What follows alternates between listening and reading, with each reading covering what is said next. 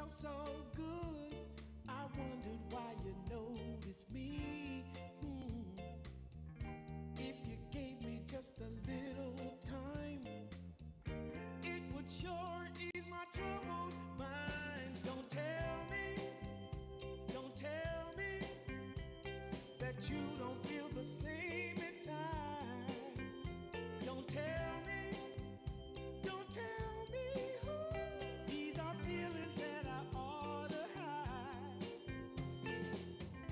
I don't care where you came from.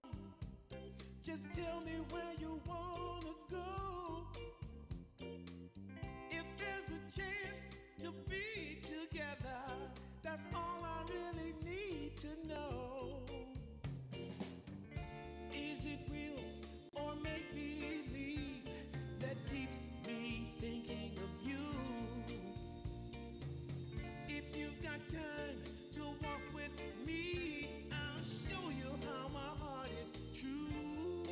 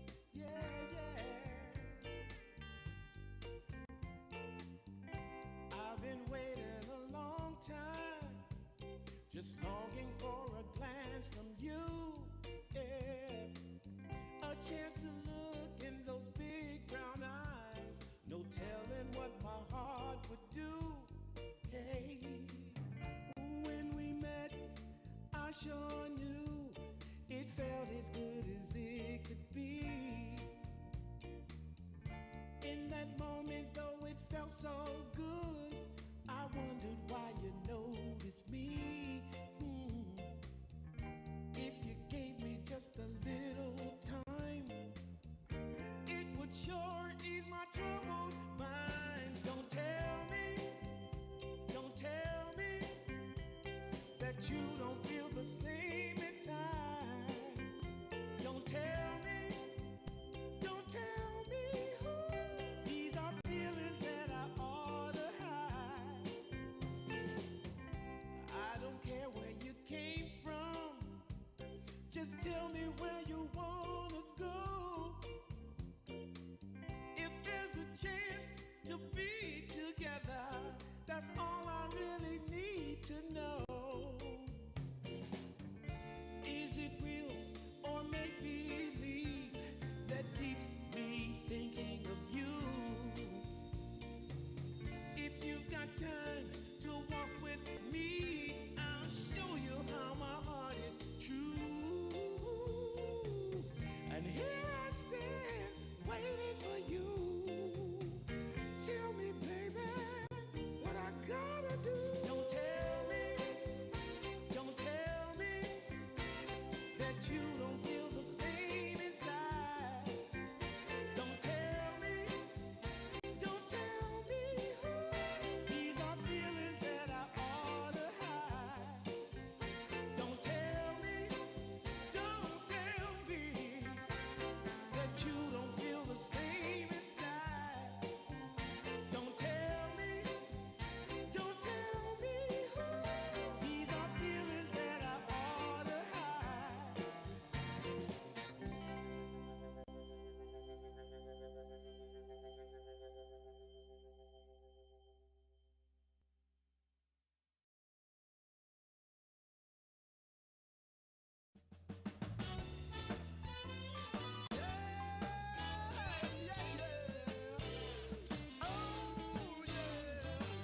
Take away my bag of bud, my camels and jack.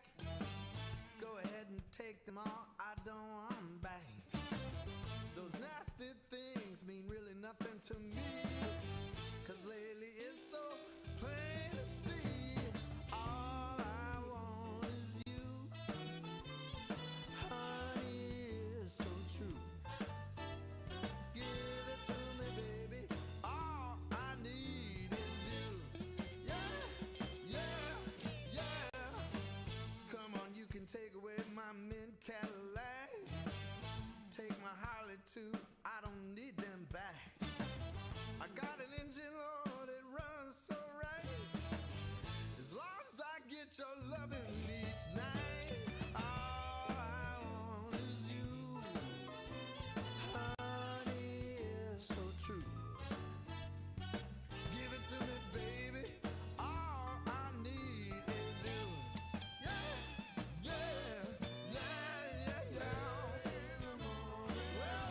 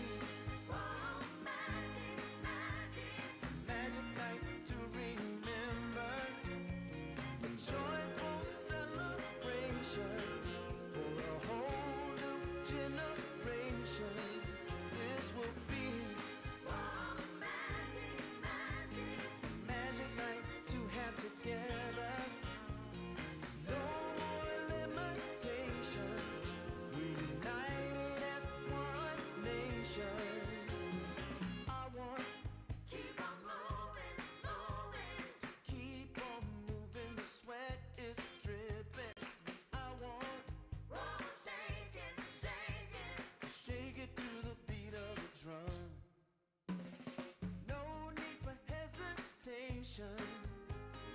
Bass is pumping and everybody smiling. Happy people gather round. We will party all night long.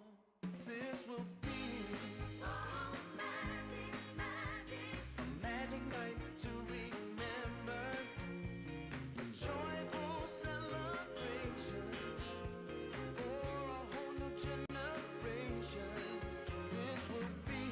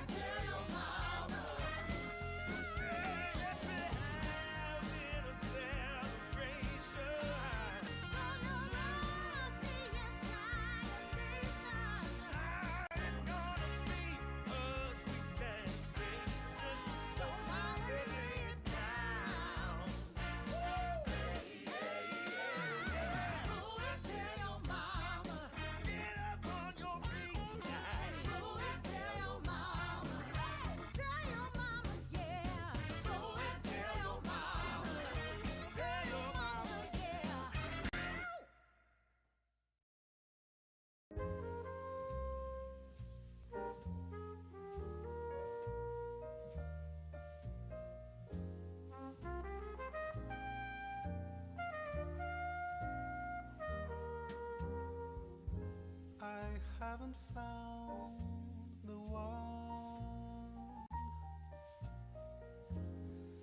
I never knew what others do. I hope and yet again, what do I know then? I believe it's all meant to be. All my dreams are so out of reach. I fool around, but we never know. I fell in love, but a long time ago.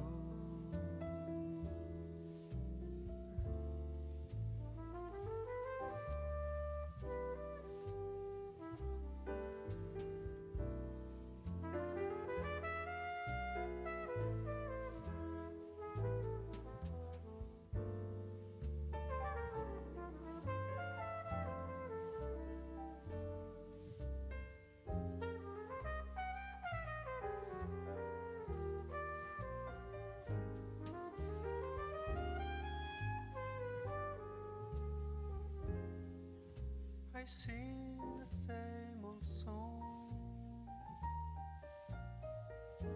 been going on for far too long.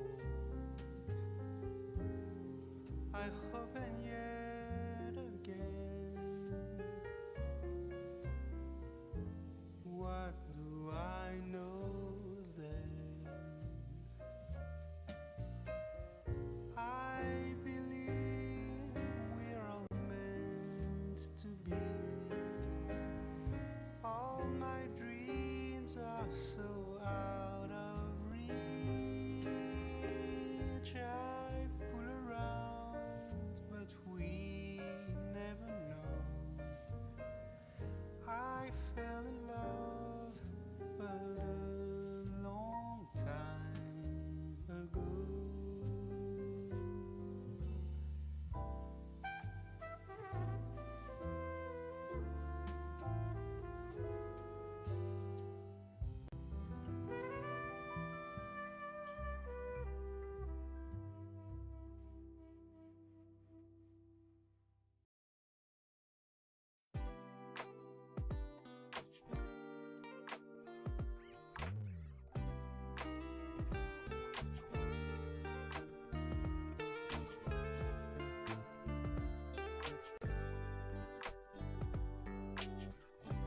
We're gonna keep it going. We got this now, you know. We're getting closer now. We're ready for some more. Now is the time, reaching for blossoms in the sky. Sun setting low, making us golden as we ride.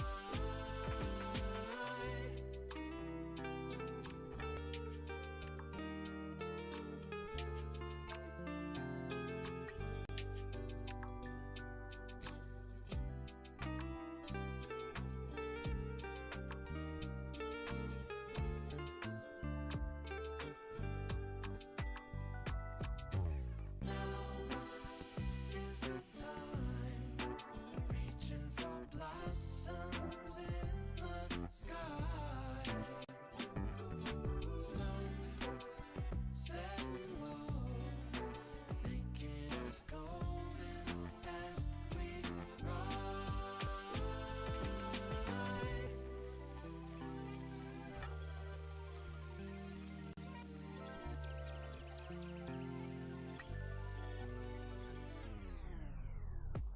We've seen the magic tricks. We don't care. We've got more. We know we're on the tip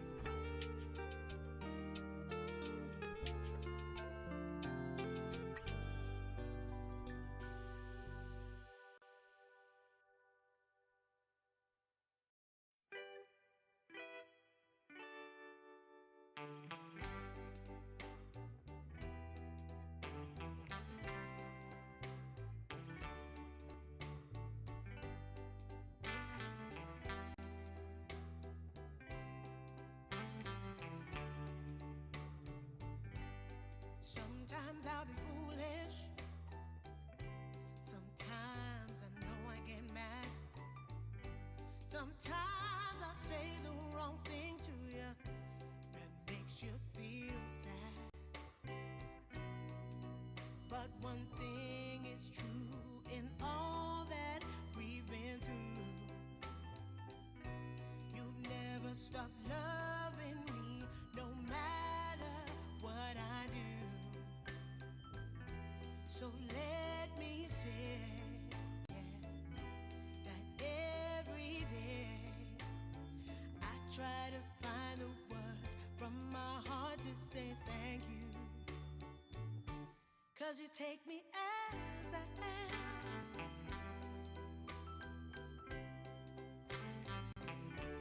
You take me as I am.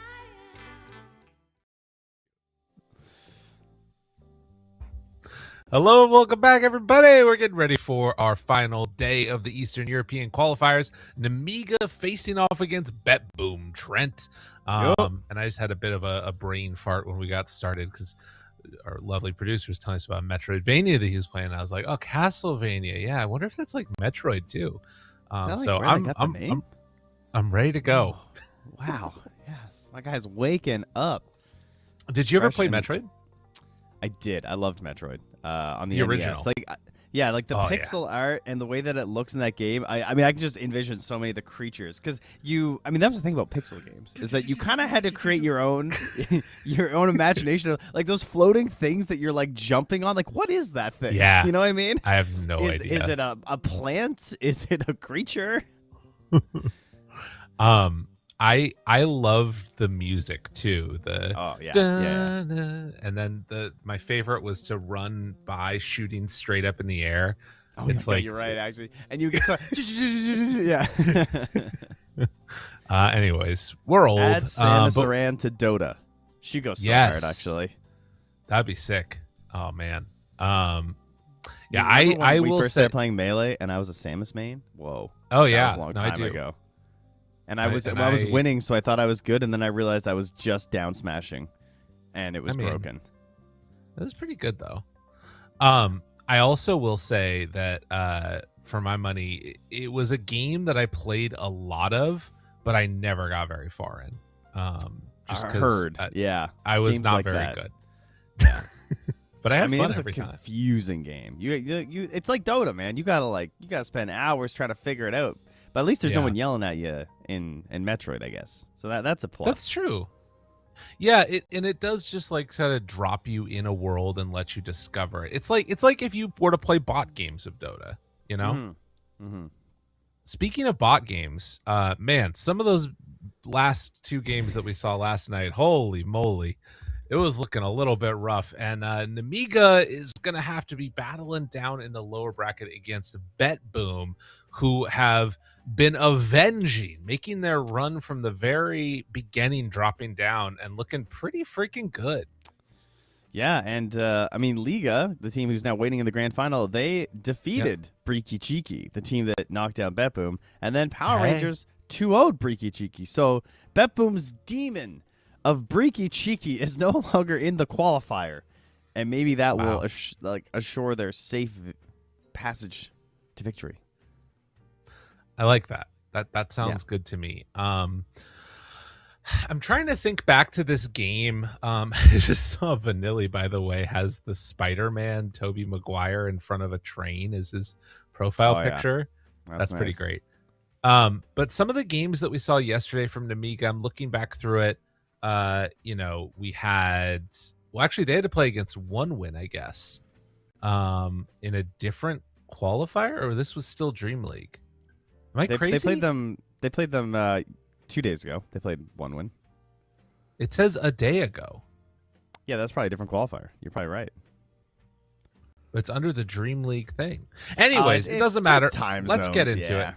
Yeah. Let's hop on forward and get into the draft, which is already underway. I don't know what's going on there with the Dota buff, but regardless, they're playing against BetBoom now, Trent. That's right. Yeah. No, it was 2 days ago. I see what you're saying. Yeah, that's just the time zone thing. 5 seconds Got remaining. it. That's all. You are so correct. BB team's turn to ban. There goes the bird. Phoenix, what in the here? I mean, if you guys have missed out, What would we say are the biggest heroes? The Alchemist is already removed too. The Alchemist, the Monkey, the Beastmaster. Oh yeah, we're getting all the hits now. The Phoenix, the Bat. Shadow Demon has made some appearances. It hasn't necessarily always been in the first phase bans. Right. The Silencer was first phase banned both games by Liga yesterday, so that Nemiga wouldn't have it. We'll see if BetBoom are worried with that at all. Apparently not. They're just going to ban the Tusk. So if you're a Silencer fan, your best chance of seeing him is probably this draft. Well, and notably, Nemiga are not ALK players themselves, so they are going to get this puck now for Nemiga, another one of the most contested heroes of this patch. It does occasionally slip through there. Definitely you can pick it up in the second phase if you want, but has had a pretty good win rate overall as well. That's generally a pretty good sign for Puck. Like, I mean, obviously all high win rates are good, but like Puck often, even when the hero is like good, might have a negative win rate. That's kind of crazy how well the hero's been doing, considering it's getting like first phase banned. No, it's okay. That's acceptable. It's okay. It's okay. If you see Puck, you are allowed to pick Slardar. This is legal. This passes the test because Puck is going mid. Slardar will just follow the Puck. That is fine. I am so okay with mid Slardar versus Puck. That's A++ in my book. Well, we know at least one of the matchups then, and that does make a little bit of a weird situation in a way for BetBoom since they have last pick overall. I guess they still get the counter pick, so maybe they can find a counter pick somewhere else. But Nemiga needing to come up with something now for their next round. Dude, they value Silencer higher than anyone else on planet Earth. Yeah.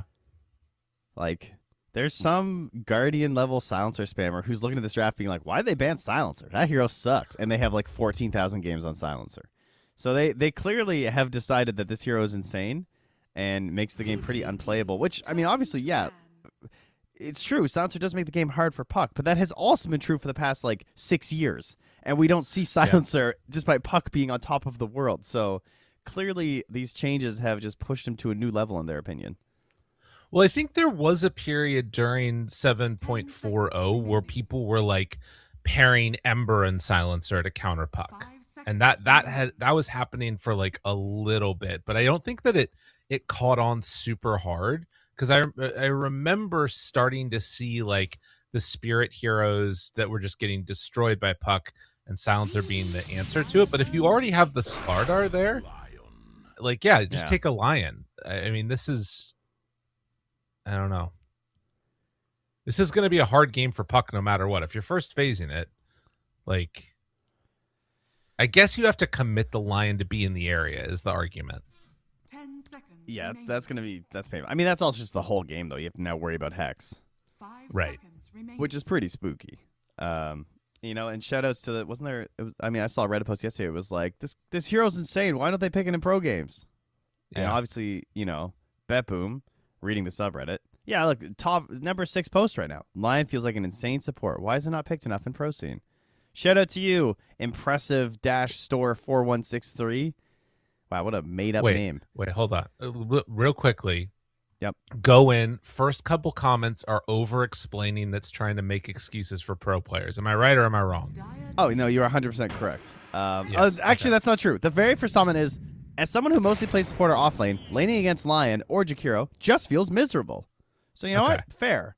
But yeah, a lot of it is like, you know, he's not bad in pro games, but there's other more popular ones. Although they say more popular 5s, which, come on, how does Lion? It's not going to be a 5, guys. It's Lion. It's very unlikely. You know, they're so close. They almost get there. And then I feel like he can be a liability in laning more often than not. But then everyone else is like, how so? He's super annoying. It's a good conversation. Good conversation, everybody. I like that. Yeah. Certified banger in the comments. Look at this. We've got a Techies and a Hoodwink together. Let's go. Yeah, so I noticed 5 they've been drafting Techies? this. Oh, or 5 Hoodwink. I think both are doable for sure. Okay. Let's go. Whoa. Dude, this guy has been dead.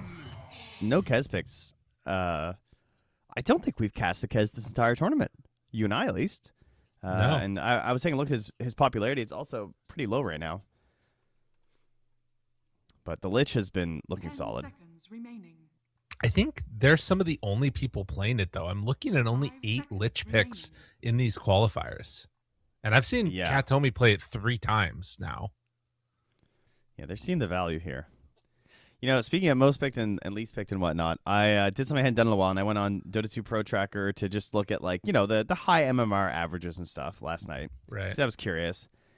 And not surprisingly, your boy Darkseer, he is still only Lycan can be considered the least picked offlaner ahead of Darkseer. Darkseer is the second least picked offlaner in the entire game, which I found surprising. Mm. Why doesn't anyone like playing this hero? Oh, also, more importantly, the world is full of absolute fake fans, and Largo is right next to Brewmaster in pick right now. Darkseer has 1,100 games. Brewmaster and Largo have like 1,300 each. Whereas when you go to the top, we're talking like 15. You know, how many games of what's our top offlaner? Tide under 9,795 games of Tide. So you're gonna get like 8 more games, 8 games of Tide for every 1 game of Largo. So y'all fake. You're telling me you don't like people that only play Largo when he's busted, and Yeah. you know, it's kind of messed up though. You know, Trent, we played some games yesterday. Did you pick Largo? I wanted to, but I played 15 games of Largo. Oh, I see. Okay, interesting. My heart is still with Largo. Interesting. Okay, just not picking him. Well, no, I just wanted to play other stuff. Let he who is without Largo throw us the first slurp. Fuck. I could have licked a rune too now. All right. Well, Terrorblade gets taken. Speaking of Darkseer, yeah, I will say that I think some of it is just like he didn't get changed a ton, but a lot of the heroes that I think are really good right now in pro game or in pubs, he just does not want to play against. Lifestealer, Alchemist. Alchemist is one of the worst. Bristle, Monkey, even like the only one that's I think pretty good is Muerta. Oh my god, they didn't ban Darkseer. They didn't ban Darkseer. They're also it's still a Bristle in this game, and they're banning Legion here. 10 seconds remaining. Which is kind of interesting. So, I mean, I guess Bristol's probably has some issues versus the Kez, so they're not worried about Nemiga taking it. But a late Bristle here looks really good for BetBoom. The other hero, like you said, the Darkseer just looks kind of amazing. I'm down. I wonder if Nemiga are thinking about taking it. I mean, it's not good against Kez. I don't know. Yeah, I mean, I am surprised. On the one hand, there's like Bristle versus Kez doesn't sound like a lot of fun, and also Slider presents some issues. And then on the other hand, it's like Bristle into Hoodwink can feel kind of bad. But like, you know, who cares? It's still Bristle. Just because they have one little break, the hero's still pretty gnarly. 5 seconds remaining. They got a full minute to consider this, though. They could use some. They need like another hero that plays with Puck Hoodwink techies, because your Terrorblade's going to be pretty absent outside of pushes. They, with the full minute left, they just grab the Kunkka. Okay. Wow. So set up for the Hoodwink, set up for the techies. Very cool, actually. It takes a little bit of pressure off of the Puck. Some general tank ability and survival. 10 seconds remaining. Can he build a pipe, do you think? Oh, yeah. Oh, my God. I just looked. He has an 85% win rate right now. He's cooking, is he? Only 7 picks, but the wins in his sails. That's interesting. I'm trying to think what were the big changes for Kunkka? I mean, I love this hero. This is my second most played hero. I feel like they upped the numbers on his damage or something, didn't they? On like the boat or something. They changed something with the boat. I remember that. Some with the let's see. Choose your hero. Oh yeah, I hear Brewmaster. That's interesting that they went Brew instead of Darkseer. I mean, actually, against Kunkka, it makes sense because the rum buff is really annoying. Okay, so the Admiral's rum can no longer be applied by multiple sources and will no longer trigger passively if Ghost Ship already applied the buff. So that means that you can basically get double value out of your Admiral's Rum, where you are like getting the boat buff first, and then you can get your Admiral's Rum buff second, or save it for another fight. I also just checked as well, and he was not touched in A or B, so it's only this patch. So the delayed damage decreased, but then the duration also decreased. So it's like a little bit worse, but it's better. And then Admiral's Rum and a 2x factor. From the Multiplication ghost applies to duration, delayed damage, and movement speed bonus. So you get double value out of it on Ghost Ship now, which means it is, I think, a little bit worse because it was 40% before, I think. And they moved the cleave talent down from 25 to 20. Okay. Which is kind of interesting. Oh, interesting. Wait. Yeah, I didn't see this. Oh, so Yeah. his 25 is it ignores 25% of armor. Okay. All right. At level 25. Right. That's kind of interesting. Yeah, Oh, wow. it's not. You need to play some Kunkka Turbo. I don't That's what I'm know saying. how good it. I think I've played like 1 or 2 games with it, and it felt okay. The problem is like you still run into the same issue that you always have with the cleave, which is that like in moments when you can get it off, it's really good, but it's pretty hard to do that. That said, we've been seeing a lot of silver edges recently. Maybe that's the way to go, is you've got to build like a silver edge on this guy. It's weird out of the offlane though, right? Yeah, I assume this will be more of the what do we call it, the water bending Kunkka? Like, I think his shard Yeah. is one of the craziest shards in the game. It is very cool. It just feels like so game changing, especially when teams are trying to come high ground and you're defending. It Yeah. is horrifying. Yeah, and you can do a lot of things with like where you cast it. So like, let's say you walk right up and then you cast immediately behind yourself. It means that it's going to pull them from like as close as possible, as far as possible. And they're all going to run into each other. Katomi sees them, what a bushwhack, bushwhack. but a great impale and the blood grenade. Oh, and all the damage coming out. They're dying so much. Oh, no. Not like this. Look at the hits. The freaking Cinder Brew. Oh, my God. They're going to find another. The This problem is... with Lion Oh, is jeez. Holy. Is he dead on aerial? Oh, no, Sid you can have to get there. reach him. All right. Wow. Lions, I got to see the damage on this fight. Oh my god. It's like 5,000 damage. Okay, that's insane. That is so much damage. Wait, how's that even He got possible? 2 Earth Spikes off and a 4-man blood grenade. Yeah. That's crazy. So four heroes hit with a blood grenade and then the impale. And they still only get 2, but or 2 bounty runes, but still. Whoo! Let's go Wow. save. All right. Bad start for a Terrorblade. What does Miro No. have coming out? He got first blood. Oh, full bracer. So Vanilli is a platinum tier techies. Good sign. They have been playing this a little bit lately. And with a Terrorblade is an interesting lane pairing, though. Not what I would have expected. I was thinking more like some sort of a hero that is always kind of close and threatening, or like headed disabled that the techies can play around. It seems like a bit of a hard hero to help as techies. I'm watching the lane a little bit while that's going on down bottom. And yeah, Vanilli keeping save back is a little bit annoying. And actually, the slowdown hits him. Is it enough? Not quite. The Redditors are right. It's like it's really hard to pick Lion because he's weak versus the techies 5. It's okay. you know. So they played down bottom, by the way. I was watching it while it was happening.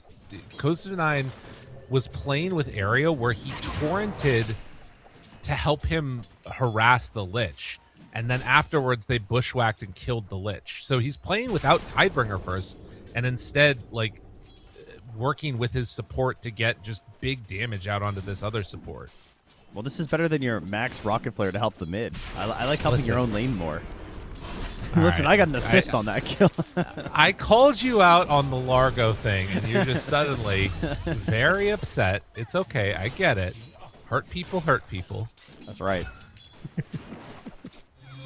Nice kill on the Hoodwink there. Couldn't get the bushwhack to help.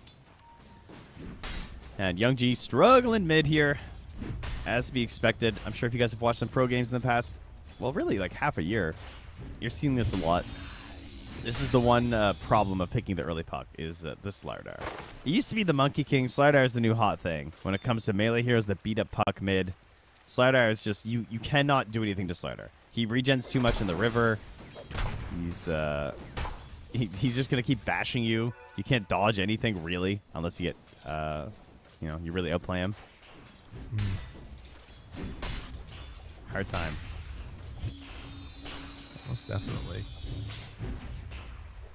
And the ability to just sort of bully this lane turns into Puck not having a great time, but if you can get some of those levels up, maybe you get a level 6 rotation in or something like that, and things can feel a little bit better. As Save is just sort of bullied back by the reflection early on here.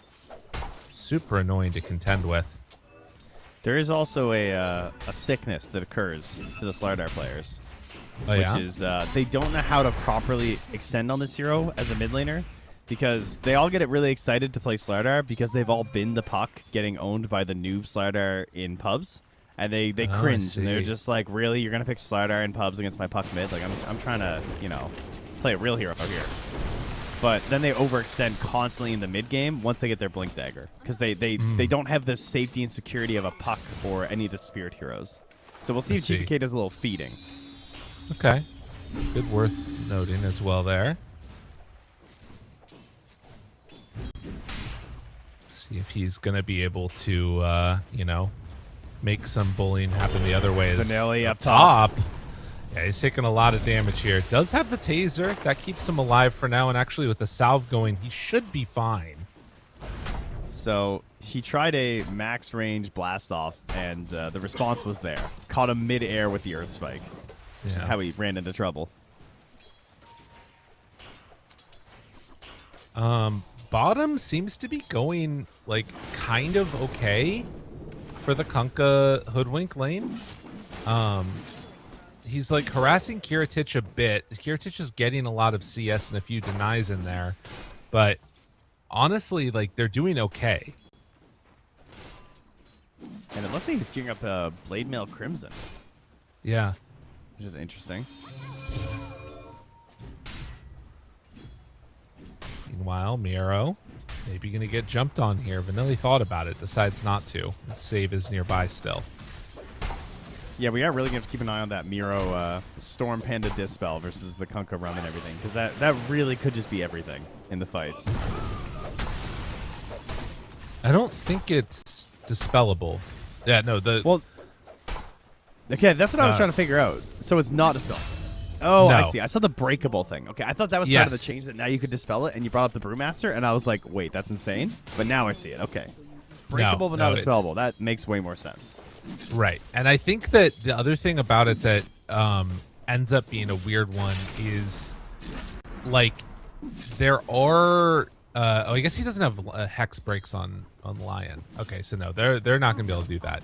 Yeah, bursting the Kunkka, I feel like, is going to be a tough ask this game. Okay, all right, I misread that then. I thought you said when it got doubled, but now you could dispel it, but you just still can't dispel the Rum at all. That makes way more sense. Right. Oh my god, dude. Lion is such a good answer for this techies, but... Oh, the hex, the turn save! He's not going to be able to survive through it. Now, GPK hitting level 6, wanting to keep this pressure on. He's going to do some good damage, but Vanilli living through a lot of it. Phase shift needs to buy a little bit more time, but the crush is there, and GPK eventually going to fall. He doesn't have enough for the damage here on the GPK. Oh, the bash! Does. Oh my god, he's going to live. I can't believe he's going to live. That's so nuts. Okay. Runs up, Q's and runs away. GPK playing crazy, touring in. Oh my god, he knew, dude. He knew. Oh my god. Now look at him. He can't control himself. This is the sickness. You see? You see what I tell you? Slardar is a sickness. Doing, dude? What He scanned him.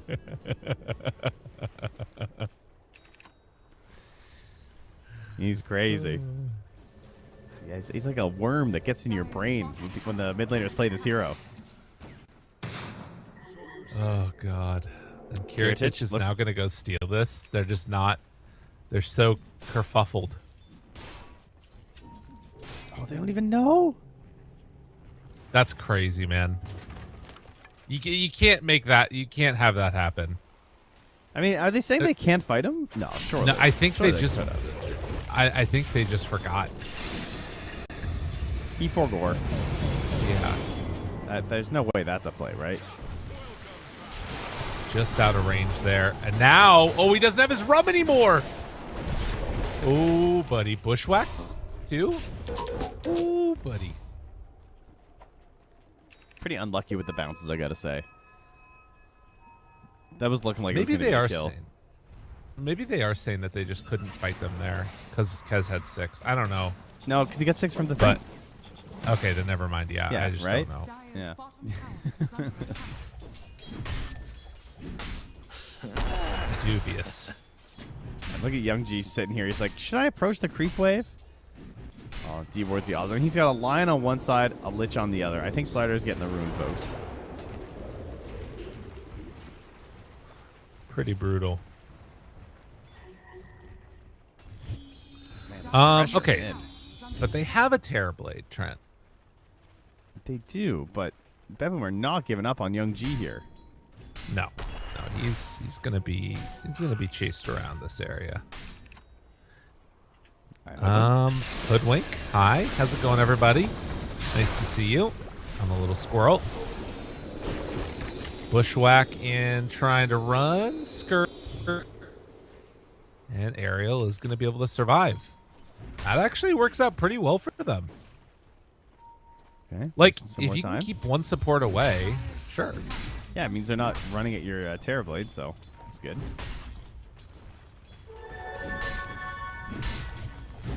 Dire's middle tower. Fortunately, Nero is very farmed.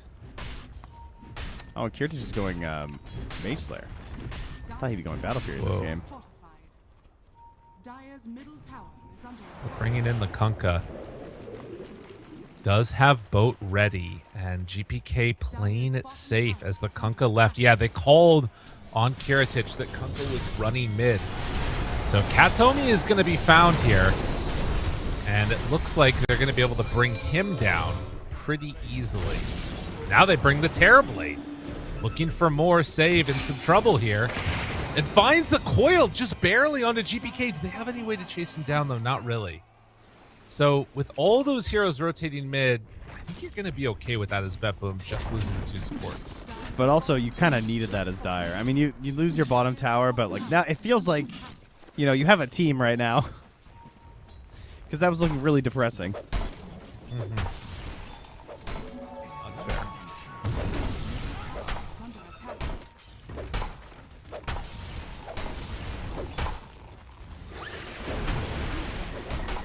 Hero Self-8. does not have level 6 yet, but Hero is going to go for this play. Now, Sunder does not have the points for it. So they are going to be able to kill that Terrorblade very easily.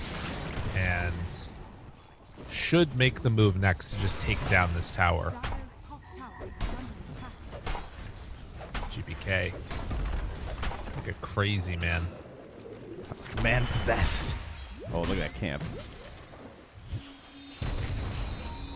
Dire's top tower. How is he Trying going to to get steal this? all this. How? Oh my god. He took everyone. So much gold. I wanted him to come back for that last polywog. Yeah, same. Just to really send a message, you know. Radiant's middle All right. tower Well, I is mean, under attack. techies in the modern era got some big buffs, right? The taser thing works now, Okay. you know, because you can just do it on an Abilities ally working. all the time. Yeah.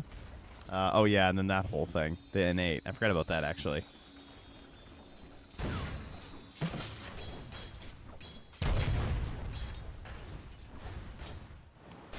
With the Witchblade on the build for Young G, you need to be careful he doesn't get caught.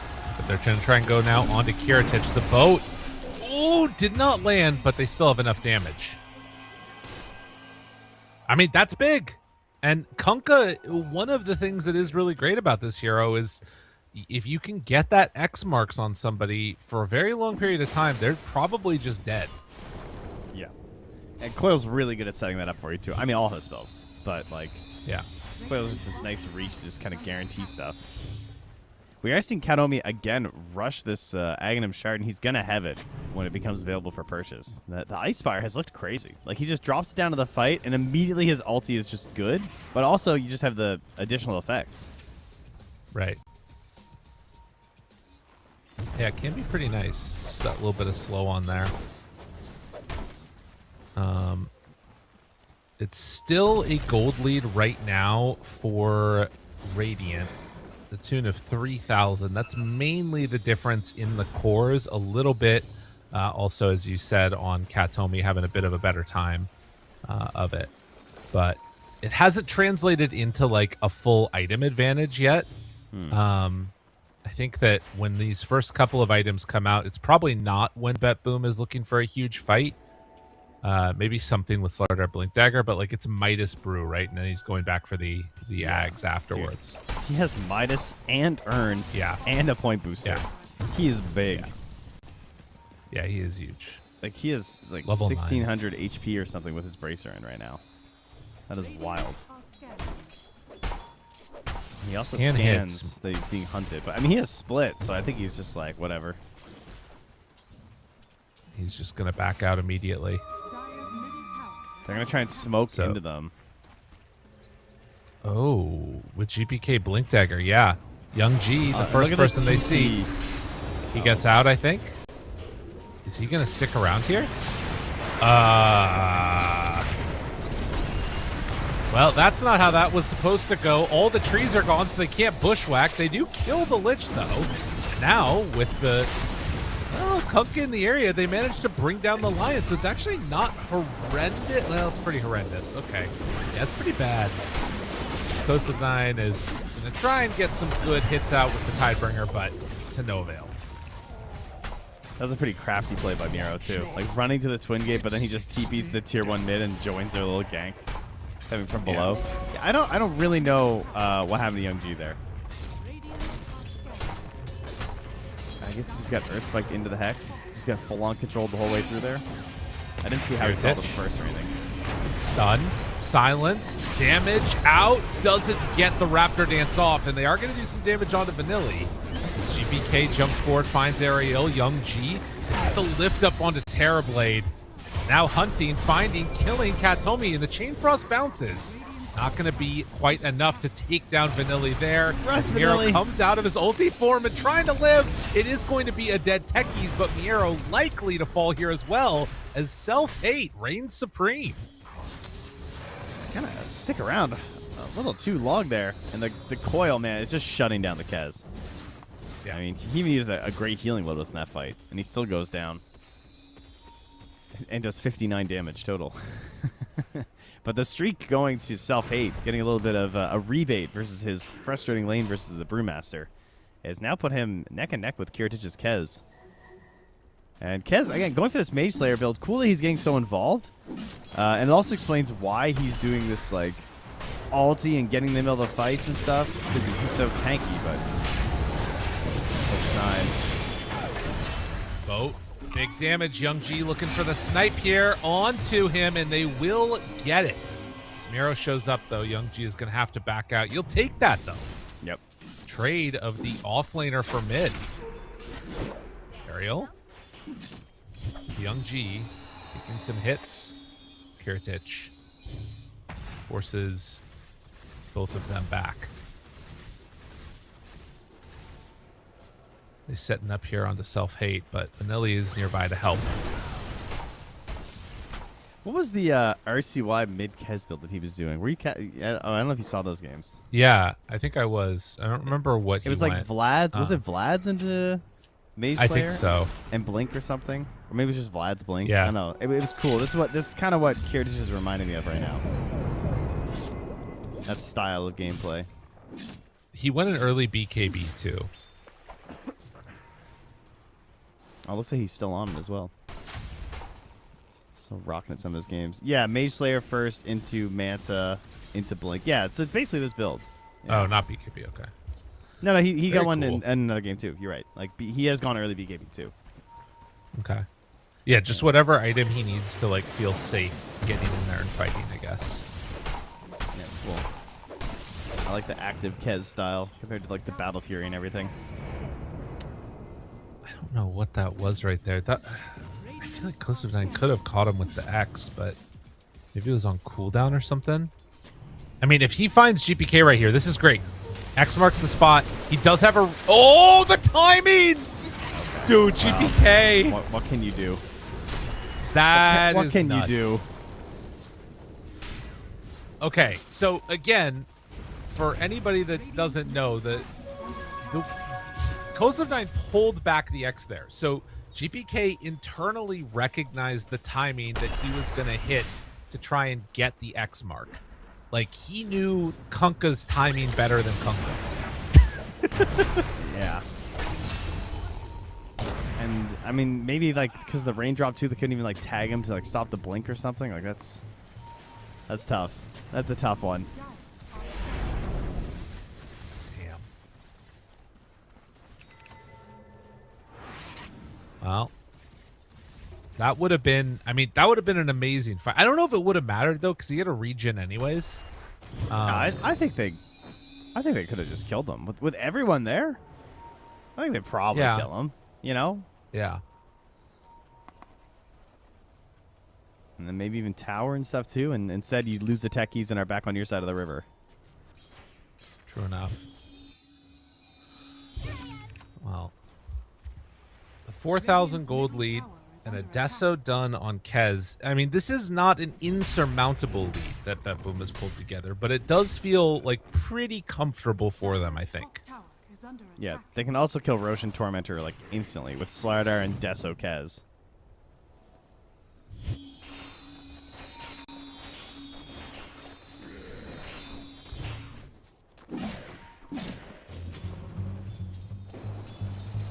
X mark with the torrent.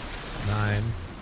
Gonna hit those creeps and then walk away, recognizing the danger of his position.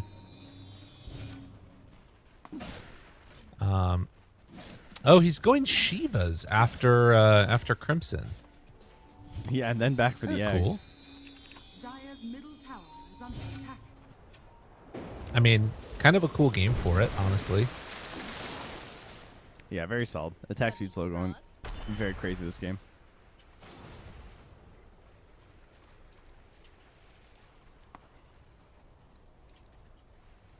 All right, so the lead, it hasn't developed anything too crazy, right? It's only like a 4 or 5K lead right now. This is the part of the game where you should be taking full control, though, as BetBoom, and that's going into the Tormentor, and they're choosing not to deal with this at all. So, I mean, they're smoking towards it. Maybe they're gonna try and pick up people who leave, but I mean, 9-second Tormentor, easy.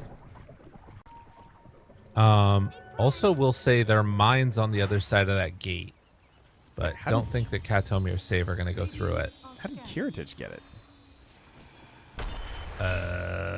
That's crazy. Yeah. I guess he was just below the brew. Yeah, fair. Meanwhile, Lich in the grave. Yeah, if they go through that twin gate up top there, there's a little bit of a surprise waiting for them. Oh, yeah. Well, that's cute.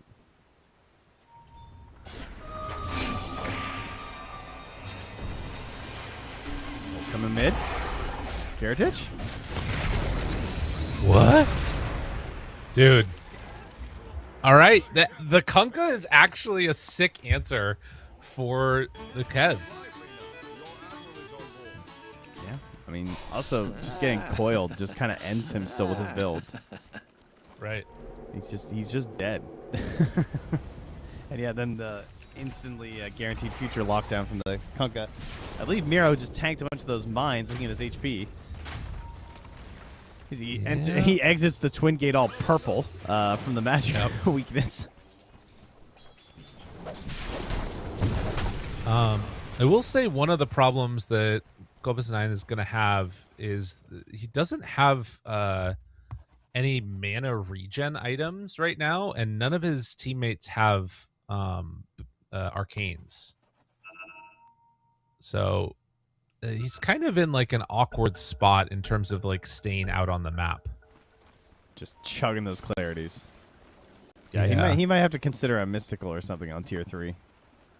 Yeah. I mean, tough is so nice, but yeah, I think you're right. Especially in this game. All the freaking Slardar shenanigans and Kez Deso. But this is Crimson Kunkka. He's got it ready to go now, and they're walking into the pit. They see this with an amp damage. I mean, this is Bruce Split, though. Like, this is a big Bruce Split right now. It's kind of scary. Torrent goes out. It hits onto Kiritich. He's parrying. I don't think it's an easy fight just to walk into the pit, though. Oh, my God. Self-hate. You're crazy. You're crazy. You're crazy. What are you doing?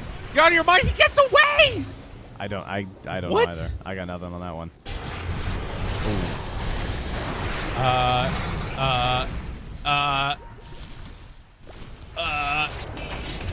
Pop the boat. He doesn't have buyback.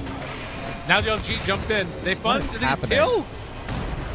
I don't know. This is the Self-hate brain moves destroyer forward fight. now onto Miro. GPK jumps, crushes, gets that finish, and Miro is going to pop the ulti. Now in trouble. Self-hate. Aerial, Young G, can they save him? It's not looking good. They lose their Terrorblade. Oh my God. I mean, GPK's pretty low too, though. Like, he had to leave on the Slardar. And Miro's still low when he exits this. He has to make sure he gets the Toad Wing. Young G is there. They go for it. Couple more punches. Miro low, and so is Katomi. Young G trying to clean up. Does he have what it takes, though? The TP away. Oh, not going to be able to get it in time. What a weird fight. Yeah. It starts with I don't know what Terrorblade was doing face checking the river like that. That was insane. That was playing like he had a Dazzle or something crazy. And then Cobus 9 just runs at the Lich. And so he tanks the full ulti, I guess, which is kind of good. But then they lose Kiritich right away, and he can't get anything off. And the real hero, of course, was Young G, who just eventually is beating people down. Radiant are scanning. Yeah, that was a strange one, for sure. I mean, I thought that he was at least going to cast Boat, because then, like, your team gets the rum buff for the fight afterwards, but no. And Ellie, in a lot of trouble, does the taser shenanigans and will try and jump away. Will not make any difference. Now the Koyo connects, save, caught. Katomi also in some trouble. The boat does not land onto the Lich, but they managed to hit a pretty good Tidebringer onto the Lich. And now with Young G on the chase, looking for the hunt down. The Hypnotize won't matter. Kez, where you going, buddy? The X, the Torrent, the Control, the kill, and GPK, you gotta run.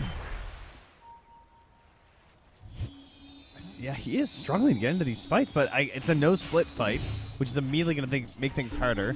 Plus, they already kind of did their big jump start onto the techies. Radiant's Gave away some of their positioning. Miro's going to hop in, has the split back. Admiral's rum is popped. Boomerang is out, but Cobus 9 is dead. Okay, but if they only get Kunkka, and Kiritich is still dead, does this still mean Roche's Dire controlled right now? I guess Dire aren't unclear. really in a position to take it, are they? I don't think they want it. Like, I think they're comfortable as long as Radiant Well, don't they get still it. have meta right now. They could rush it Yeah. really fast. It's true. Run into them here.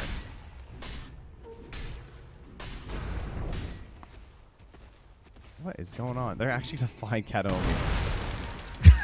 The mines! Oh, no. All right, he's got an obs. Can he use that to hide? Hello. Bang, bang. Who's not today, Drongo? Weird. Meanwhile, Young G forgoes the Lincolns that he had and is going Parasma instead. Fully completed. Young G is the carry. Ooh, I like that. Dude, Dire, we gotta get more shards here. Hoodwink the only one with a shard so far. We need a Kunkka shard for these fights with, like... I feel like it would be so useful versus the Brewmaster and the Slardar and the Kez. Puck shard. You know, TB. Give me some Demon Zeal. What are we doing here, guys? It's true. I do kind of feel like he's not going to have the mana to cast it, though. And I don't know how you deal with Kunkka? that. Yeah. Shiva's also doesn't give mana anymore, so like. Oh, you're right. It doesn't give any int anymore. That's actually insane. I forgot about that. Although it's only 75 mana, but yeah. Yeah, it's more that he says like a 600 mana pool, and nobody has mana boots on his team. Yeah.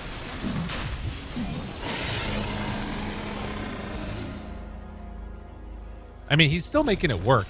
Dire's middle tower. I think it's been a really good Kunkka pick. Not often we say that in Dota anymore. No. Someone gave him the toadstool, so that's how desperate he is right now. Hey, wait, He need a forged toadstool. I thought you couldn't eat somebody else's toadstool. Well, he just That's ate it. I just watched him eat one.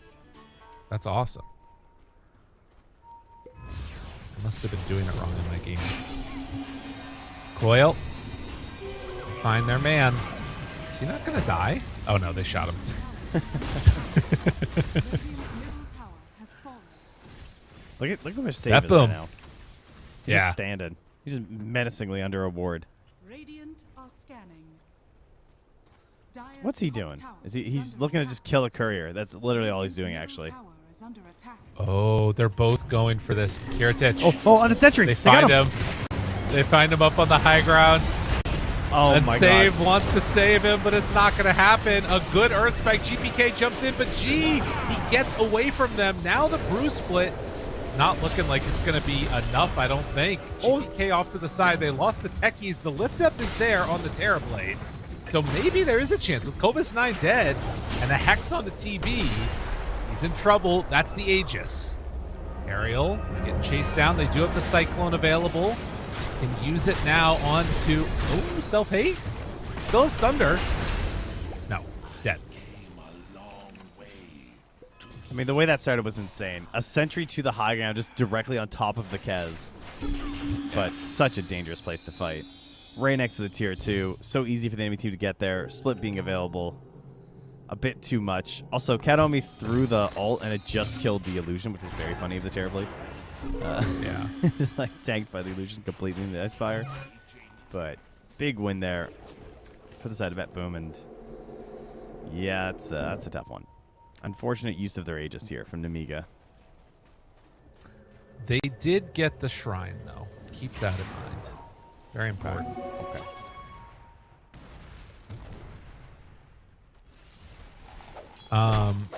And honestly, like, as much as that fight felt Young bad as G. Katomi is dead, I think. I mean, he's got Ags if he lives through the silence. Oh. Nice moves. Dire's bottom tower is under attack. I do kind of. I'm starting to feel like I like the scaling of Nemiga more if they can get to the late game. I don't know. Maybe I'm crazy in that, but I feel like this Slardar might start to fall off eventually. Particularly little with bit. Puck Pierces. Yeah, yes, definitely. That's going to be the biggest one, because like Kiritich should have a really good window now with this BKB actually being available. Like 9 Right. seconds there, but yeah, if Young G gets some crazy fight or something and starts racking up the XP, suddenly you manage to get the 25 talent. That could be crazy. Because the Coil has already shut down so much of Kiritich's game.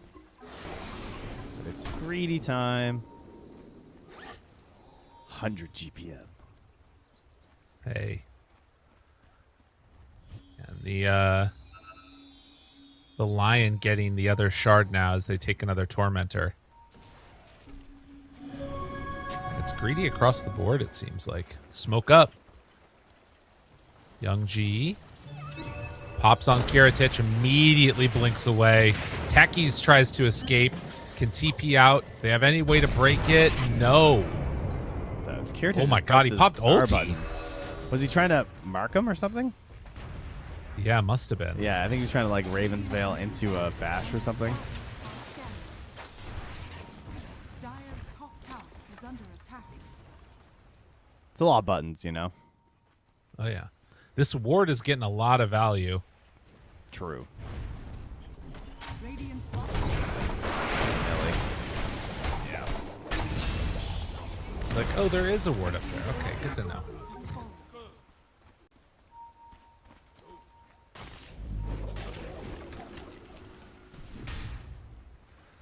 So 8,000 gold lead, 26 to 24. As they're going to try and dodge for a little bit here. Shiva's completed for the Kunkka. In the meantime, it is AC done for Brewmaster. Yeah. One offlaner getting a little bit better of a time. Yeah, he was whipping up that poor techies. I don't think there's much chance that he does not get his split off either. Yeah. Seems like the hardest thing to maybe achieve for Nemiga. I think he has to like bait out the split and somehow disengage. Yeah. The other option, I think, is like Puck coiling the split and then Terrorblade killing it. It is a lot of HP to burn through. Yeah. Earth Ruling itself just has 4,700 HP, but Terrorblade is getting very farmed and is about to have a BKB. So this is a way that things could maybe work. If they can get enough damage, eventually they'll have the ability to deal with this. Also, I can't believe they didn't deward this. They just sat under this and smoked, and they pinged it immediately. Yeah, like it was a full duration ward. What? That's crazy. Yes, that's rough. And they're all now prepping for this too. They're just grouping up, waiting to see where they move in. I guess if they do this and then take over this area. Oh, his refresher crater? Nah, it's just a recipe, but you can't kill it.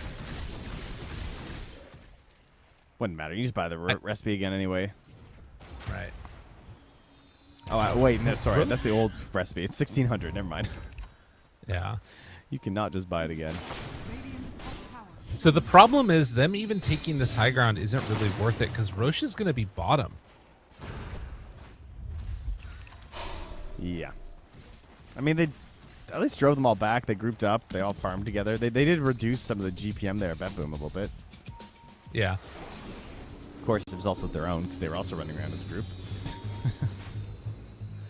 Kunkka shows for a moment. Looking for young G. They jump. They find Kunkka. Not a bad start for the fight for Dire if they can get some abilities off from him. Throws out. Oh, there's the buyback. Okay.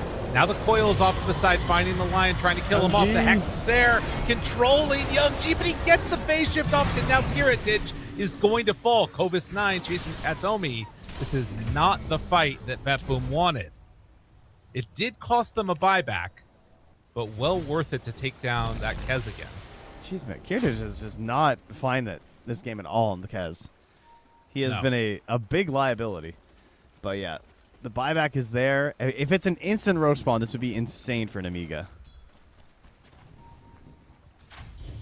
They need this desperately right now. They need it to be, and it's not. Nope. Good news for the side of BetBoom. Radiant's top tower is under attack. Yeah, I don't know. It feels like the Kez just can't function. Right. Like the one time he finally gets his BKB off, he's just in the middle of a bunch of heroes and then just gets walloped. We're getting closer and closer to this Puck level 25. That's crazy, actually. Yeah. That is going to be bad news. And, man, I got to say, Miro, again, we had him with this insane Tidehunter game where he was huge. And he was like the most farmed hero the entire game. And now he's doing it again on this Brewmaster. And maybe that's partially what's, causing some grief for Kiritich a bit, is that he's not like this, like, God King gold-wise hero. But, I mean, it's only like 3K. I don't know. Right.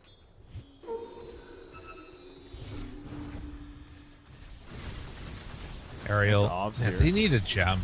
They do need a gem. Yeah, the wards are killing them. It's pretty brutal. Oh, Puck has one. Oh, hello? There we go. Yeah, he gets there. Now you got to run. It's the stunned Puck. Okay. Yeah, he should be centric. Fair enough. Kovis 9. This is how it started last time. This is not the target you want to go on, everybody. This is not the target you want to go on. Kiritich stunned. Kiritich half HP. Now the X comes out. They have the BKB to try and let him escape. They have to. But fight that's the now split. no BKB. I mean, yeah, you'll get the techies, but yeah, no Bruce split now. No BKB on the Kez. Radiant's bottom tower is under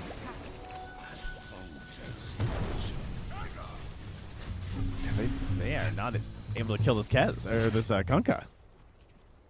No. They didn't even pop the Admiral's rum. Like, Oh yeah, that's crazy. Man, Kirchich is he's scared. yeah. With good reason. Look at how low he dropped. Yeah, he like hops in, loses half his HP, and then just has to start running away. Because like, you have to full commit if you want to be the Kez mode and pop your big ulti and get your heal. Dire are scanning.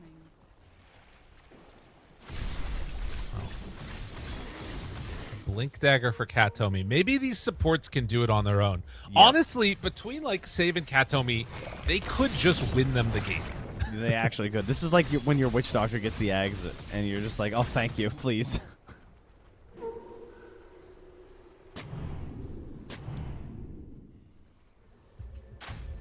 Radiant's bottom tower is under So much attack. vision, as you can see around the pit here from both teams. Yeah. Are scanning. Kunkka working on BKB. Brewmaster has a BKB, so he's going to try and utilize a lot of the damage as well of just his general, outside of split form here, I'm sure. And also really min-max before he splits the first time. If you look down here, by the way, at these wards that are by the Roche pit, so the Saves ward can't see Ariel's ward, but Ariel's can see Saves, I think, is the way that this is working. Or no, it can't quite. Oh, that's annoying. But they're both within sentry range of each other. Oh, I see. So if anybody gets vision, like if that Shiva's pops up from Kunkka or something else like that, they'll be able to take away that ward. But it basically means that both sides are going to see everything here.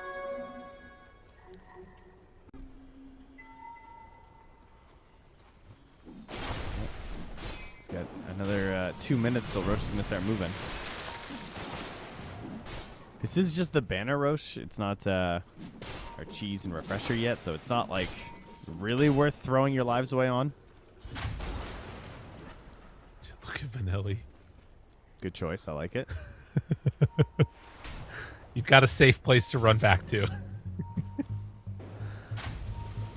Oh, no, not the illusions. Oh, you've countered my entire hero. Genius. Oh, my God. He's so mad. Quick, kill the illusions! Oh, Dude, he my tanks God. 2 mines, too? Damn, what an illusion. Yeah. All right, I'll just do it again. Don't worry, guys. I'm on it. All right, hold on. Another minute, though. I think we're going to... Okay, no, they're going to go for the wraparound. They have BKB Kunkka. All right. Oh, snap. How do you lead this up? I mean, it's the coil. Oh, it's 25. He's 25 on puck. Oh, jeez. It's happening. 25 puck. The Ags on Kez, that is not as good. That is Kiritich. not as but good. Wait, but maybe he's a Kez god secretly. Maybe he's only ever played with eggs. They find GPK. Forces out the BKB. Now looking, controlling. He's in trouble. That is the coil. Now Miro jumps into all of them, but they're already dead on the Slardar. Self-Hate can turn and just battle it. Just kill it. Who cares? Oh my God, Youngji's dead. Oh my God, Youngji's dead. Yep. What happened? He got hypnotized. Cat, tell God. me. The Lich God. Save.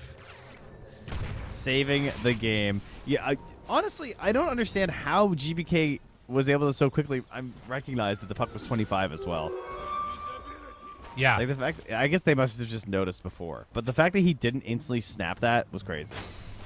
Right. Okay, no Young G, no GPK, but Roche is moving. They do still have Admiral's Rum. They've got BKB on Kunkka. Techies gonna get jumped on here. In some trouble. Reactive Taser will not be able to come out in time. That was sneaky.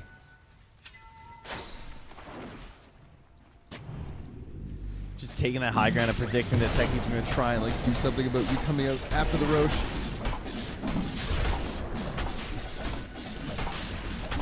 Ooh.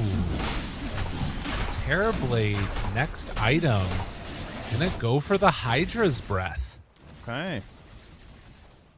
Very cool. I mean, very good versus the Brewmaster. Just trying to break and kill these Brewlings down. I like that idea a lot, actually.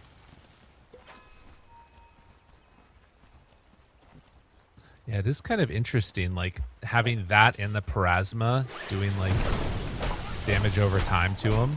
Yeah, and max HP, too, on these Brewlings. Yeah. Very cool. For not that expensive of a cost in terms of, already having the Dragon's Lance and everything. Yeah. I feel like this Aegis was necessary for BetBoom. At least for Kiritich. Yeah. Especially so he can actually utilize his Aghanims. Right. Oh no. Are they going to YOLO on the Aegis? They are. Okay. He is taking some damage. There is the stun. The Bushwhack. Kiritich broken. Tries to get away. Some separation. Oh, nicely played by Save. Oh, the mana drain to stay alive. And now there's only one Brewling left here. They keep tossing up self-hate, though. He doesn't have it anymore. The BKB is ready. Does get brought low, but there's the BKB, the Sunder turnaround, and he's fine now. Back away, self-hate, turns, wants to hit onto Kiritich. A few more punches is all they need. The illusion's doing their work, and he's gone. Now GPK somewhat low. They jump in with Young G. They get him for a moment, but still living on this Kunkka. Kovis 9 on 80 HP will eventually be brought down. But do they have enough left in the tank to take down the rest of these heroes? Does not look like it yet, but maybe it's Sunder back up again soon. What Another a shot! Coil. Kiritich dead. The Hoodwink did it. Now tries to TP out. Not going to happen. Miro is in trouble. They move in with the Terrorblade to try and finish this one off. Oh my god. 5 for 1. Aerial on the Hoodwink. Insane. Lived on fractions of HP. I don't even know. It was so low. Managed to escape into the tree line and then hits that sharpshooter from so far away, actually, to help kill the Kez. And that was 2 splits. Full on 2 splits. Like all the first Brewlings killed by Terrorblade. They tossed Self-Ape up twice in that fight. And then he comes out a split. He BKBs, he refreshes, he splits again. And they still can't get them. The Kunkka. The tank. Yeah. Beast mode. He took so much damage. Yeah, he has, what is that, 55 armor? And he was also under a tower? That was nuts. Yeah, that with the Crimson, and then also a BKB, and all the rum buff and everything else. Oh, Young G. Gotta get out of there, buddy. Scary stuff. I think you were right about the Hydra's Breath just being the answer to Brewmaster. He didn't stand a chance. No, that's very cool. All right, now going high ground's a different game versus these heroes, though. Not if they're dead. No, but it's very scary versus the Lich and everything. I'm just envisioning this is where teams lose games because suddenly they're winning. For the first time in this game, they are winning and they have crossed the river. It's new territory. Yes. We've never even been here. And then suddenly you're running high ground. The game is very different because you are running into Lion. You are running into Lich. These heroes are much more powerful in that situation. You know? I don't like running into Lich. I don't want to go up Lich's stairs. You know? He doesn't put it down the salt. He doesn't shovel, all right? You got a neighbor like that. They just got the you got to slip. Yeah, they got the sheet of ice on their stairs all winter because they never scrape the bottom layer and they don't throw down the salt. That's Lich. All right? And they are dangerous stairs. You don't want to go up there. Canadian is showing. Well, I mean, we do get frustrated at some of our friends. They refuse to shovel their stairs. It's a hazard. The gold lead cut down to nothing. And again, I mean, BetBoom has been here before, and there have been times where they've been bailed out by teams doing exactly what you said, getting a little bit too over exuberant, slipping down the stairs. I don't know if that's going to be Nemiga this time, as they seem to have a pretty good... I mean, these wards, though. Look at Katomi. Just like the ward there on him. Is Self-Hate just going to die to this? GPK, they jump in. They try and blow him up. Is there any save at all? There's nothing. Dude, how does that happen? They're just under a ward.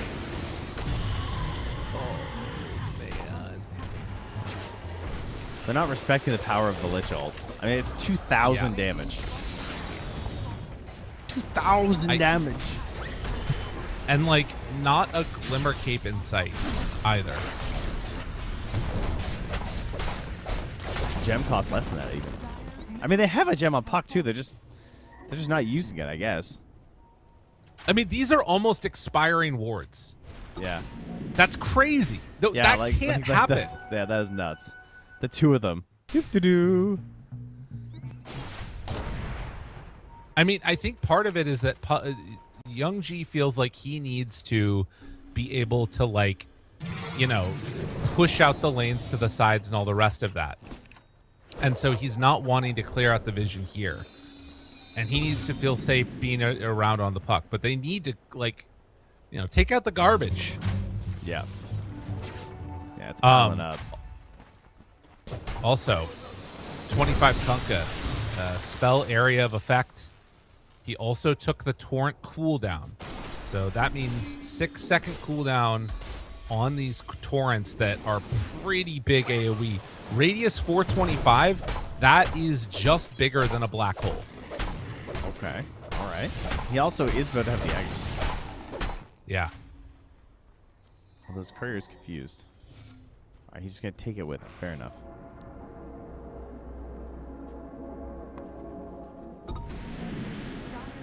We're selling. Are we there yet?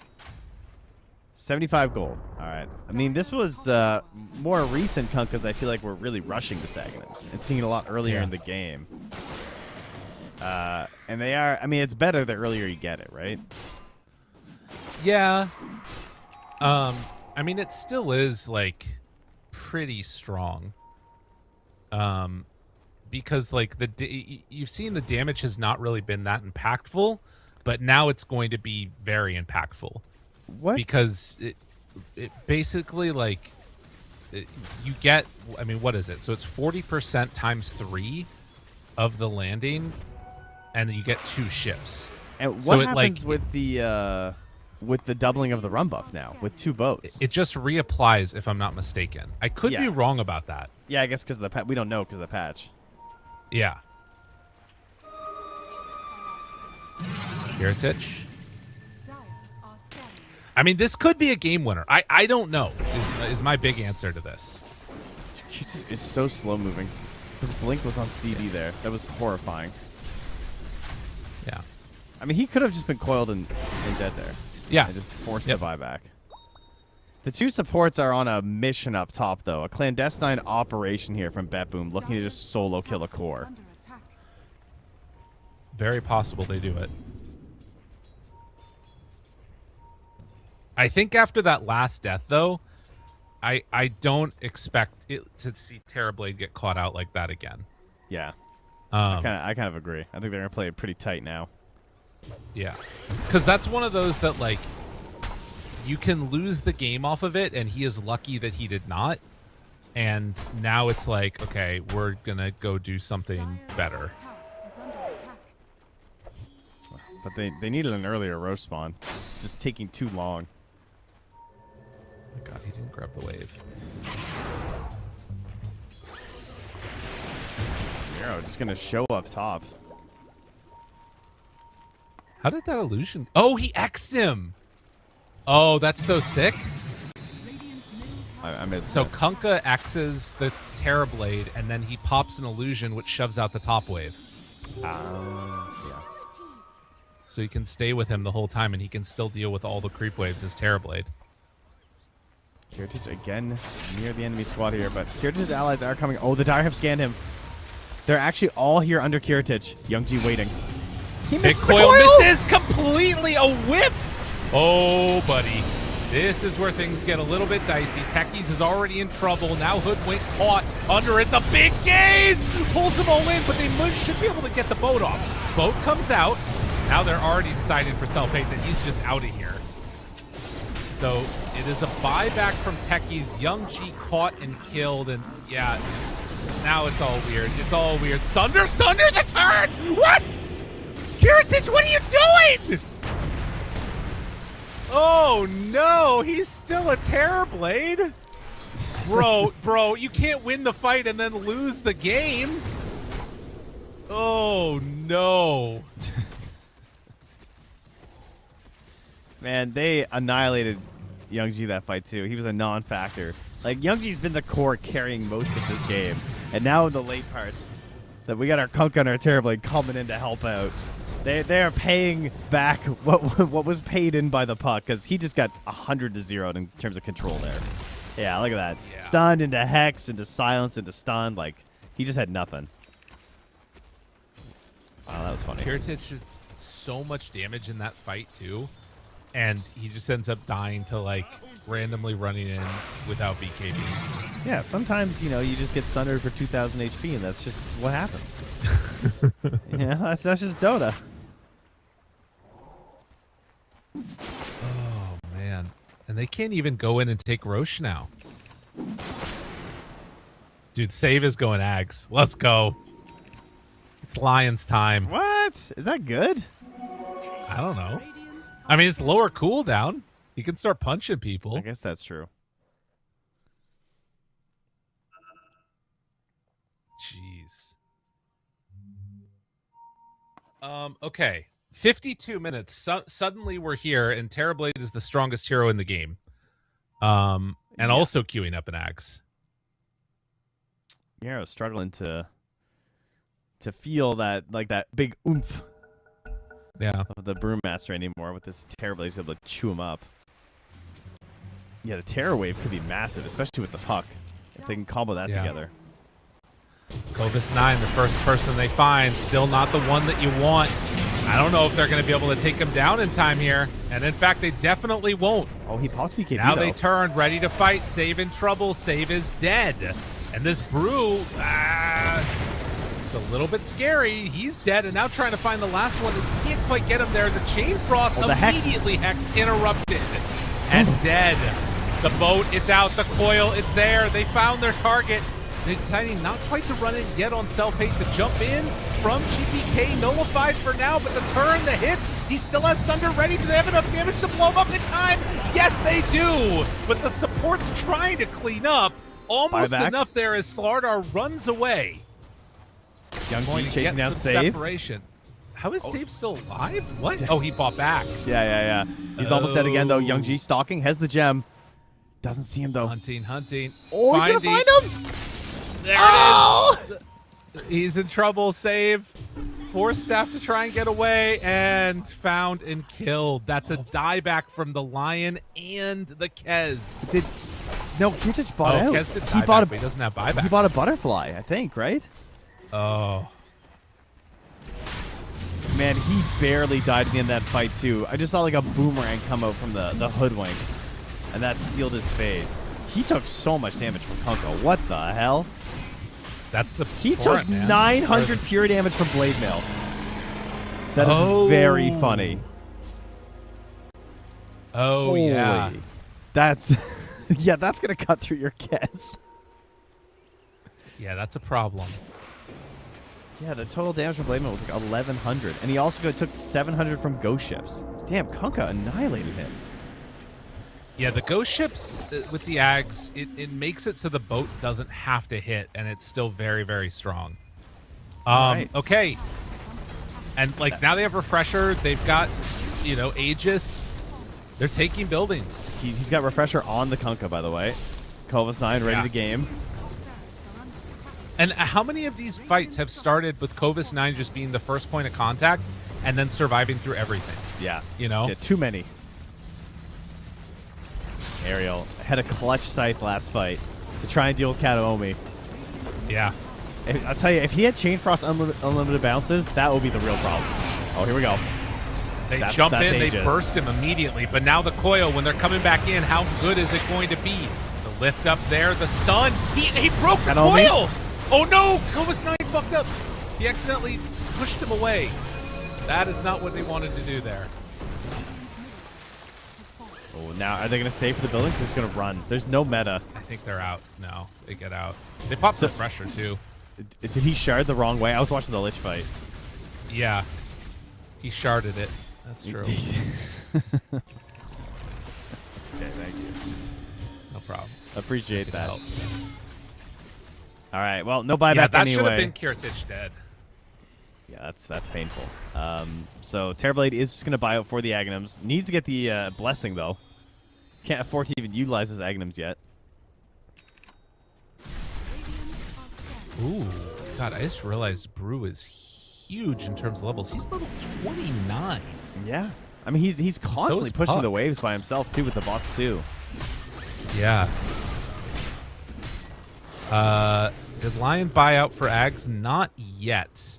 And he is also almost 25.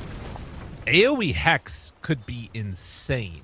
I assume he takes that over the Earthspike cast range and travel distance. Oh, I don't know. That actually is... Yeah, I don't know. Earthspike might be better. I think I actually kind of like the Earthspike better the more I think about it. Like, I'm picturing, like, being high ground and versus the TB illusions. And, like, you don't have to blink in, right? Hex, you gotta, you bet it all. Look at how big that range becomes. Yeah, it is insane, yeah. And, like, the Earthspike itself is just giant. Yeah. Just follow my tail. Does it hit everything in that cone, or is it only on the 3 individual spikes? You know what I mean? It's like on the spikes, like the 30-degree spike Okay. things. But if you're within it, you get hit. I'm pretty sure. So yes, it is everything in that sense. That's pretty nuts. Although I haven't played it in a while, but in my head, you hit everything that's inside the cone. Yeah, you can't like miss someone inside. It's not like a Mirana arrow where you could like be between 2 of them. Okay. Aghanim's done now for techies too. Oh, so the Conquer minefield Refresher. sign is ready to go down. Yeah, the refresher completed. Oh, geez, we're at scary territory for sure. I mean, BetBoom can definitely still win this. I don't know if I would say that they're favored at this point. Like, dude, what's gonna happen? They're down to Rax. The techies eggs with the Kunkka thing.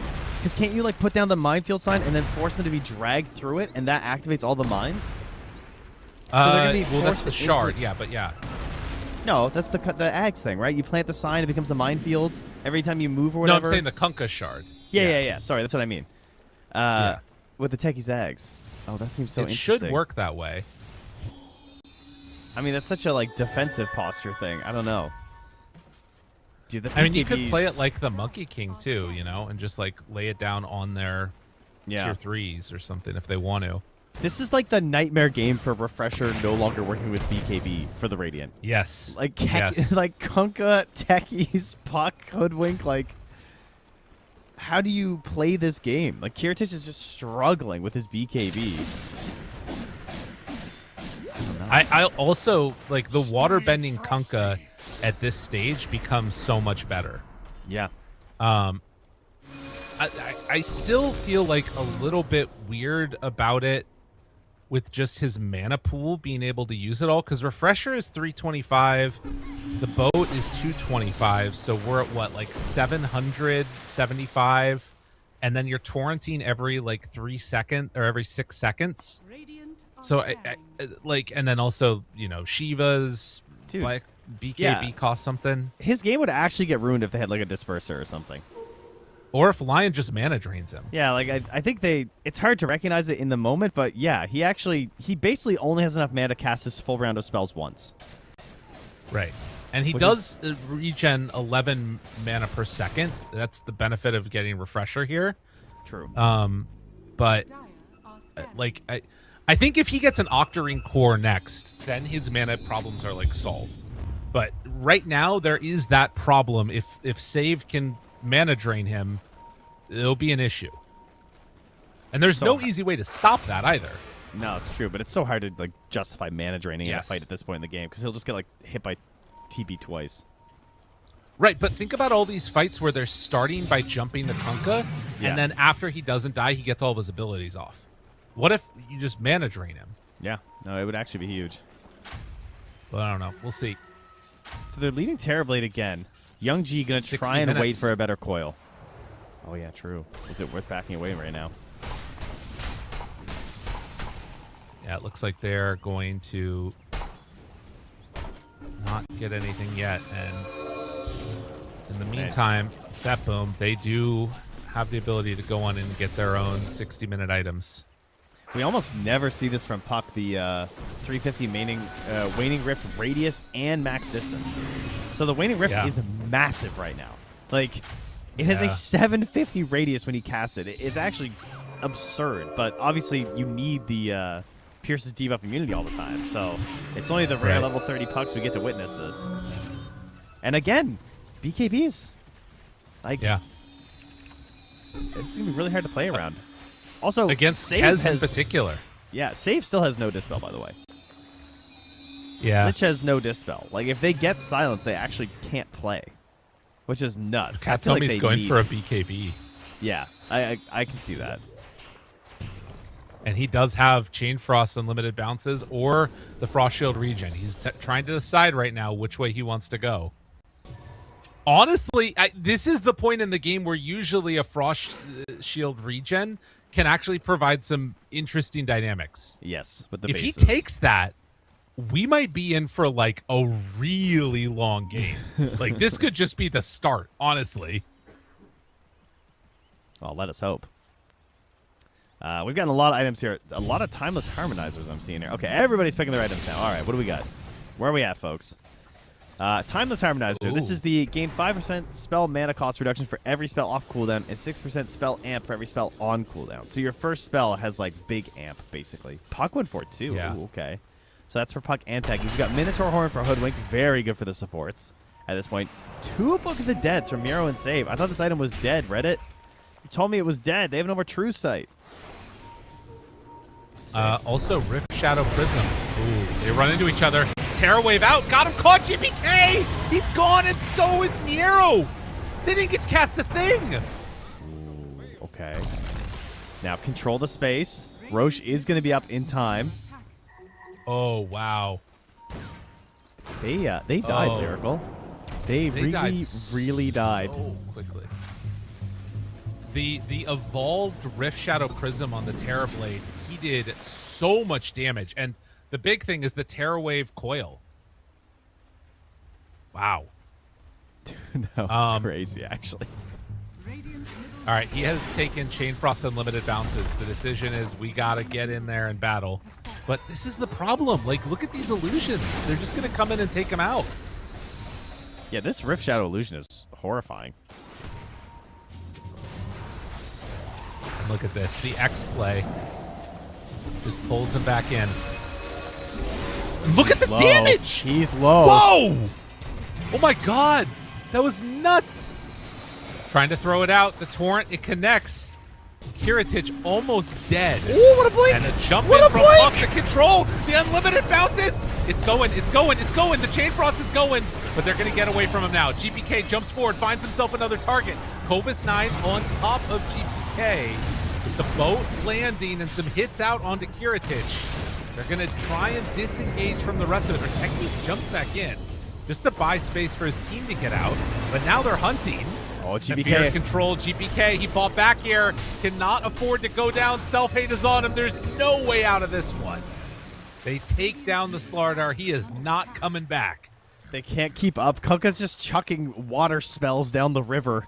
It's a tumultuous sea, and they can't join up with GPK. Oh, man. And that's a buyback on the Hoodwink, buyback on the Techies. Roche is there, but they have a prize in their eyes of the high ground.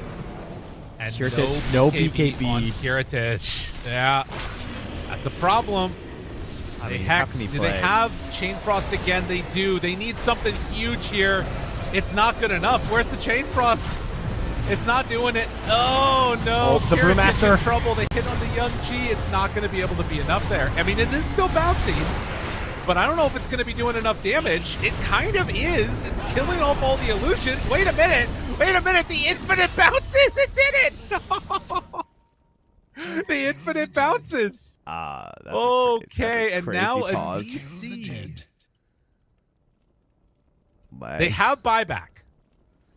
Dude, how much damage? 1,600 damage from the Lich for the puck. 4,000 damage on Gunga. 3,500 of which was just 7 hits of Chain Frost. I was like, where's it going? And then I just kept hearing it. Ding, ding. Yeah, that's a little absurd. Man, this hurts. Lich did 1,594 total damage to puck. Oh, the fact was get all chatted is so good. Yeah. Yeah, Desmond Bloodright, kind of a hell of a spell, eh? Or an item, rather. Oh, yeah. Some spell amp, big spell amp. Oh, man. Okay. The dead slider for so long, but not going for the cheese and refresher is pain. Yes. I don't blame them. I probably would have tried the same thing. Because it looked like they could just do it. They lose techies. Can Miro find any more? He's looking. He's got the lift up with the Cyclone. Oh, he's Self-hate trying to escape. Oh, no. Oh, no. Oh, no. Oh, no. No. They got him. But no one's here. Oh, buddy.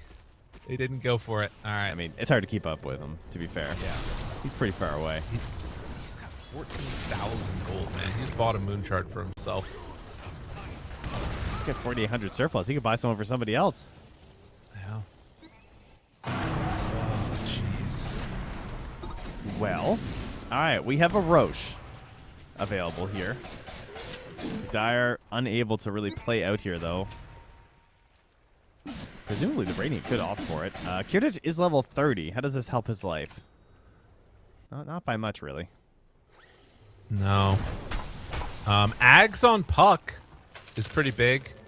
Slardar is also getting close to having the Slithering Crush cooldown and also has his Aghanim, so having that spammed about. But you're seeing... Young G and Norm and GBK are just typing to each other with a little plus, so they're having fun. The two dead mid players just taking a second, you know. It said normal neutral, I think was what that was. Oh my god, Katomi like has the refresher neutral. shard now. Yeah. What else is there? Witchbane? Oh, yeah. Your attacks deal bonus magical damage equal to 4% of your target's max mana with Audacious. Ooh, interesting. 100 attack speed, yeah. 4%? Is that what that was? Yeah, equal to 4% of your target's max mana. So for Puck, that's how much? Like 120 damage? I'd be like, yeah. Of magical? Exactly. Yep. There's that minor math coming through. All right. Interesting. All right, bots 2 for the Terrorblade. All right. Choice. They're sitting in and the buyback well, though. status. Yeah. I mean, it buyback status right now, you don't have it on 4 heroes for Radiant, and then Hoodwink and Techies also don't have it. I like this idea of not even showing the bots 3, or the bots 2. Yeah. Like, he just has them in his stash, and he's leaving them there on purpose, so he has the buyback and booster travel 2 back in. Right. Oh, Wind Waker delivered. They're sitting on a ward. Gonna push in that wave, and then we'll see if they decide to step up any further or not. So, Puck? yeah. Oh my god. Oh my god. This is just Lich buyback for the Radiant. Like, that's it. There's no one else is coming back for another 3.5 minutes. So they are in the driver's seat right now for Nemiga for sure, despite the Aegis and the cheese. This is just a matter of one of these other coil Terror Wave plays into just instant win. Oh, they denied the amp. Wow. Nice play by Miro.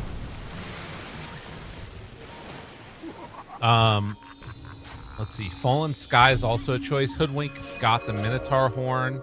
So Minotaur Horn late game does feel pretty cool. Yeah. So the wave comes in mid. It gets pretty close, but now they're going to cut this wave. But the creeps are so far away on bottom. They could just take this tower if they're quick, though. The Radiant are just gone. Yeah, they're going to do that. Oh, Young G. He sees the Brewmaster TPing in. Oh, my God. All right, creep wave. It's going to be a little bit. Yeah, because these Books of the Dead are proving to be very annoying, pushing out all of the lanes simultaneously. Yeah, they last so long. And they actually aren't going to grab that other wave yet. The 9% movement speed aura is so cool to just like follow along your creeps and just push them out faster and faster. Ob Sentry combo here from Kadomi. Again, his wards doing a lot this game. Self-hate, spotted. Kadomi thought about it. Decide not to go for it. All right, so we have a Slardar Wind Waker. That can interrupt some of these big jumps. Also, Puck has Kez a Wind nullifier. Waker. Oh, I see. Yeah, we get double. Oh, they're coming in. They're coming in. Jump. Finds it. Misses completely. That's that down. And look at the hit on all of them. Oh, my God. They're destroyed. He's gone. They're all dead. Oh, my God. Save, you unbelievable player. That is insane. Feel the rage of a managed mage. to get out. I cannot believe that he hit that. It was just over. After they go through, why do they make that play like running through the base after they whiff on the Dream Coil? You're in. They were in. They tried to get out. They could not get out.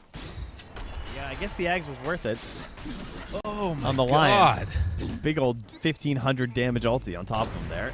That was insane. What a way to start. The silence is there. They're going to have to buy back in this one if they want to defend, I think. Big hit onto Kez with the sharpshooter. Maybe not. Maybe they can hold on this. I mean, it's 20 seconds left on the Aegis. Yeah. The bruise split going to be used now. Young G still trying to play this one safe. Needs to be careful he doesn't get caught. They caught him. They caught him. Trent, they're in. And now the Kunkka is there, wants to find some of these heroes. The Wind Waker to back away. Cobus 9 wanting to catch. They missed the coil again. Young G is out. Well, maybe they can still take down Kez. He has BKB in 8 seconds, but it's not going to be soon enough. So no Kez buyback. It might have all been worth it. But the rest are coming back. Like, Brew has buyback returning. Slardar has buyback. Lich has buyback. Lion has it in a minute. Like, they missed their window. Yeah. Yeah, that's true. And if they overextend right now, they could just die and lose. They're also taking Tormentor down bottom, which is funny. Lurko, we went live an hour and a half ago. I hear the pitter-patter of my kids getting ready to leave. I was up an hour before they got up, and I might not see my children today until this evening. This is a wild one. This is some good Dota. I mean, we have potential to have 8 games today. Yeah, that's right. Who knows what the hell is going to happen? Okay. Well, let's see. 72 minutes in. All right, we could still be here for another 30 minutes. Oh my God, save. Dude, the fact that he gets silenced and can't play is crazy. The fear is there, but then he gets pulled back in. Also, look at this placement of the Roche's banner mid. Okay. That's kind of cool. But look at bottom. Oh my God. All of their base. That's a lot of creeps. I just didn't even Xing see back. that. Okay, that's good. There's catapults still. I mean, I don't know, man. They almost have megas, but megas will not solve this problem.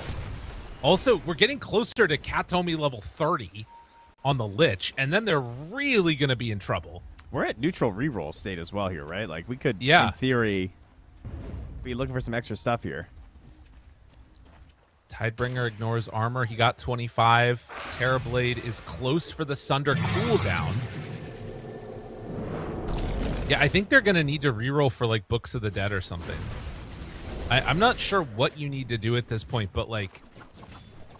And the problem is that even if they get Books of the Dead, they actually have to stay on what they're at because they have to win a fight. They can't end the game if they don't win a fight. Particularly once Lich gets 30.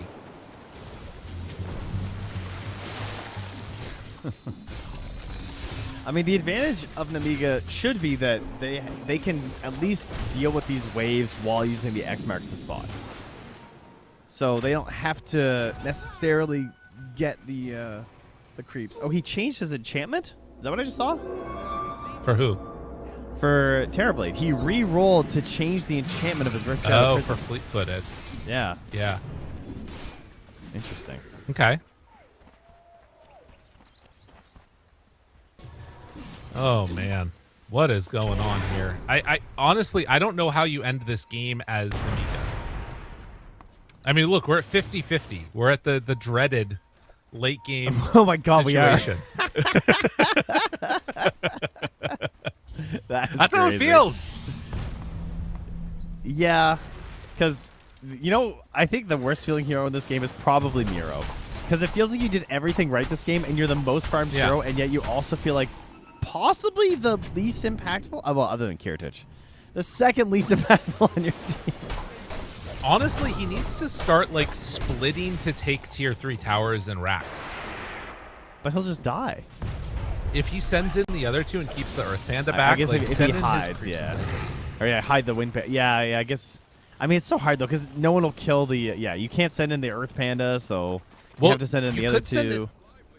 You could send in the Earth Panda and then send it into the fountain afterwards, towards the end. Yeah. I don't know. Puck also has a chance to reroll if he wants. See if the Harmonizer is going to continue. There's also the CDR choice if he wants. Everybody getting set up around here. And look at that. The Terror Wave, they got him! Dead. Does have buyback, though. Cobus 9 in the chase. Looking hunting. He's taking a lot of damage. He doesn't have any more run buff. Cobus 9 is dead. That's no buyback. Wait, what? Yeah, cooldown. He used it. Oh, time to run. Time to run. That's why Terrorblade took off, because he also has no buy. Well, Roche still 42 seconds away, so Nemiga should be able to mount another defense of this, I would assume. But, I mean, who really knows? We've got the Proxmine activation delay reduction. Okay. Any other levels up? I mean, Lion's close to 30, and so the AoE Hex will be coming in here if he can finish that off. And like we talked about, Katomi's at 29. Yeah. Man. All right, So they're just Save- waiting in the pit now. Save has a Wind Waker now, so much better for when he gets silenced. But he still doesn't have like a Lotus or a BKB or something, so he still can't just like turn instantly on a silence. Right. All right. Who is getting what here? Like, do I even want an Aegis? I mean, I guess my Kez can probably use it, yeah.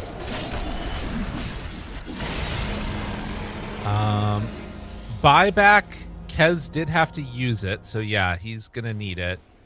And then you don't have buyback on Lich either. The buyback status, only the Techies and the Hoodwink has it left for Nemiga. And now, like, as Radiant, you're also trying to fight into the Techies in high ground. Yeah, he's trying to get his main lines Kunkka's down. dead soon, but... I don't even know. I don't think you Young G? just get away. You're really going to try and do this? Jump in. Wind Waker, keeping him alive for the moment. Now they jump in with Miero. The fear is there immediately. The silence is out onto Kiritich. Now the hits start coming in. This is going to be a tier 3 tower dropping soon. Miero is trying to get out with the Wind Panda. In the meantime, they get the control onto GPK. He doesn't have a way out of here easily, but, well, actually, with the BKB, he will. Miero loses his other bear. Cobus 9. Silences. Oh, dude! The refresher and the Wind Waker, or Fallen Sky, rather, was kind of cool. Youngji just keeps He's going. still in there. Lincoln's BKB pop still chasing onto this Lich, hoping to find him. Has 9 seconds left on the coil. If he catches Kiritich on his way out, this could be big. Oh, this they have is full GPK. vision of this.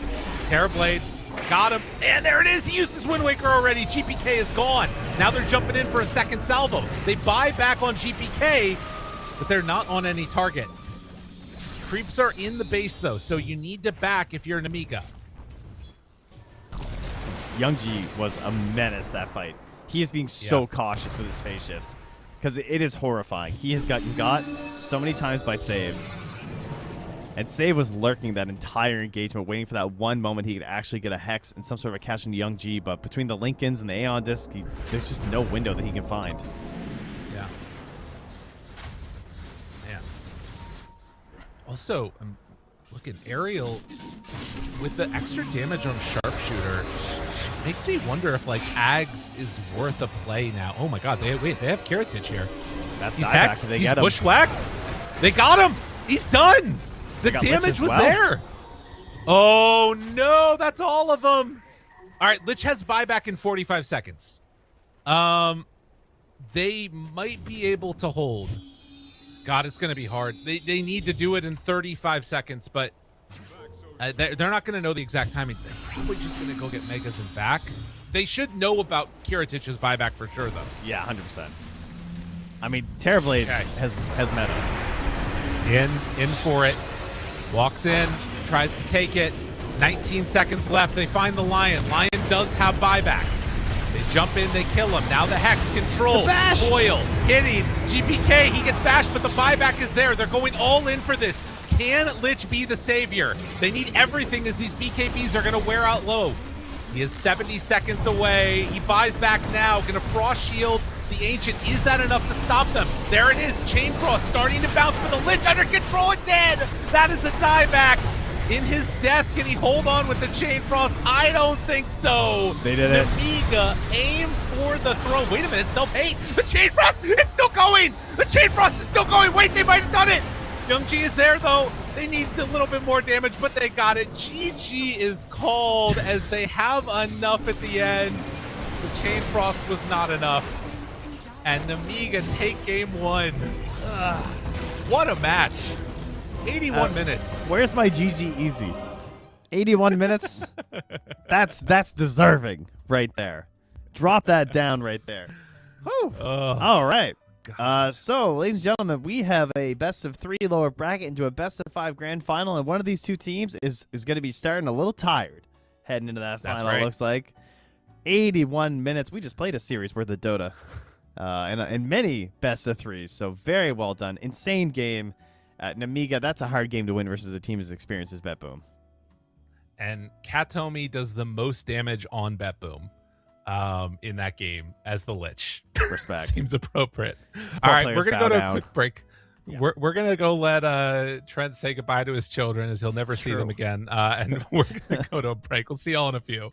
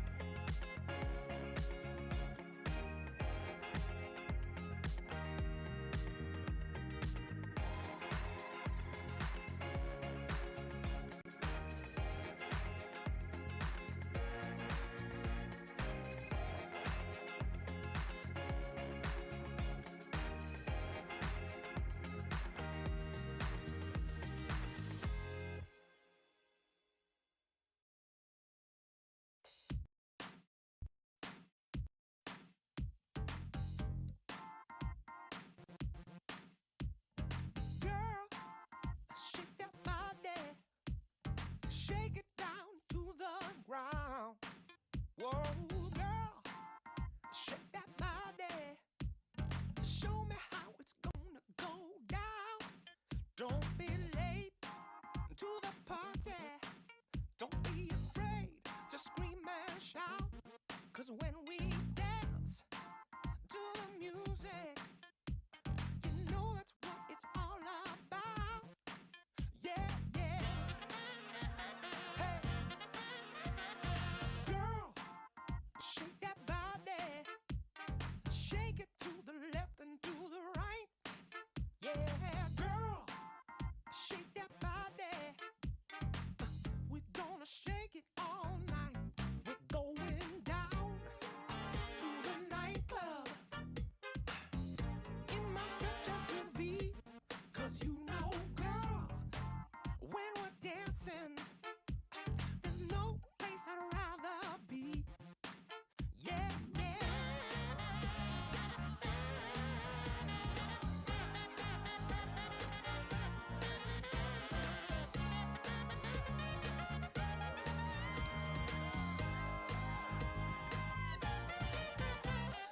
Girl, shake that body. Ooh, girl, shake that body. Yeah. Ooh, ooh, ooh, don't be late to the party. Don't be afraid to scream and shout. 'Cause when we dance, dance to the music, we're gonna know what it's all about. Hey, hey, girl, shake that body. Ooh, girl, shake that body. Oh,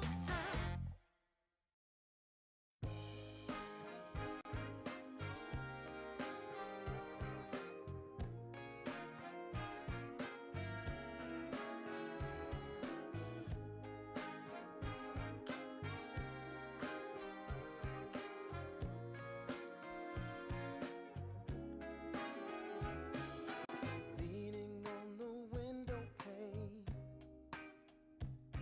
I found my mystery woman. Flame drives me insane. She's heavenly creation. The spirit of the hot summer day, controlled by her emotion.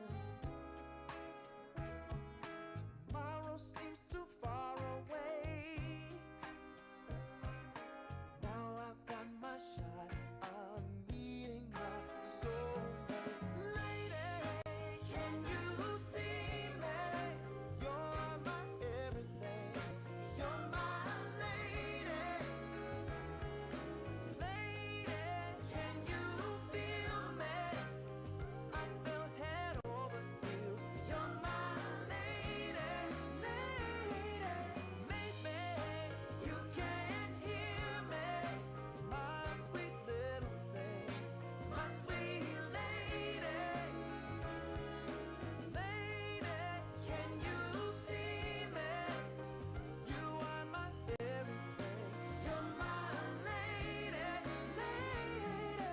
Some might think I'm crazy. You're my constellation. My vision's far from hazy. I need no confirmation. Take my heart and don't let it stray. True love and affection will come again another day. As the sight of your light always takes my breath away. Lady, can you see me? You're my everything. You're my lady. Lady, can you feel me? I feel head over heels. You're my lady, lady.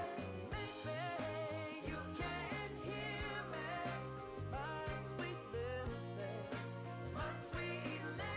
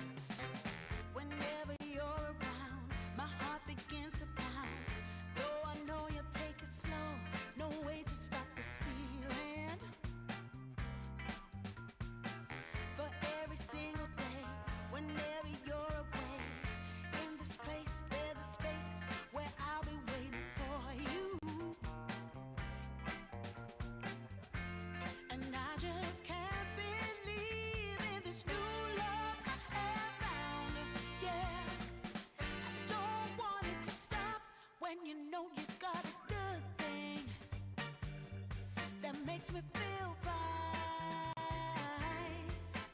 Ooh, wherever it leads me, you know it's all fine. I never thought that this could sweep me off the ground. I don't want it to stop. No, I don't want it to stop. I don't want it to stop when it's feeling is good. Feeling is good. Feeling is good. Ooh, feeling is good.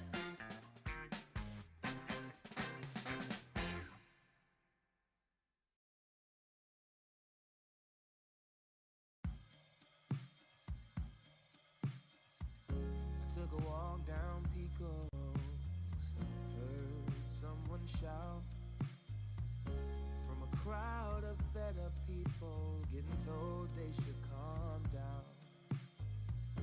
Didn't wanna fight, but the tears that fill their eyes are brought by the people sworn to preserve their rights. Oh,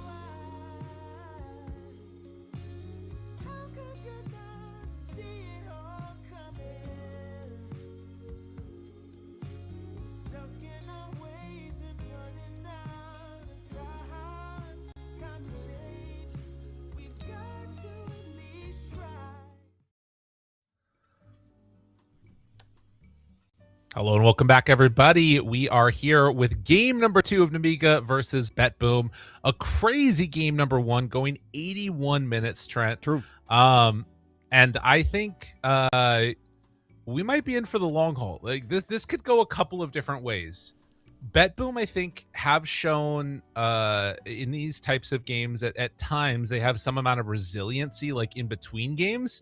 I think the weird thing about BetBoom is that like they come back stronger after a loss, but in the middle of a game they can crumble harder than other teams. I think that's my diagnosis of BetBoom. Yeah, they're not a mid-game turnaround team very often. No. I think that is extremely accurate. So we do already have a draft for you with some fun new surprises that you can see, which is that Phoenix was not banned first and will be chosen. So the Skria of the bird comes through. And they take out the young G Puck. That, I think, needed to happen after that last game. He was the bulwark that really pulled them into a solid place in that last game. Yeah, that was nuts. Really surprised Nemiga didn't ban the Kez, but I guess they're gonna let it through. We'll see. I tried to keep it straight because I couldn't even do it. I tried. It was bad, man. It was really rough. That ain't it. That was not it today. Hey, all right. So they're talking all this shit about silencer. All these silencer bans. Yeah. There's a Phoenix. I mean, I guess it doesn't work as much anymore because Phoenix isn't played as a 4. Because that used to be like the classic. Okay. That's leading into a silencer pick if I've ever seen it lead into a silencer pick. For sure. Yeah. They will take it if BetBoom don't ban it. Yeah, I agree. Pretty damn sure. Like Storm plus silencer versus Phoenix seems good. Nemiga also took a long time after that puck ban. Like they went into a minute 30 of their reserve time to figure out what to do. Just get me Storm. Yeah. They banned the silencer. Okay, makes sense. That's wild. Believers galore. Well, do you think Kataomi's going to play a Lich here, or do you think he's locked on the Phoenix? Yeah, probably. Probably. Didn't Nero play a Phoenix once too? Yeah, he did. He did. Did they lose that game? No, they must have won that game. I think they won it. Yeah, I think they won it too. But his Phoenix did not look great. It was a little suspect. It was his first Phoenix game ever. True.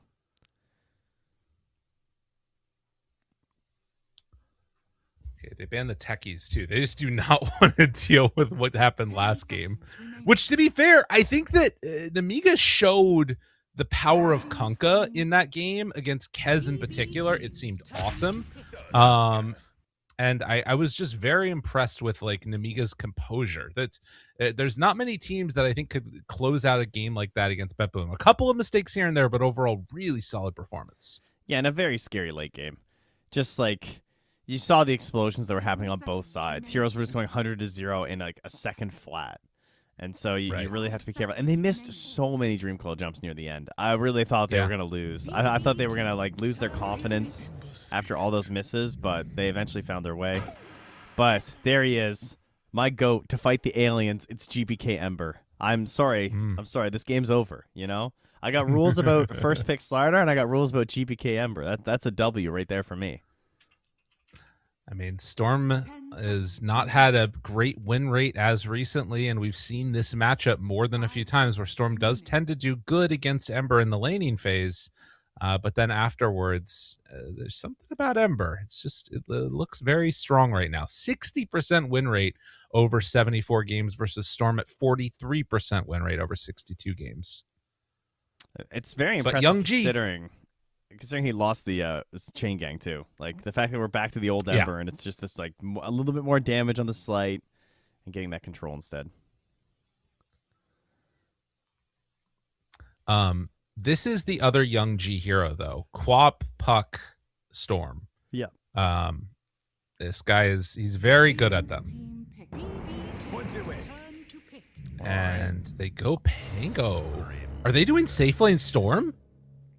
No, I think this is Kovas 9 Pango because there's no Beast. That'd be my guess. I mean, Okay. obviously, they could flex it, but I would guess this is just going to be an off-lane Pango. Kind of crazy when you don't know any of your matchups, though, other than the Phoenix. I mean, it is a very low armor support, which is kind of cool, so maybe that's enough to say that you can actually pressure and bully a little bit. But Grimstroke, another hero who's been looking really solid. It does block the Muerta pick here. I would say at least, or it makes it really sad. Maybe even leaving it open for themselves later. Mm-hmm. Then they can take the last pick overall for Self-Hate pretty easily. It's going to be a Faceless. Because it looks like a really good Lifestealer or Ursa game. I was thinking for Nemiga. Like, they have this Grimstroke, they have the Storm, you're versus the Phoenix and Ember. Like, that. It looks like that's what you're setting up for. And BetBoom just grabbed the Faceless Void. So another good combo with the Phoenix. And this also links into that core Phoenix again that they did last time. Yeah. So it gives a lot more value to that as well. Very interesting. I do kind of want to see a weird swap up here.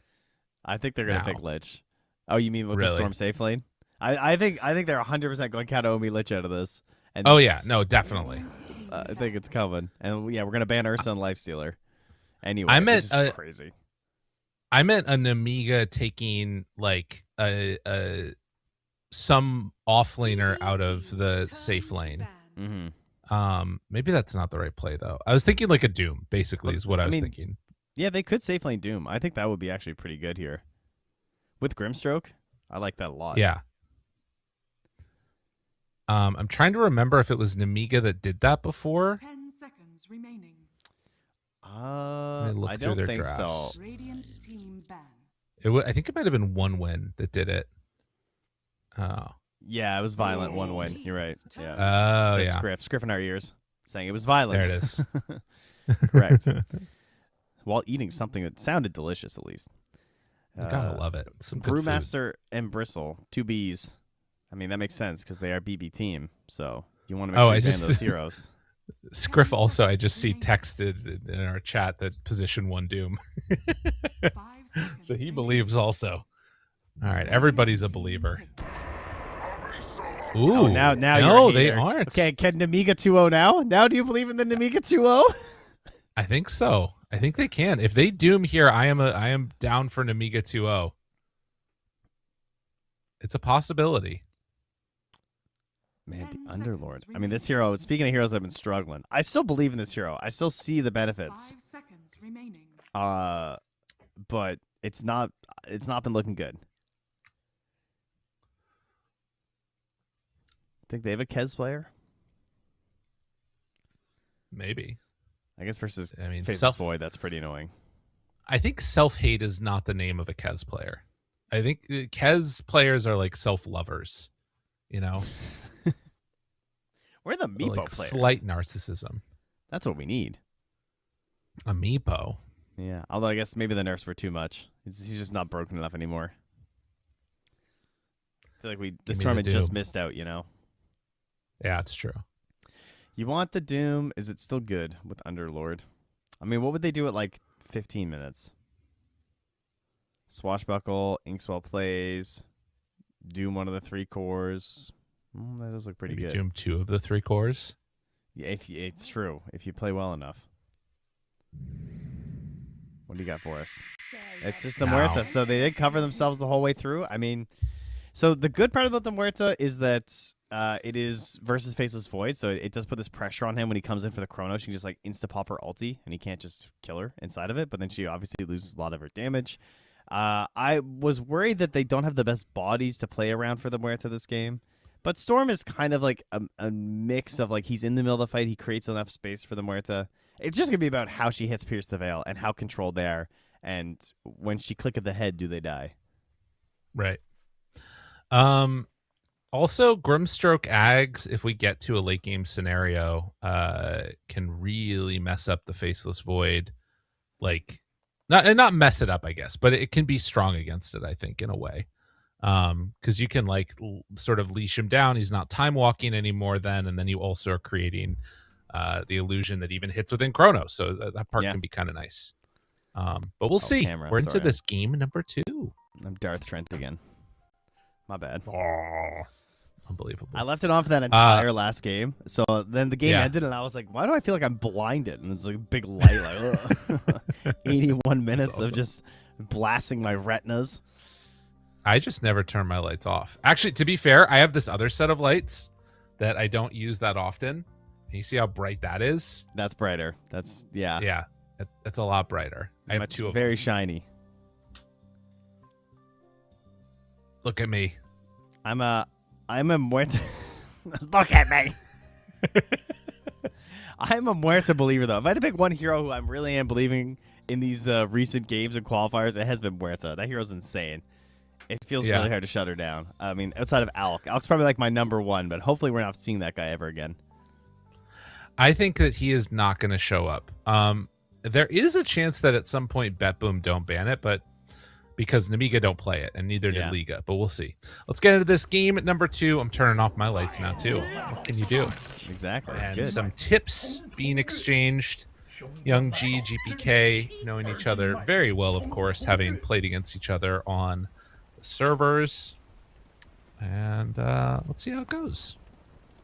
I do love that voice line from Mad. The arduous journey ahead is tough as iron, but today we take a step forward and start anew. Such a good one to drop at the start of a game after losing. Wow. That goes hard. That's awesome. I don't think English All right, can fit that in a 4-second voice clip. You should just do it in English this year. Just the Yeah. exact same Just do Mad's voice line Yeah, the exact same one. in Chinese, right? Yeah, exactly. You also do it. 30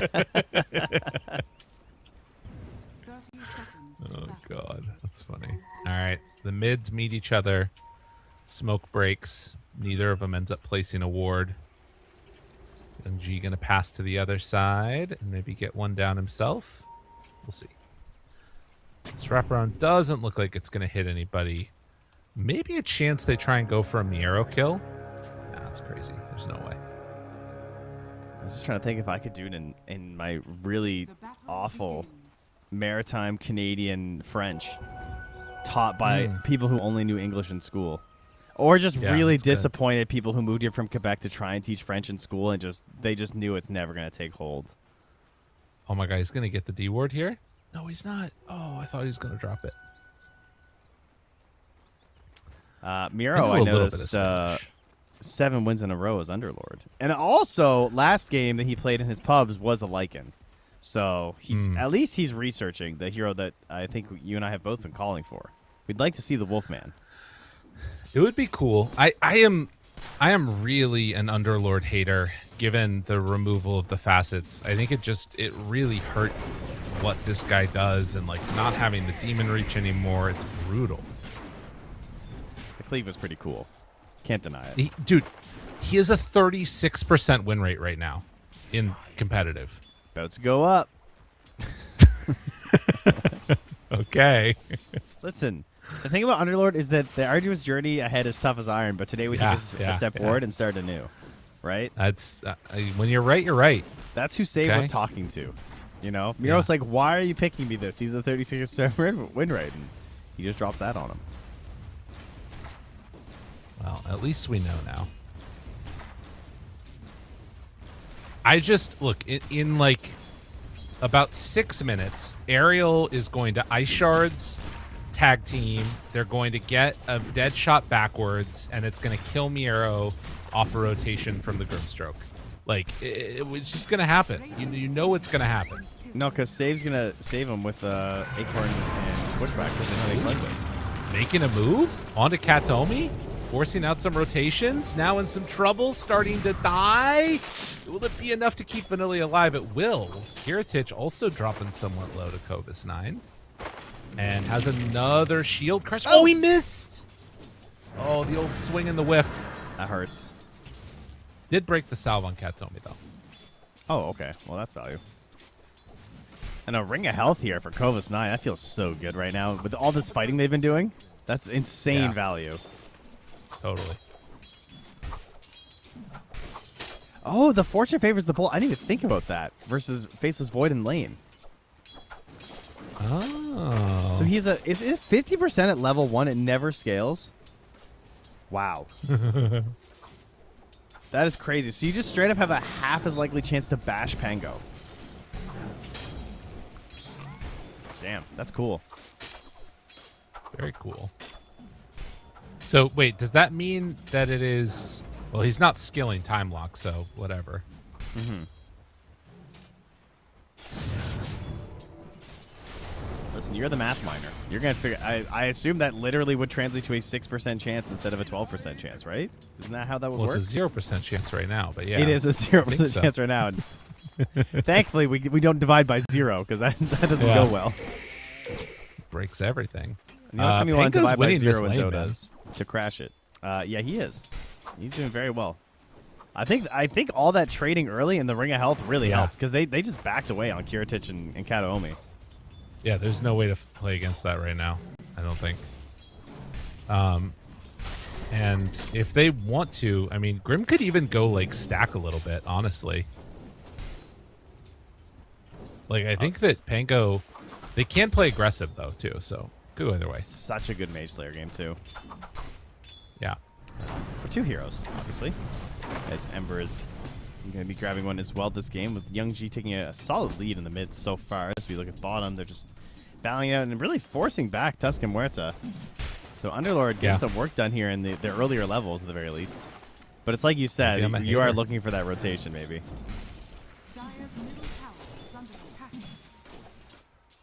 Yeah. And with how well Pango is doing, they should be able to find a moment when they can do that. The question is if they just want to try and get aggressive onto Kiritich and maybe try and shut him down, which is very possible. As the Tusk is going to die, Muerta taking a lot of damage here. Still going toe-to-toe with Save like a crazy person. Dropping a salve. I think he should have gotten a Quelling Blade. It's like his task, honestly. Katomi living. Like, that was a free bushwhack. Perseverance. Yeah.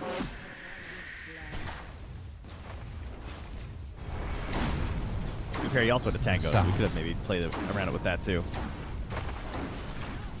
The salve gets broken there. And meanwhile, in the mid lane, things getting a little bit dicey for Young G. Looks like he's going to be fine. Yeah, got a 500 gold lead already.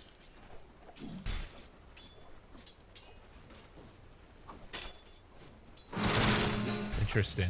Okay, so top going well for Pango. It's going okay for Faceless Void too.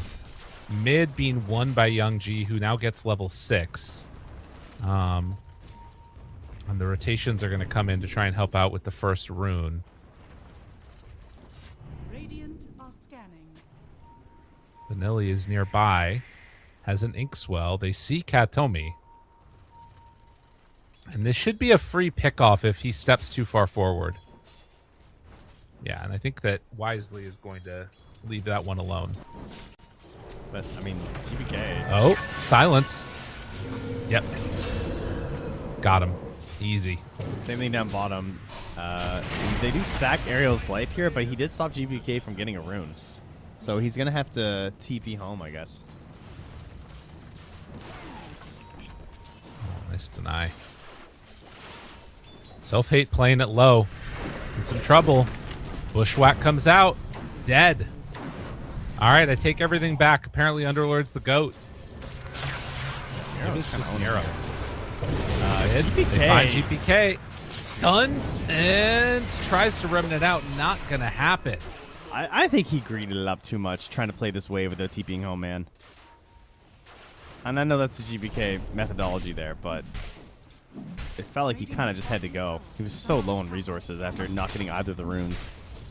Dude, Kiritich is trying to buy a bash. There's no bash. He hit him like 7 times. The fortune's favor. So powerful. Radiant structures are fortified.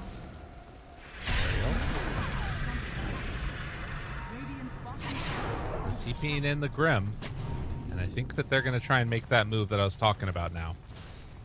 With the snowball ready. And go for him. Shards off the mark. Snowball ends up connecting. They don't get the stun. Very poorly executed. Young G's here if they Yeah. if they try and make a move in retribution, but yeah, he's just gonna have to walk back. Yeah, that was not it.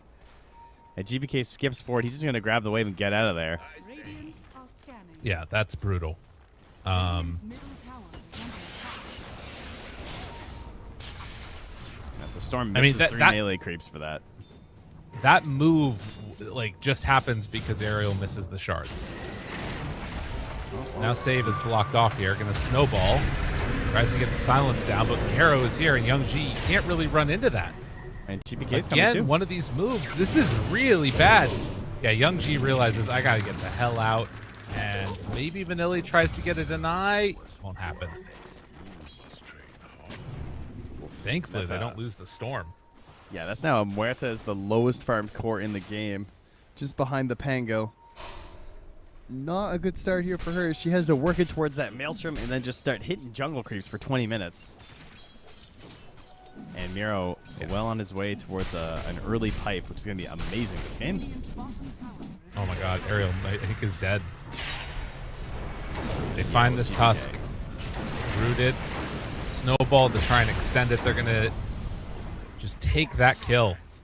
They TP'd in the Grimstroke, and he might just end up dying too if he's not careful.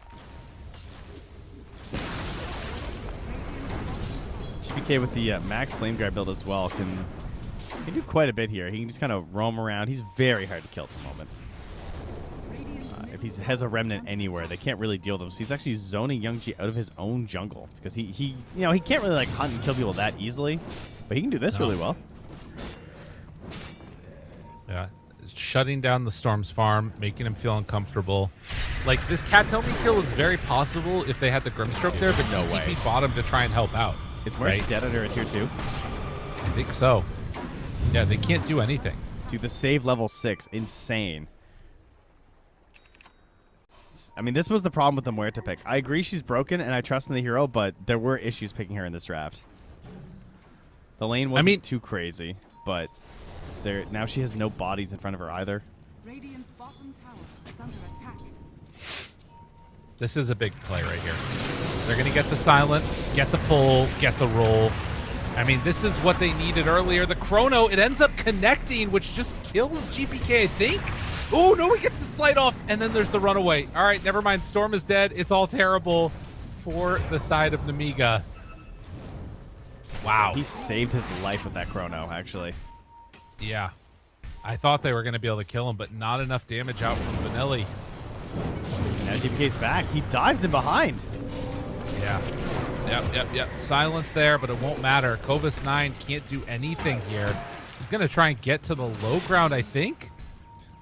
Leave me alone. GPK. Oof. Radiant structures Man. are fortified. I was going to say Brown Boots Mage Slayer, but he's not even a Brown Boots Mage Slayer. He's just a 3 branches Mage Slayer Pango. Just very funny. You know what this is? This is not Underlord. This is Miero. I don't know how he keeps doing this, but he is showing up at like top net worth consistently. Yeah, he might be like my MVP of this tournament so far, honestly, from what I've seen these qualifiers. Like he just, yeah, you're right. He's consistently just dominating the games for the first 15 minutes. And not even just gold-wise, but also it's all through impact. Like he's consistently winning his lane, and he's always controlling way more space than he should be. Yeah. As they now blow up Vanilli. And I mean, some of it was like, you could say a missed shards, but he also positioned himself in a position where he could get out of trouble. And Kiritich still chasing Kovas 9, who has yet to be bashed. Swash trying to get up to the high ground, broken, dead. They do kill Miero down bottom. It took everything. And it was close to getting the Muerta at the same time. But the rotation in from the Storm Spirit got him.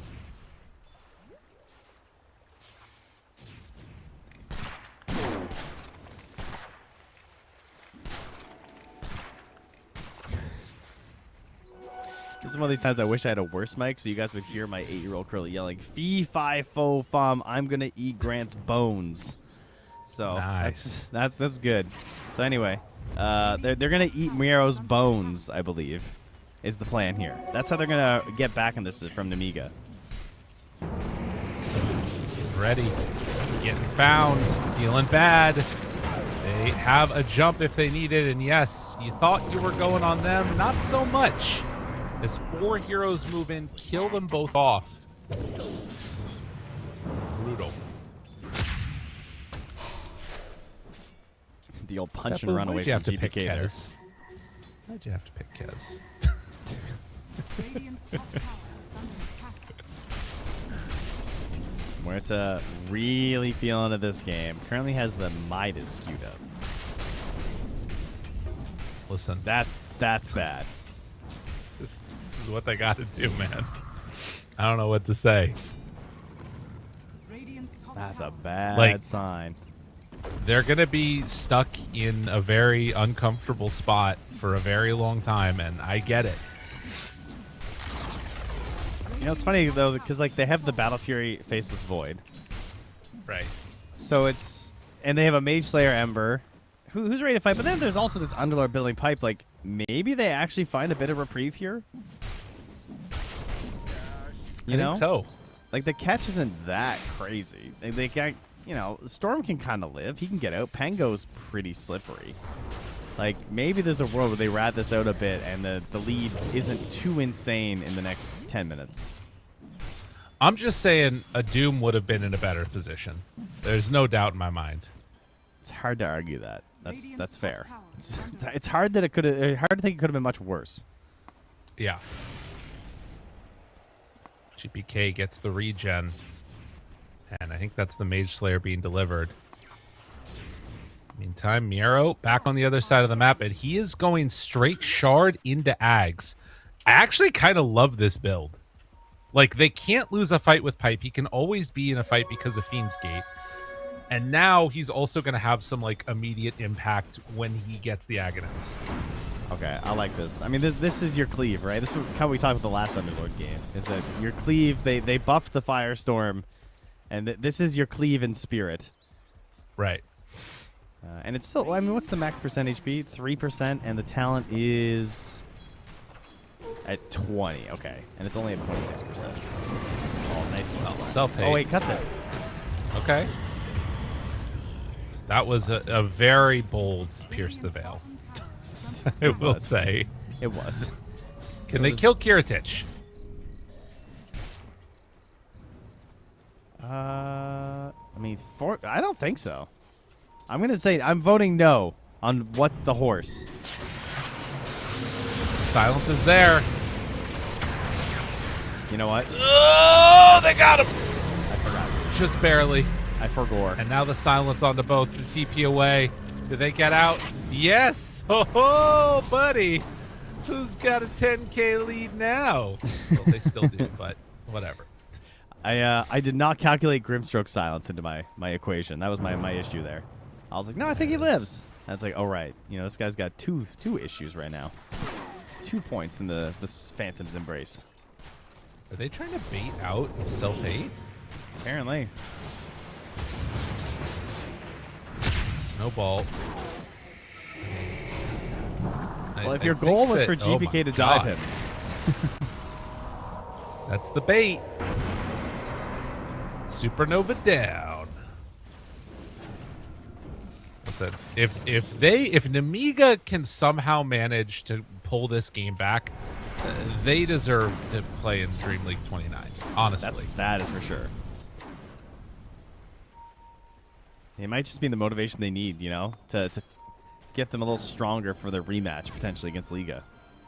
Yeah. I'm really glad he didn't buy Midas on Muerta. I think that is just not going to be it. I think Maelstrom just makes more sense. I think Maelstrom would give you more gold than a Midas on a Muerta in this situation. I mean, it depends on how few camps you have available to you, right? Like, that's the math.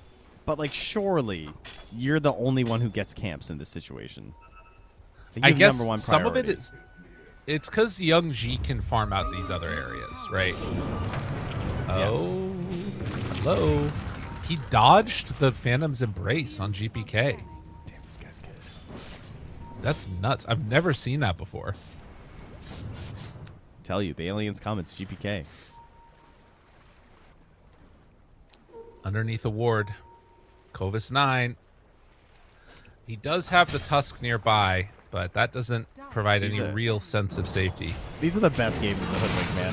When you have full vision control like this, bro's just dead.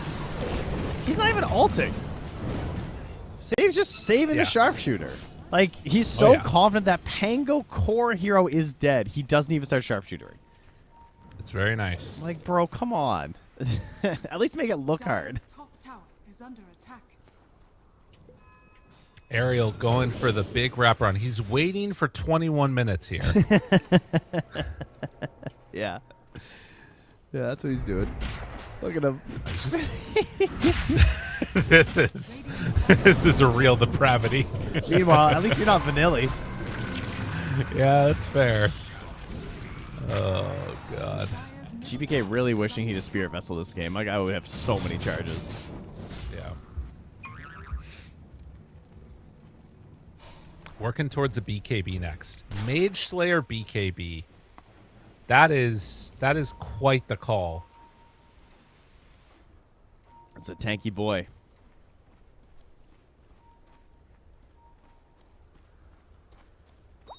Well, Kiritich, in the meantime, going to be going for the Manta and then the Shard, which is kind of hype.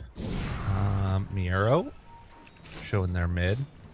He is getting closer and closer to an Aghanim Scepter. Still a little ways away, but the Muerta, finally with the Maelstrom done, is running right underneath the ward with Tusk shown right behind him. Does have drinking buddies. That is nice. Maybe that'll be the saving grace.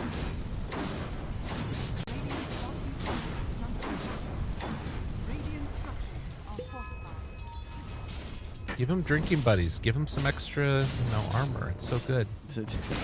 I mean, he's just tanking the camp one. That's the point we're at. Get the Muerta big. All protecting Muerta. This could be something if Gears just walks north, but no, they have the read. They know. It's about time to get some squeezing wards in, I would say, from BetBoom. I mean, the wards have been insane from Katomi and Save in this series. But I'd like to see that nice ring around the tier 2s. Just so you see, because you see the courier movements leaving the base, and then you just know where they're playing in the jungle, and you can play around that so easily. All right, Tormentor time. Dire not setting up for it here. More concerned about just killing heroes. Do not have the best Tormentor team, really. I mean, they could obviously just do it as 5. Yeah. But it wouldn't be particularly fast. I mean, honestly, I think while BetBoom continue to gain net worth lead, they're not shutting down completely Nemiga. Yeah. You know what I mean? These couple of kills are important, but they're not consistently taking them out. And I still see some ways place to fight if they like. Obviously not a 5v5, but No. They have chances here. Ariel. We're gonna get a little bit of a meet up here in the jungle. does have a snowball to try and extend it. And in the meantime, Self-Hate shows for a second on a ward. And that means Kiritich is going to be right there to find him. Hello! Fear? Silence? TP out? Chrono? Yeah. Waits till the end. Hits the creeps a couple times first, you know. What is happening? What is going on? Meanwhile, mid lane, there's a battle going as they hit several. And that's going to be just time dilate them. Yeah, there's nothing you can do then. GBK? Tumbling into the tier 3? Drinky Buddies, Snowball. It's going to be Tusk dead. They're glyphing for damage. Man, when they have the Agnums on the Underlord, this game is really over. Oh, yeah. Oh, yeah. Like, Covis 9 is dead, too. Yeah, this game is cooked. They're trying to get us back on schedule right now. That's what's going on. And doing a good job of it on BetBoom. Hey, you know, who's doing a better job of it, BetBoom or Nemiga? That's true. That's a fair point. Tier 2 tower goes down. One more Tier 2 remaining. And a very comfortable lead for BetBoom as they bully all around the map simultaneously. That's the impressive thing. Yeah.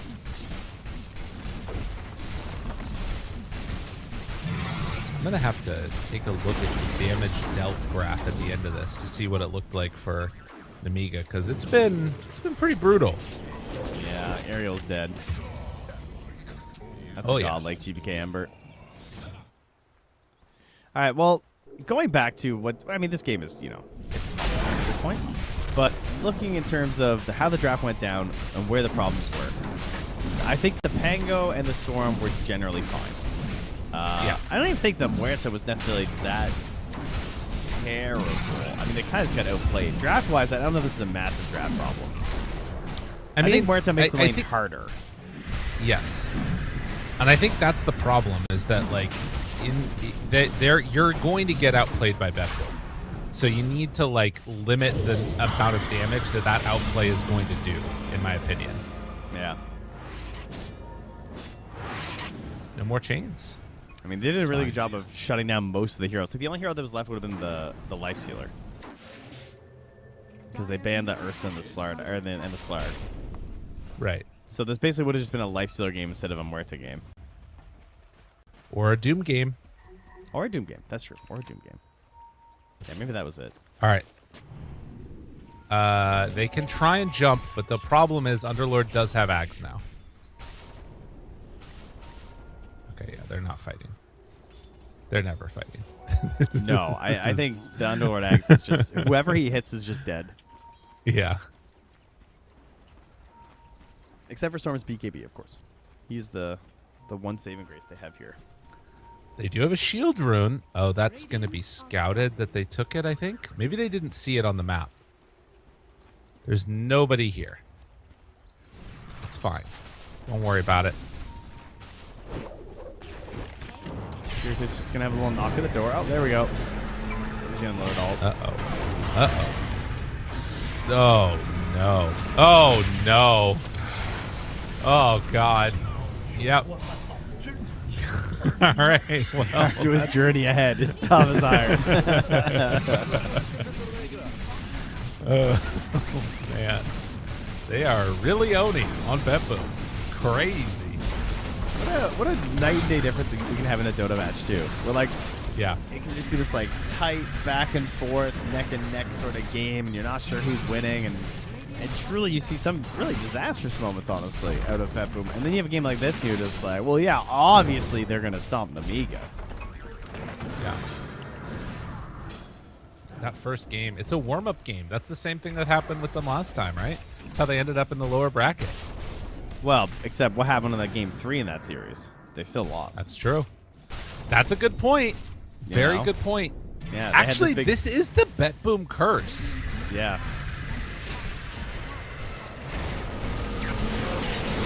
Silence in, pull him back, do some damage. Do they have enough? Does not look like it. The rolling in from Kovis 9, but the heal is there, and Kiritich gets the jump away. Meantime, GPK just continuing to play like a maniac because he has no fears of anything. Save his BKB that entire time. They do catch Kovis 9, but Young G able to sidestep that one. Still playing quite well, and they try and jump for Phoenix, but not going to be able to get him. Everybody, let's go back to the fountain real quick. Oh, never mind. The jump through onto 2. Whoa. 4 are gone. And yeah, that's a That was a game-ending bushwhack from Save. He caught 2, and it just turned into a triple kill instantly right after that, with everyone else just like clumping around it. Get him out of here. 31-4 in a 26-minute dumpstering schedule. We're so back. We are so back. Yeah, they needed that game to power up the first one, and now BetBoom trying to clean and sweep this one in hopefully 4 games. We'll see what ends up happening. But we're gonna go to a quick break, and when we come back, we have game number 3 of BetBoom versus Nemiga. See y'all in a bit.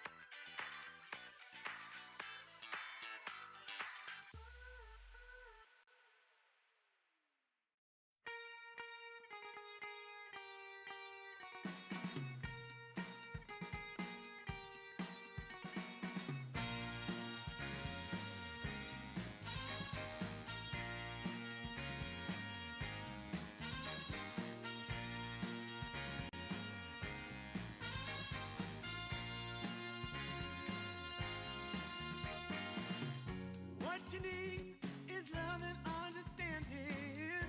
Find a heart whose love is true.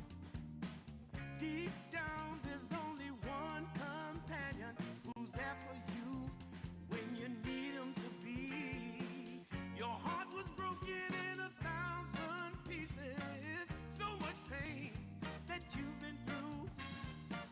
Here stands a man who's your salvation. Just ask yourself, am I ready for you? 100% now. I'm ready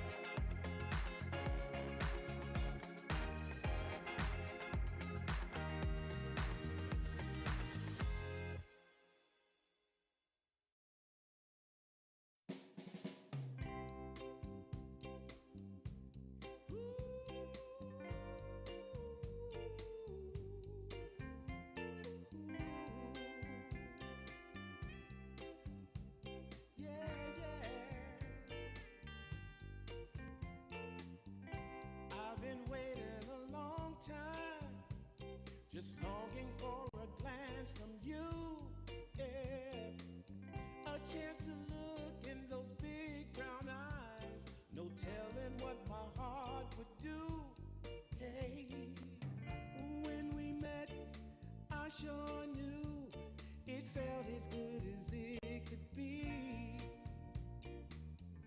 In that moment, though it felt so good, I wondered why you noticed me. If you gave me just a little time, it would sure ease my troubled mind. Don't tell me that you don't feel the same inside. Don't tell me who. These are feelings that I ought to hide. I don't care where you came from, just tell me where you wanna go. If there's a chance to be together, that's all I really need to know. Is it real or make believe that keeps me thinking of you? If you've got time to walk with me, I'll show you how my heart is true. And here I stand waiting for you. Tell me, baby, what I gotta do. Don't tell me that you don't feel the same inside. Don't tell me who. These are feelings that I ought to hide. Don't tell me that you don't feel the same inside. Don't tell me who. These are feelings that I ought to hide.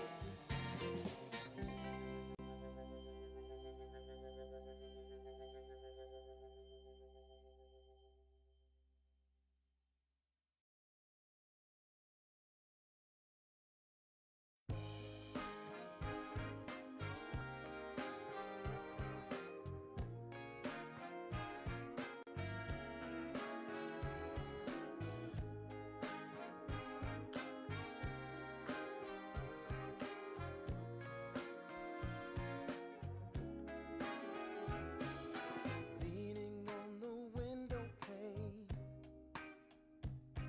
I found my mystery woman.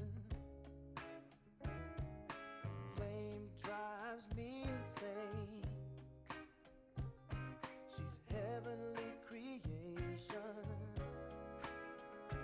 the spirit of the hot summer day, controlled by her emotion. Tomorrow seems too far away. Now I've got my shot. I'm meeting my soulmate. Lady, can you see me? You're my everything. You're my lady. Lady, can you feel me? I fell head over heels. You're my lady, lady.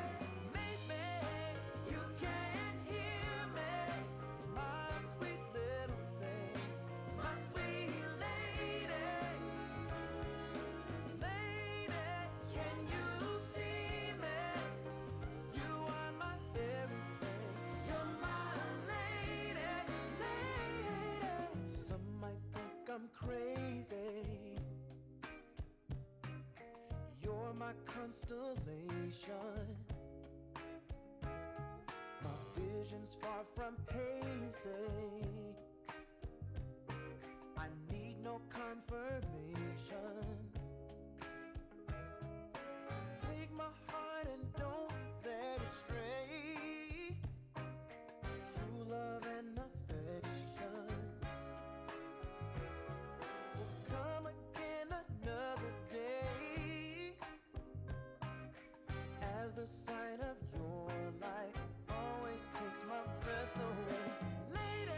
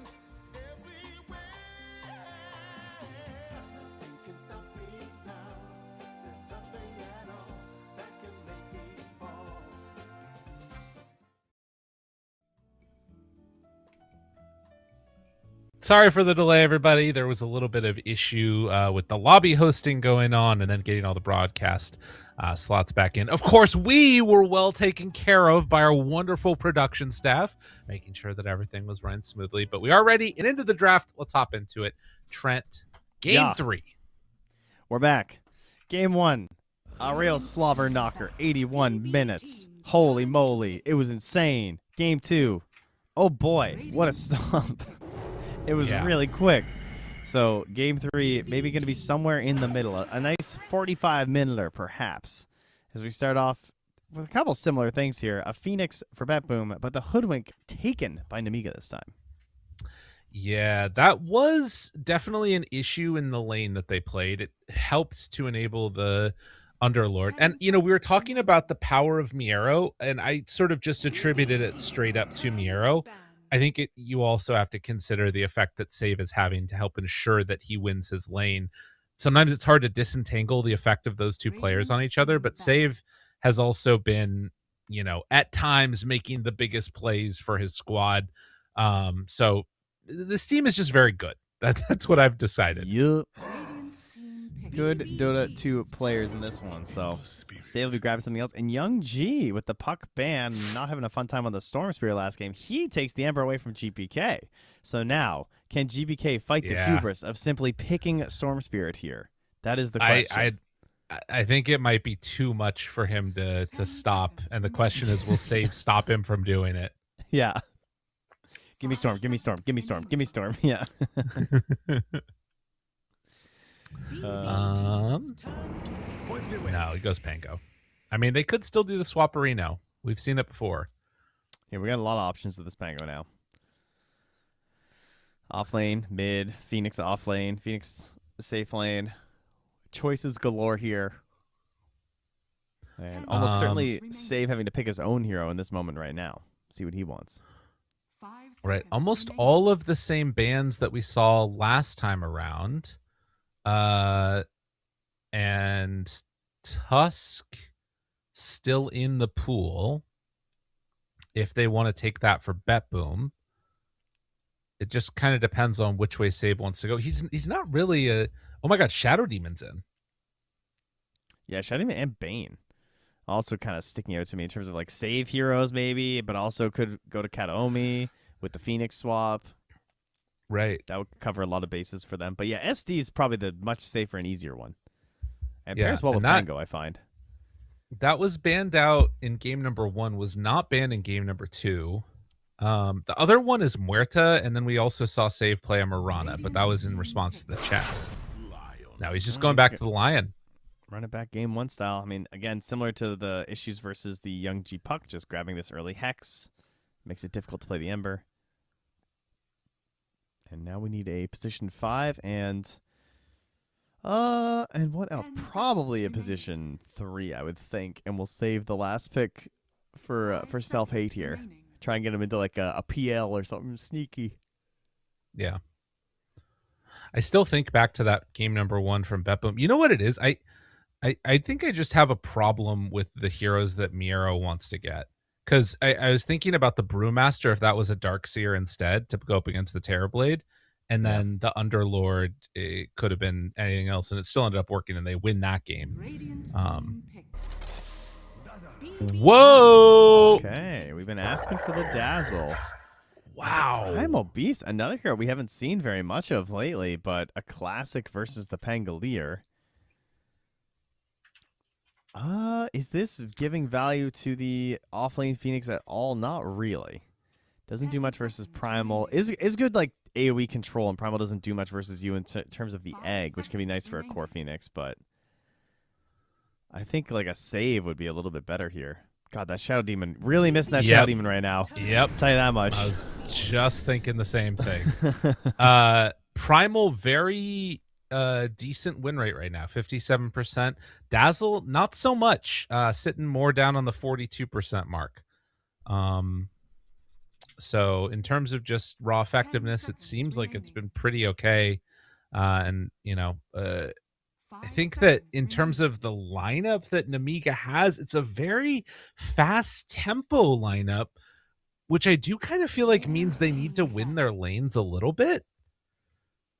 Yeah, it's looking a lot like last game. And then if you fall behind, it's a disaster. Yeah. And also, it's another game where they probably want to get the Muerta again, but I think they'll leave it in on BetBoom because It's just Right. like you don't have. Well, I guess you have Ember and Primal. The space is there. 5 seconds remaining. BB teams turn to ban. Wow, Underlord ban.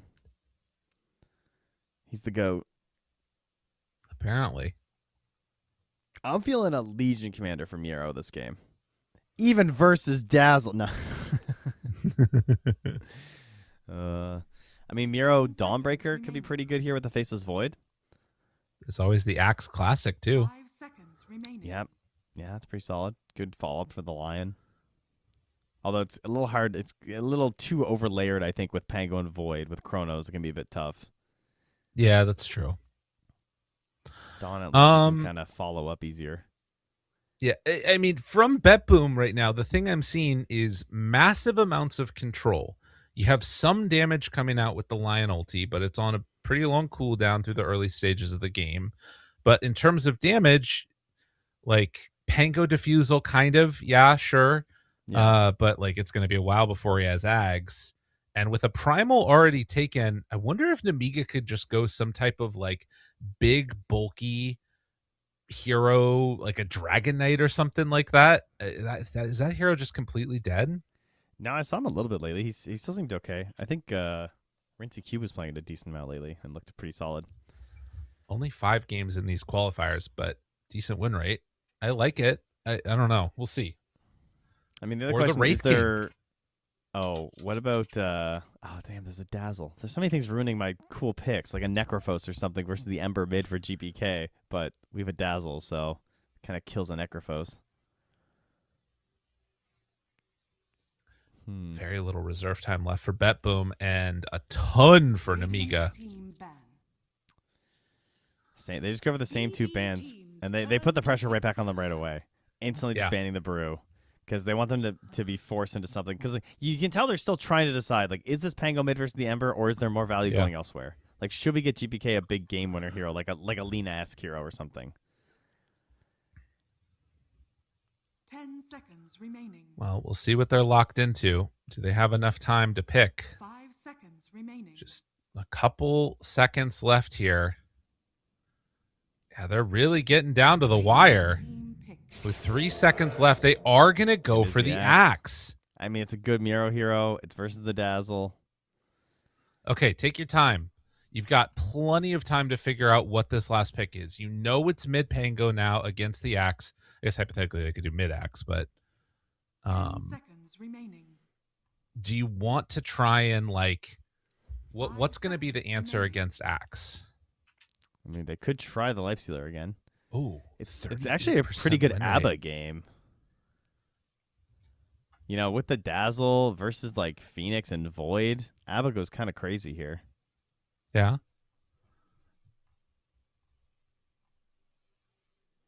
I'm looking down that list of axe counters, and all of the carries look good. Yeah. Like, Lifestealer obviously has like a little bit back and forth. They go for the Tiny? All right. That's pretty cool. Position 1 Tiny. How good is that versus Faceless Void? Kind of cool, right? Because he's like an attack speed hero. How good's Craigie now? What are the numbers looking like on this thing? Innate, insurmountable, sorry. Oh, wait, he doesn't have any of the Craigie anymore. Oh, he lost it completely in 7.41. Oh, all right, never mind. So no longer, like, attacking him repeatedly doesn't dull your weapon anymore. That's just gone. It does look like the majority of people have been playing Tiny Position 1. Well, there was the Ags thing, but then they nerfed that. What are these builds that he's going? Oh my god, I can't figure out how to see the item builds. I'm so upset. I'm just trying to figure out how to use Dota buff, and it's struggling. It's hard, you know. We're merely amateurs. It's mostly Silver Edge based builds. Ah, okay. So like all right. Echo Saber, Silver Edge. That's Makes sense. That's what I was seeing last time as well. There was a jump off to the Aghanims where there was like some earlier Aghanims. It still looks okay. I think we'll still probably see the Ags at some point. But yeah, that's the plan, Stan. I will say the thing about this that feels a little strange is they get a first phase Phoenix, and there is no way to hit this egg, like, at all. Fire Spirits go crazy this game. On But top it of is there also, being a chrono. Right. Like, there's also just these big tanky heroes, though. Do they have the damage? That is a concern. Tiny gets there eventually, but not for a while. Like, this isn't a game where, like, if you were a Tiny mid, you wouldn't be feeling that great about your chances of just roaming around the map and getting big kills guaranteed. Like, if there's raindrops, it's going to be a bit tough to deal with. Dude, I just went to check to see if he was crash landing. Like, it's just, my brain is still just so broken from the fact. I was, like, trying to do the math quick on, like, the kills. I'm like, right, okay. Cool. So, I guess the reduces the impact of attack speed slows. So strength to slow resist is 20, and strength to status resistance is 10. So what does that mean? 30 seconds to battle. Let me see. Starts with 3.3% status resistance, Lyrical. Whoa. Okay. Insane. So wait. So he has how much? 33. Because he's 33 strength, so he's got 33.3% status resistance. The math's easy. So if he's at 100 strength, he gets to 10%. Okay. Yeah. That sounds good for level 25 and For free. tier 5 items. And it's twice as much for slow resistance. So he would then have 20% slow resistance. And then I'm assuming status resistance still stacks additively. So Sanjin Yasha seems pretty good then, right? Yeah. 16% on top of whatever else that he's already running with. So he could have like pretty, without too much trouble, could he get to like 50 status resistance? That seems a little I think. problematic. I How much mean, strength would he need? Not quite. He would need like, I mean, yeah, I guess he gets there. Yeah, he gets there. Interesting. I do think there was a note about the math on staff though. Okay. I think my head says there was, but I'm not sure now, to be honest. All right. Well, let us know. Let us know and just, stop Let us by. know in the chat that we're Katomi. not reading yet. Yeah, exactly.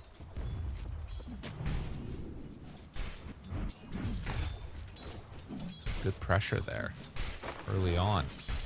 Onto the Phoenix, of course, will not be able to do anything after the fact. Meanwhile, down bottom, the Nilly in some trouble. And Nero, with Save, going to pick that up. Save getting the first blood. Nice little chunk of change for himself. Oh no, I was thinking heal amp, because heal amp was additive or whatever. Yeah. That's the thing I was thinking of. So yeah, I think stats is still the same. Alright. Oh yeah, very cool.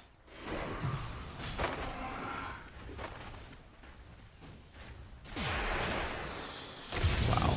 Down bottom as they get level 2, it's going to be a hoodwink death and a turnaround kill as well there. Kiritich, they have anything else from Kovis 9? Not going to be able to, it looks like. But with level 2 online now and having Avalanche ready, Save does need to be a little bit careful in this lane. Or he's just going to step forward and punch him. That's fine too. He's gonna hit him. Got 0 armor. Ooh, can't get the pull interrupted either. Man, I'm psyched to watch a Primal Beast. That's what I'm all about this game. This hero's awesome. What a great addition to Dota. He's just big, and he charges at people, and he grabs them, and Pulverize has the best animation ever. It is very good.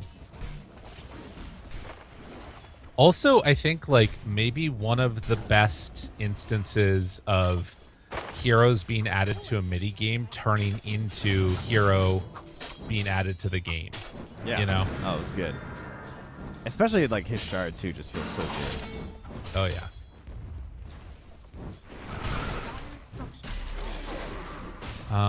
Once he ends up getting the points up in Uproar, it's really nice against Phoenix. It's like everything that Phoenix does, you just get like max Uproar stacks pretty much, which is super cool. Vanilli again trading spells with save and self-hate.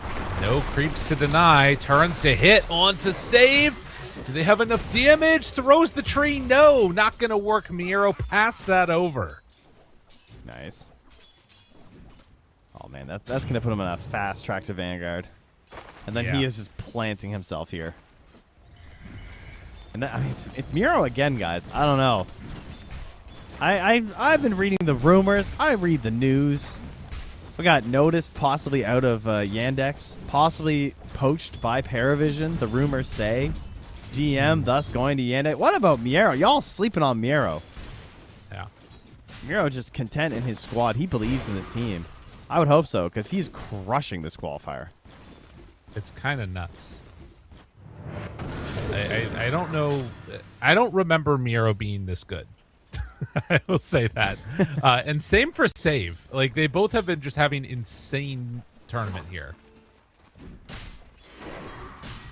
I think Save was a player who took it was like 2 years off and came back and literally did not skip a beat at all. It was insane how he was still at the top level of Position 4 gameplay. Right. Thus meaning that his Dota brain is just too strong. Rotation through the Twin Gate. Looking for something here with Vanilli. They do have Hoodwink with a potential jump, but this is not an easy go. There's no trees here either for them to jump on. Kiritich, they drop down a ward that will now spot Vanilli. They see him, and Nice. Kiritich is going to be like, nah, you're not going to get it. Yeah, he's giving it away with the voice line. Gotta be careful with that, you know. Meanwhile, Oh, that's a big kill. brutal.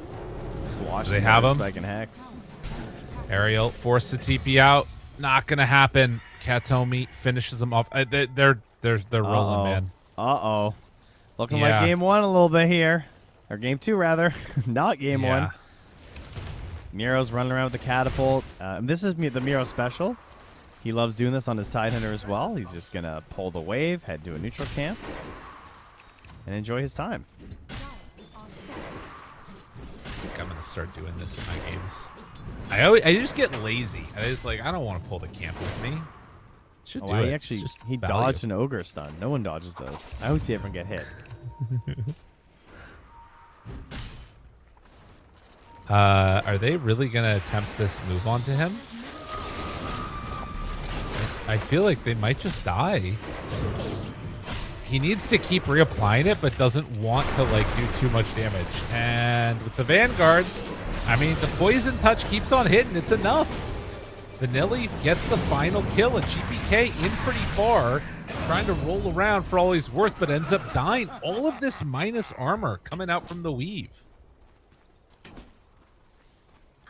All right, well done. I mean, I was worried too. I thought this was going to be a costly attempt on the axe, and then they're bringing in the rotations. You think he's going to mop up this fight, but now another potential kill. How do we just get out of there? Salvaged.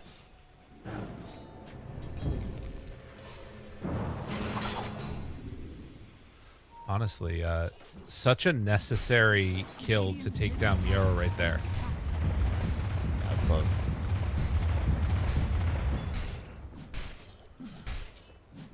Minute mark.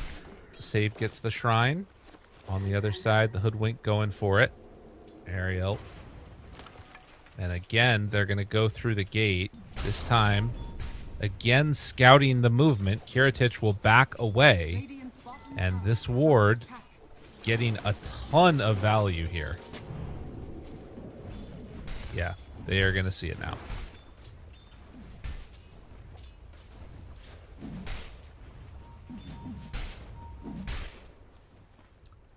Love this little Wraith band for Tiny, by the way. Oh, yeah, it's always been such good math on the hero, actually. It's crazy how effective it is with how much armor you're getting and just increasing attack speed with a hero that just hits that hard is always going to be so valuable. I mean, he hits for 148 already. That's nuts. Yeah, it's kind of a big number.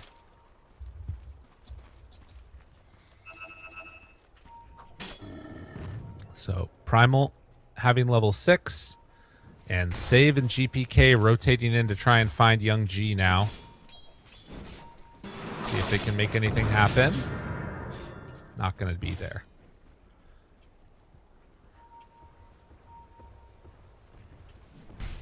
Kiritich. The ward goes away. Instantly they're running. Oh, he cancels. They force out the rotation, and the Bushwhack trying to save Vanilli. It actually, as soon as they get all of the rotations in, they get away. That's actually kind of hype. Yeah, if they can. And in fact, as they bring in self-hate, it's some good damage. GPK going for the rollout. They're dodging away from these fights very nicely. Oh! My brain can't. That is so awesome. The Bushwhack ends up getting cut, and now Young G trying to do something to salvage this, but realizes with Save in the area, cannot afford to be brought down there. Damn, that's so disappointing. The Kovas 9 dodged, but still bailed out by his Faceless Void, hitting that insane instant Quelling Blade. That was a really good quote by Kiritich. Props on that one. Radiant's middle tower is under attack. I don't know. Now I'm starting to feel this is looking like game 1 a little bit. It's not like rocketing off into this total lead again yet. And Self-Hate actually has a game. Like his Muerto was out of it at this point. He was considering Midas and stuff, but he can play with his allies a bit here. Nero. Do they have a way to control him? Yes, they do. They'll get a second salvo with the toss out. It's good damage, but is it enough? They get the salve break, and Nero, he lives. Salve and a Lotus. Yeah, that's crazy. Big value pickup there. They drive Dazzle out of the Radiant Ancients area here. But no additional kills and a big miss there for Nemiga, unable to kill Miro. That would have been so good for them.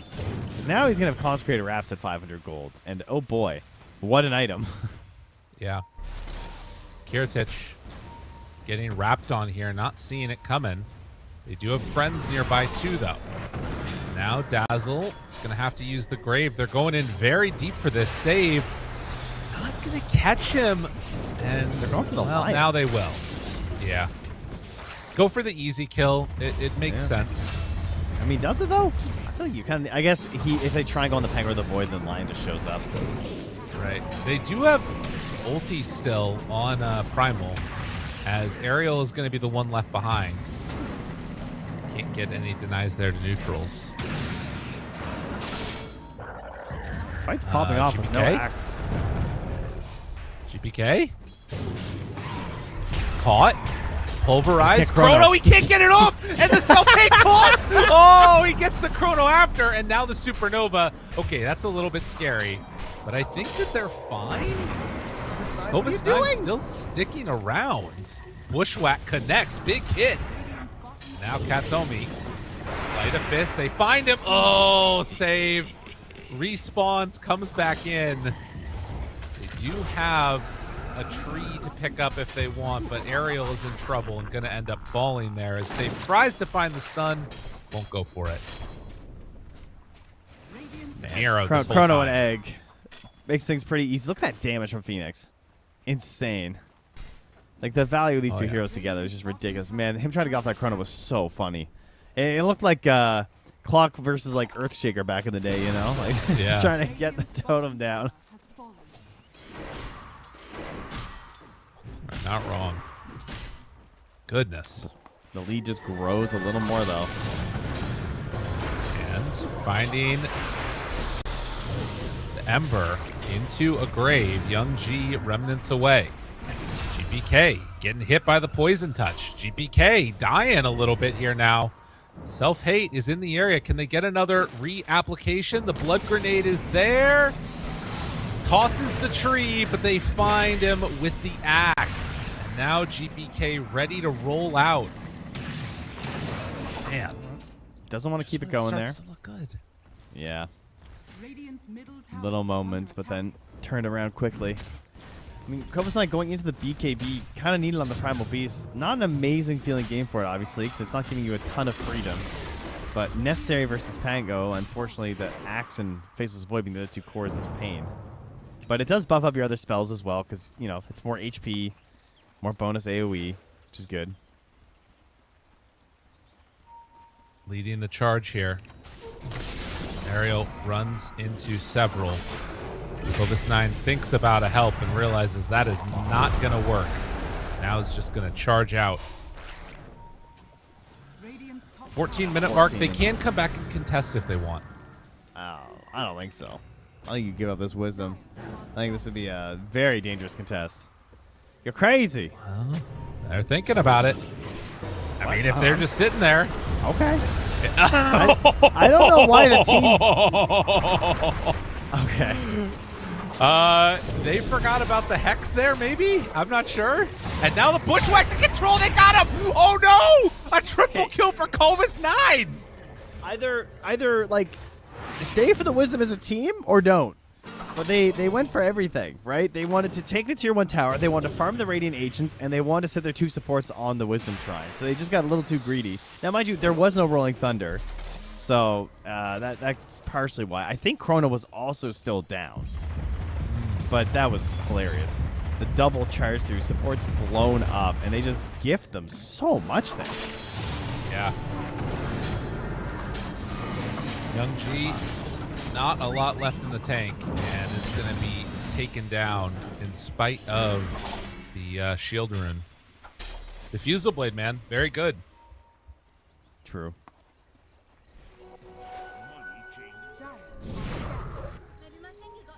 It really is one of those BetBoom games where they just give away so many random things.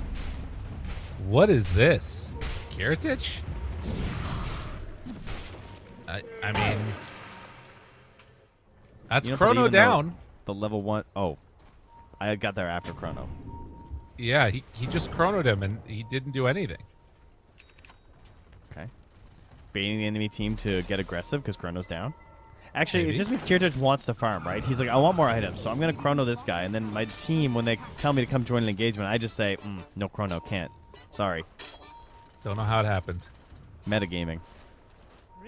Axe Blink Dagger going to be delivered here soon. Would be awesome to find Young G right before it. And Miero, I mean, this is before Blink came in. Young G's going to remnant away. They find the Dazzle. Cobus 9 has already killed the Lion. Can they get any more? Oh, he gets unlucky. The rune's bottom. This is the Blink, though. They're not going to be anticipating this. He has it now. Ready for a jump. Pulverized. No, he gets interrupted, but they still find it. Great jump in. It would have been a wonderful time for a chrono. Unfortunately, it's gone. Don't know how that happened. Tiny getting away. Cobus 9 will end up falling too. Damn, and he still showed up, though. You know? Yeah. That's a nice Void right there. Gets a couple of kills for his troubles. Did the most damage still somehow, by the way, actually. Thinking. Might be a good hero, actually. Yeah, apparently. And the Blink. Young G, remnants to try and get away. Will manage to do just that. While Self-Hate sticking around for that catapult. And he's trying to get into the Silver Edge. Or even just the Shadow Blade at this point, to be honest. Yeah. Find some openings here. Does find a fresh word from Kataomi. That's going to feel good for Ariel if he can survive this. But he won't. No.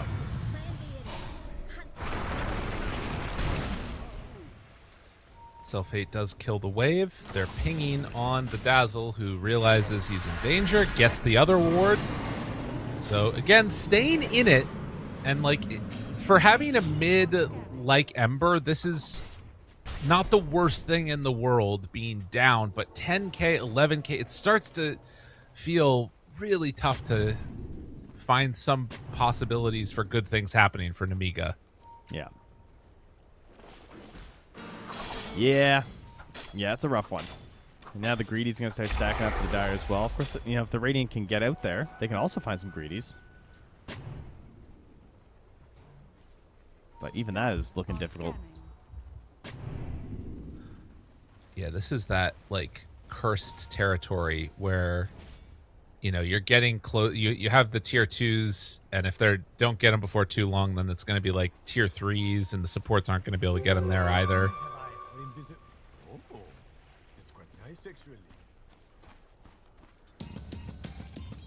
I guess Tiny is farming a lot of neutrals, so that helps some. Yeah, he's helping the squad out. And Dire, we're moving into that part of the game where the Tormentor and the Roche start to get eyed up by everybody. Oh, I was thinking that, if we get an extended break today, Yeah? we should try and bring back the level 1 Roche. I think we should try and work it out. We should In try Turbo, and figure it out. that'd be very hard. That's anywhere. Is it stronger in Turbo? Is that how that works? No, you can't do it because it's a shorter time before the thing starts. Oh, no, we can do it. Surely. He walks into a sentry, self-hate, about to die. Never mind, he's fine. Never mind, he's great. The call is there. It's awful. He gets the BKB off, though. The hit on the Lion. Lion dead. So, Cobus 9 trying to find control any of these heroes. Does still have the Pulverize, but he is going to fall. So 2 for 1, and that one was the Lion. An avalanche to run, but the Chrono is there. They find their man, Young G, hoping to salvage something. Not going to happen. Miro, insane, honestly. Like, he just sets everything up. He's so tanky. Every game, he's so farmed. Gets a couple of dunks. Now I want donuts. Is under attack. We don't even have Dunkin' Donuts. No. No. You're up in the Northeast.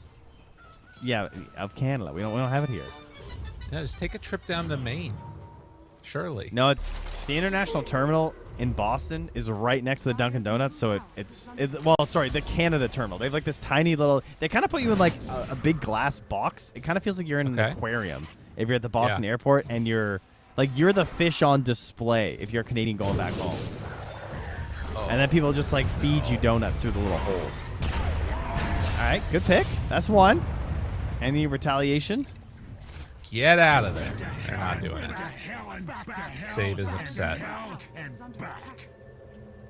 Miro? Looking for the buff. Ooh, this could be good if they can get up here for him. Oh, he's back, though. Wise decision.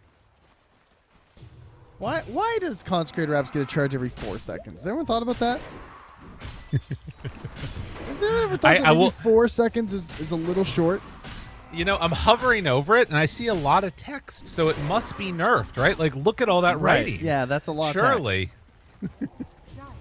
It must still be bad now. Like, it was 3 to 4 seconds. Honest to God, 10 seconds? Is that even that crazy? It's only player damage. Yeah. No, I think it's fair. It seems really short. Like, I think 30 seconds this thing is still... Okay, 30 is a bit much, but I don't know. I'm going to be honest. I haven't read the item, okay? I don't know what you do with it, so I'm here. I see when people have it, they don't die. Yeah, I think it's getting removed, so I'm not bothered. Oh, there we go. Yep. There it is. That's pretty strong. Like, why is he at max movement speed after that? That's my problem. Well, he ulti. That counts, Yeah, but he also gets the bonus movement speed from Consecrated Raps. Yeah. Like, what are we doing? Well, I am holding out hope in this game for Tiny Rapier, okay? Rapier Ags. Yeah, okay. I like it. And then I think they can do it. With Dazzle? You kidding me? You kidding me? Anyone want the Aegis? Nope. We're all going to leave the Aegis. No, that's cool.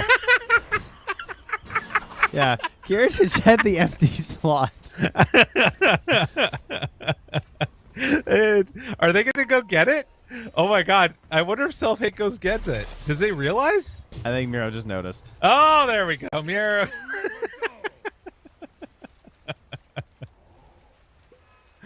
Oh, that's funny. I love that. Kira just I don't want it. Oh, I need this thing for. Ariel is sitting on a Dire observer ward right now. It was Vici versus who when that happened at TI? TI 10. Wasn't it Spirit? I don't think it was Spirit. I think it was two. Oh, Chinese I was thinking of playing. the IG game. No, it was IG. It was IG Vici, I think. Oh, okay. Because That Old tracks. 11 went in and got it as the Doom. I mean, that's my goat right there. That's what you said in the cast. I believe it. I'm sure I did. He's my fucking guy. It's a very common question to casters. Who's your favorite player to cast? And my answer is always Old 11. My answer is Cuckoo on mid. That's a pretty crazy one too. That's fair. His Queen of Pain. Never forget. Also, he's a player that I remember playing Dazzle in position 5, and right before, like they were smoked, the enemy team, and he's playing Dazzle, sitting in the middle of 5 heroes, and he graves himself as Wyvern comes out of smoke and Winter's curses him. It was awesome. I did that in my Oracle game yesterday accidentally because I double-clicked R trying to cancel it, and I self-cast it, and they jumped out of smoke on top of me, and I looked like a genius. That's awesome. But it was not intentional. I'm sorry. Maybe that's the same with Cuckoo back then. It's a Yeah, chance. maybe. You know. Damn, dude. We've been talking for a while, and it's still looking like BetBoom are pretty solid right now with this Aegis on Axe. I mean, it was a good way to do it. Kiritich bullied back a little bit there. Oh, you know what? There could be some weird things with a tiny toss in the Lotus. You know what I mean? I mean, do they have a Lotus? Yeah, they have it on the Axe. Oh, yeah, on the Axe. So if Miero Lotuses himself and Tiny tosses onto Miero, Axe could toss one of his allies onto the Tiny. As Is that how that works still? Young G's dead. I think that's how it works. It's always And the... they're jumping. This is bad for BetBoom here now. Oh, not bad enough. They couldn't quite get the full kill off. Self-hate, not enough damage there. Never mind. It's really good for BetBoom. Oh, big Sunray. Brave, Dunk, and the Pulling Blade. He just keeps stacking them up. Miro on a warpath, ready to keep it moving. 4 dead, hit the buildings. BetBoom trying to get a date in the grand finals. See if they can make it happen.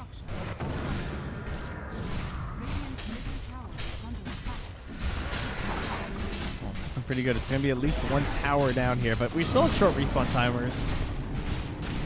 They are still holding Chrono, though, so this, you know, still pretty frightening. I mean, after that really long game number 1, I think there is going to be like a desire from BetBoom to just end this game here if they can, and like it's a possibility that they could just win right now. Also, they could throw. Oh, nice cut. There is a potential to throw here still. They're leaving the person without the Aegis up to hit the building. Very nice. He didn't want it. Don't worry. The Wraith Band more important.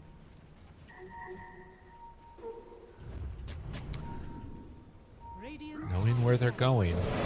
Shadowblade, Tiny, finding GPK. Does he get in range? The control is there. Oh, good damage. Dead. Okay. I mean, they traded their Ember, unfortunately. That's why he got Yeah. ditched up top. And Kiritich is just hitting the buildings. He is ready. Yeah. Meanwhile, the Hoodwink gets found trying to run back home, scurrying away. But as you said, Kiritich, it's very hard to kill him without everybody. Is he going for the Chrono?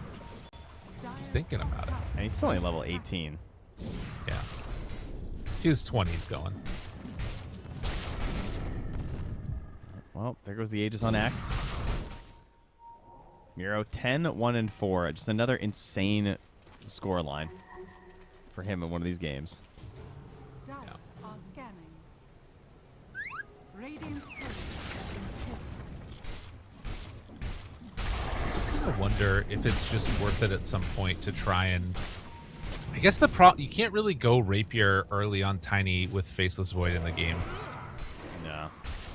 I don't know though, because like I think you go Ags earlier, if anything. But I feel like Kiritich has been like sort of presenting himself as a target and is very killable in some of these moments here if you just had enough burst damage. But maybe that's too much to ask for. Kiritich tries to go for a jump. Won't be able to find anybody. They see the vision, I think. Yeah.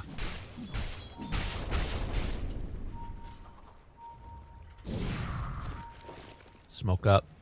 Finding Kiritich. Avalanche. Yeah. Toss. Big hit. Dead. Okay. Yeah, I guess he doesn't need it. If we have all 5 heroes. Yeah, true. And nobody from BetBoom. Yep. Oh. Little potential fight break now here, but no. Cosine. He's nearby. Looks like it's going to end up being a bit of a delay here and possibly just push them into looking at the next Roche. Oh, and Katomi has a Hex.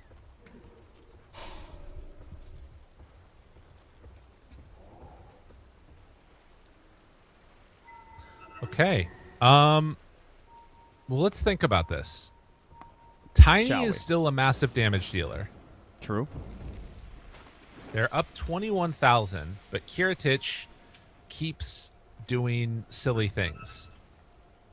Oh, wait. Radiant scan? They found GBK? How much damage do they have? Oh, the Hex. The Hex turn, though. GBK getting away. Dazzle's still trying to chase him. Throwing rocks. Not going to get him. All right, Miro looking for a call. 5 seconds till blink. Sight here on Kato. He does find the Dazzle. Yeah, they got the Dazzle. Are they going in for another round of this now? He's lower in the armor. Turns for Lion. Hits. Dead. Now the TP away. Very nice. They find something. All right, they keep it going. Yeah.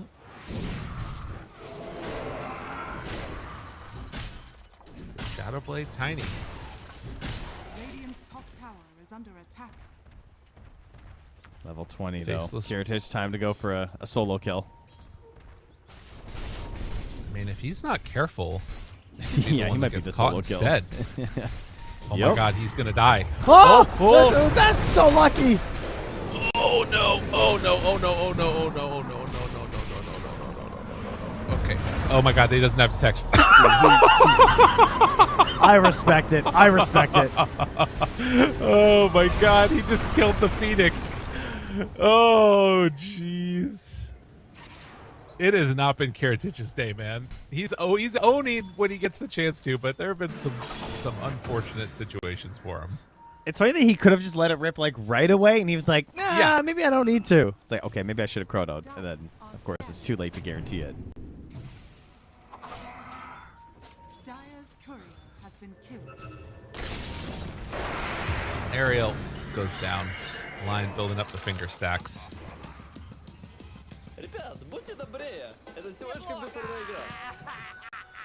Woo! Well, BetBoom, they lost their first series, and they have rampaged their way through this lower bracket. They once again did drop a game, but it would appear they are well ready to face Liga. I mean, I agree with you that right now they should be in a very good point, but we talked earlier, like BetBoom very good at recovering in the like during the game, but in the midst of a game, sometimes they can fall apart. They left the Aegis last time, coupled with Chronos. I'm just saying, if Kiritich gets blown up in this Aegis when he's away from the rest of his team, I think BetBoom loses this game.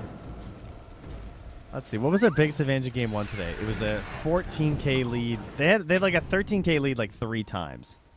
At like 40 minutes, 50 minutes, and 70 minutes-ish. So, you know what? If this gets halved by 40 minutes, maybe they can still manage to drop this game. I think also Tiny is one of those heroes that like excels in chaos. You know what I mean? Yes. Yeah, for sure. Like picking just one support off is just always going to be part of the possibilities that he has here. Radiant are scared. And a Butterfly jump to the butterfly. void. Oof. All right.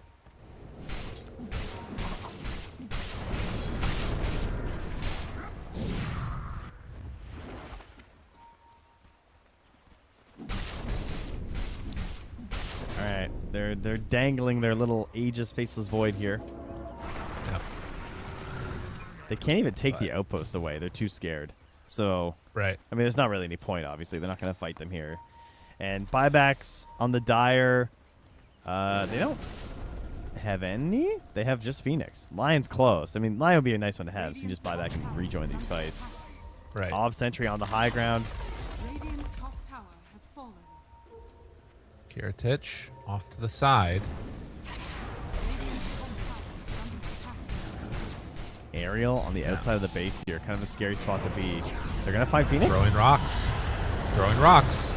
Well, they go for that. That's some decent damage out. The Hex, Kiritich is off to the side. Save is already dead from self-hate. And now the Pulverize onto Axe. Things getting weird. They do get the Chrono off, but I don't know. He does have enough for Cobus 9. Yes. Avalanche tries to back away for Tiny. Now the hit, that Butterfly going to be doing some good work. Getting controlled. Force Staff getting away. About a third HP left. The Supernova and the Sunray doing the work that they needed. They do manage to kill off the Lion. That is a dieback for him, but Ember under control. Gets the Remnant to try and back away. Still stacking up the damage pretty well here. And Force Staff getting out of there. It's going to be enough. They barely get out, and they burn through the Aegis. Still, with 3 dead and the Aegis coming back undone, I think that they're in too much trouble. Ariel, Ghost Scepter, backs out, gets to the fountain. But they're going to take some racks. All right, back to the mission at hand. A nice play on the outskirts of that fight there from Ariel and Tiny to just like attack the two supports outside. Unfortunately, they both had buy though. If they didn't have buyback, that would have been a really good way to start this defense. I think at that point, BetBoom are probably just forced to go back.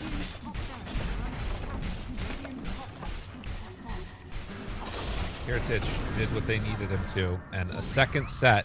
Will they be able to defend for this? Dazzle is up soon. Miero looking, not finding. Tiny back up very shortly as well, and with no more Chrono, things do get a little bit spicy maybe, but they're focusing in on these racks. Range racks now down.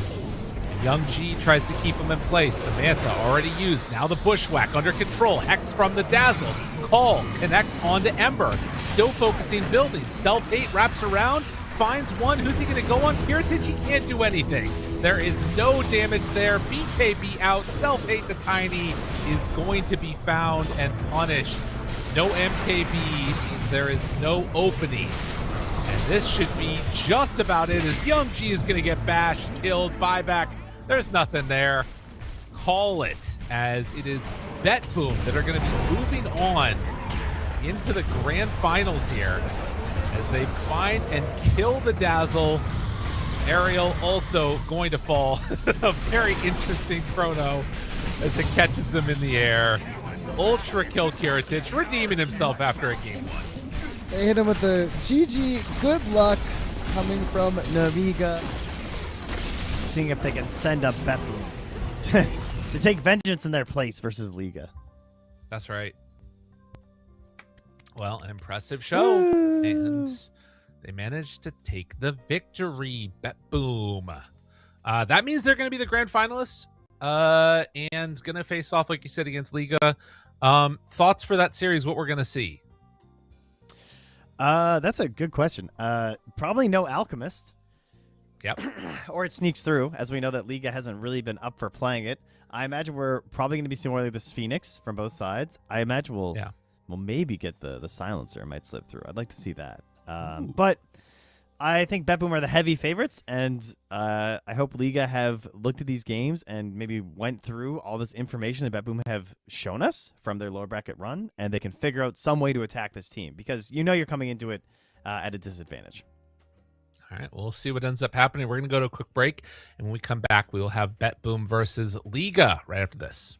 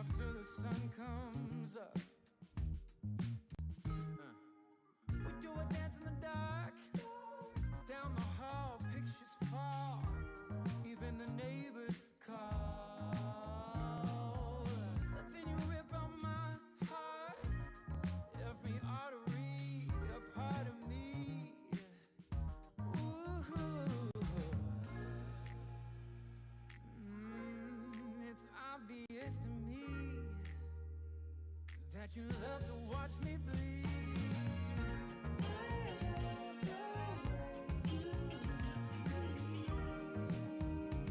But not half as much as I love when you leave. I hate to see you go. But I love to watch when you're walking away from me. Walking away from me.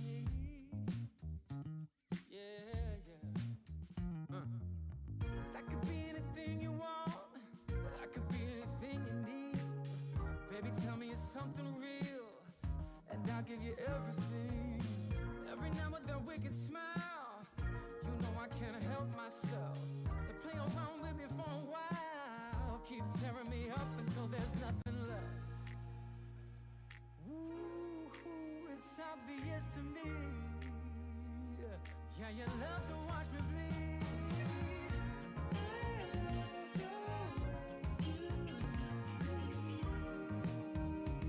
But not half as much as I love when you leave. I hate to see you go. But I love to watch when you're walking away from me.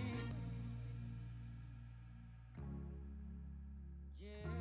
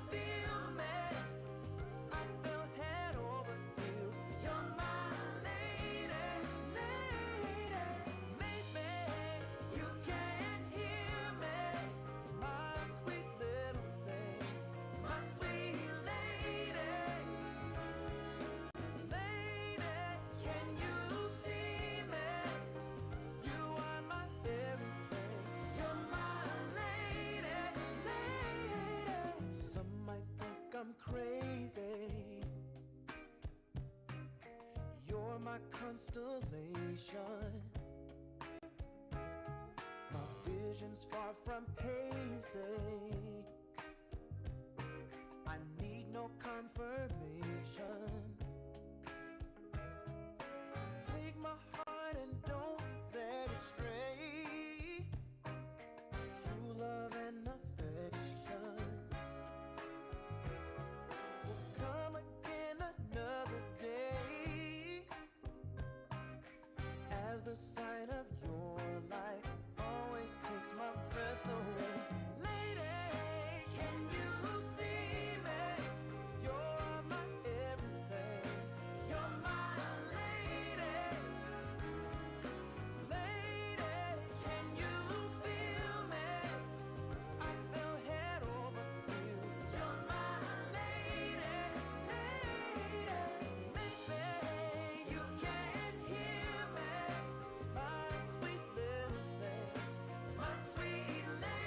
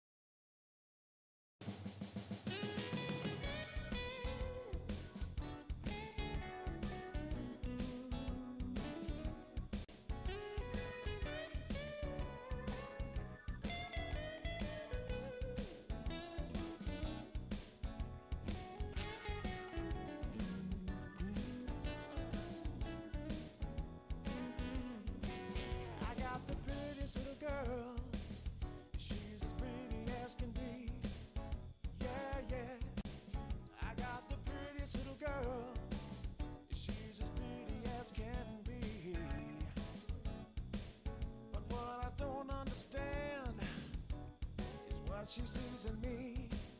Ooh, I've been drinking too much, staying out all night.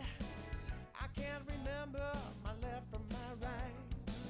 I'm kinda blurry from my head to my toes. It might seem like nothing, but there's one thing I know. I got the prettiest little girl. She's as pretty as can be. But what I don't understand is what she sees in me. Oh yeah, yeah.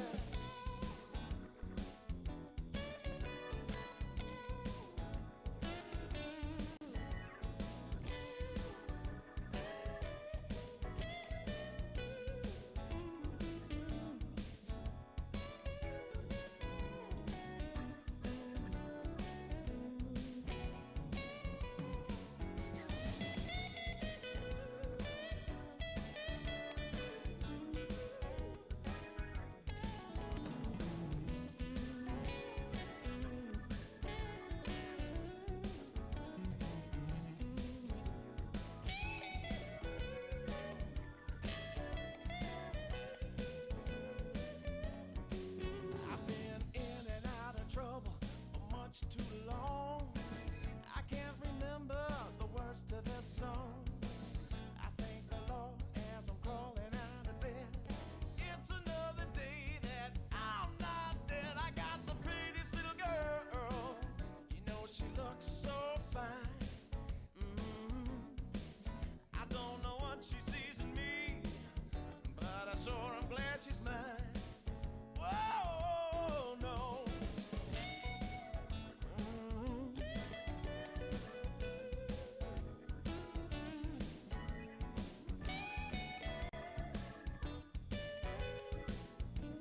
Oh, yeah.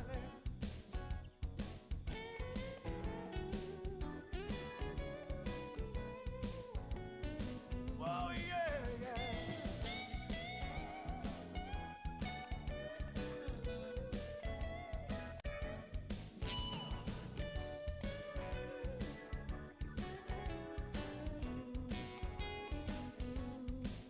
I got the prettiest little girl. So I'm glad she's mine. Hey.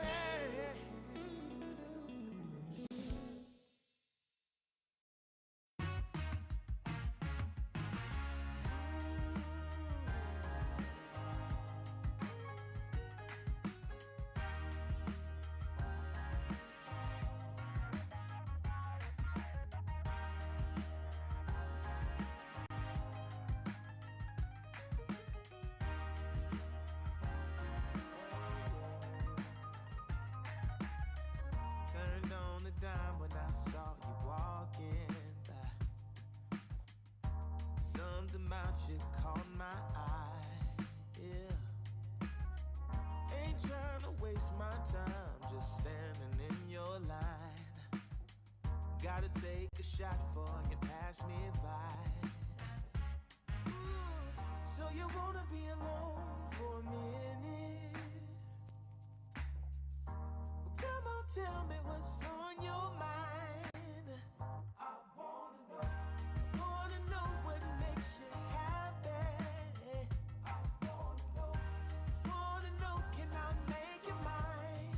Ooh, I wanna know if you know that I treat you right.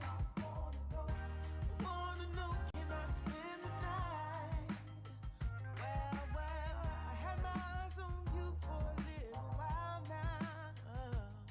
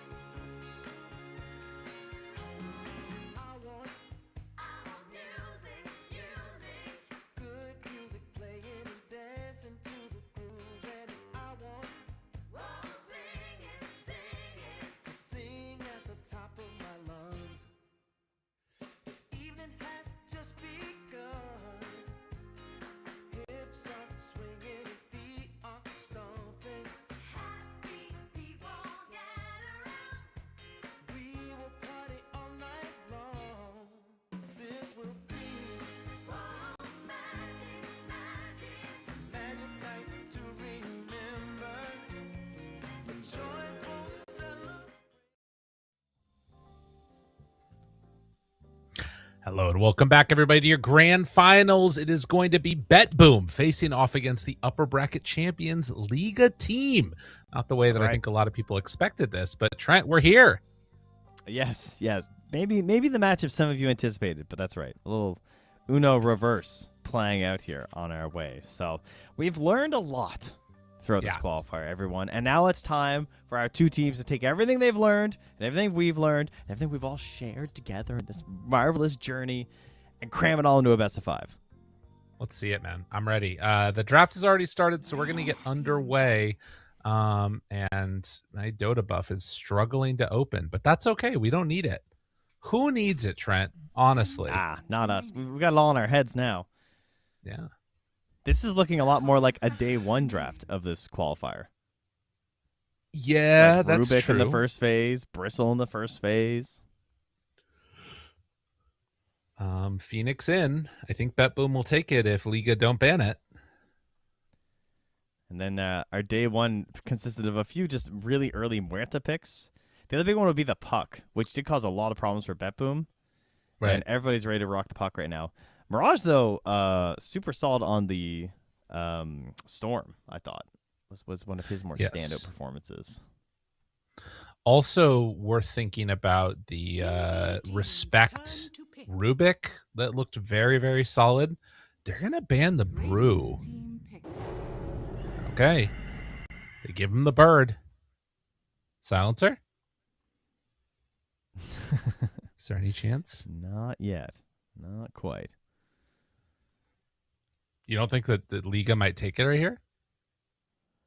No, I don't think you want it this early. I would sooner take Puck or Storm Spirit this early, honestly, than the Silencer. Okay. I mean, they did ban the Silencer in the second phase each game. So I think if you... Well, no, they're going to take the Hoodwink. Interesting. Good hero. Big position 4. But the best position 4, really. So do you think BetBoom then, the Silencer ban was going to be specific to Nemiga, or do you think they're going to take it out here? No, I think it was all just Nemiga. Because they're the ones that everyone was banning it versus.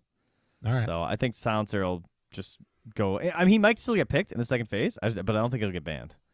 Okay. I could see him showing up. I think they're going to want Storm out of this, either Storm or Puck. Is there merit to just banning both of them right now as Liga? Or you leave in both. If they go Puck, what is your answer? You could go Slardar, I guess. I'd be all right with that. Yeah, it's a little bit weird. Also, the problem now of like, if you do take out both of them, they just Ember, and they probably feel pretty fine with that on BetBoom. Yeah, exactly.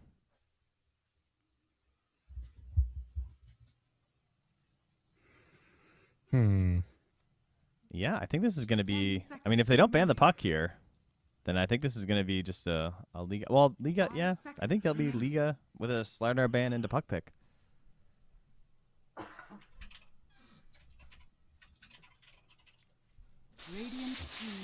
And they're just going to leave that in there and then open up for another save Lion, probably.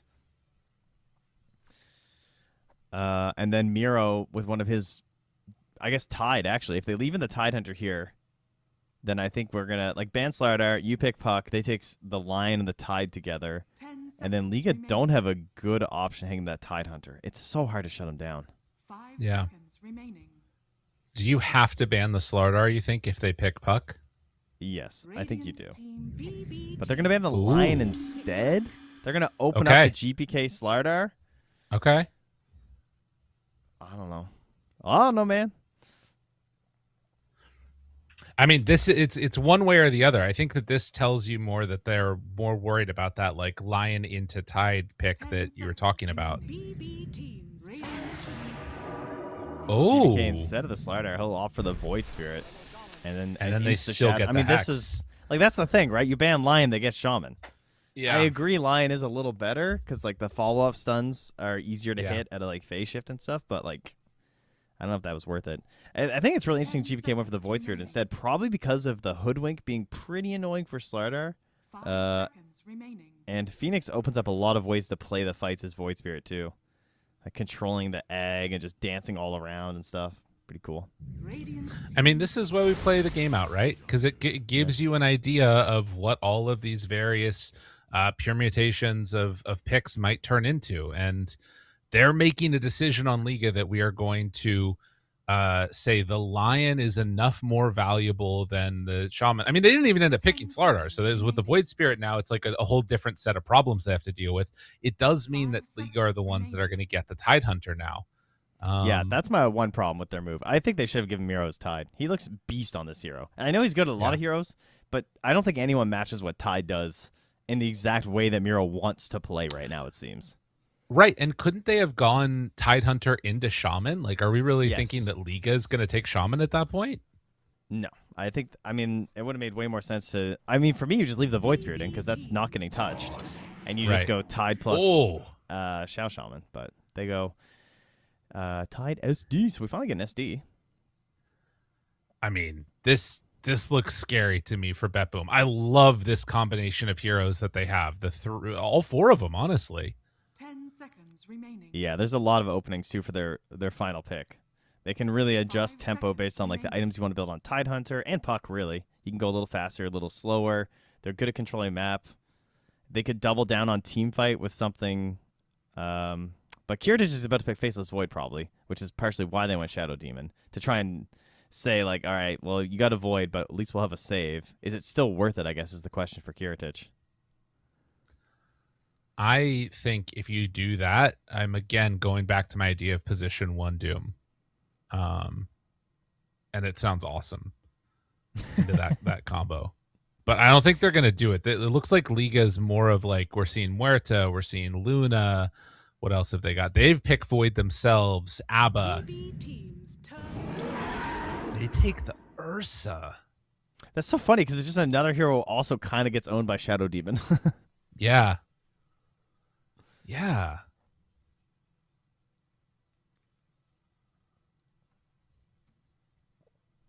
But all right. 10 seconds remaining.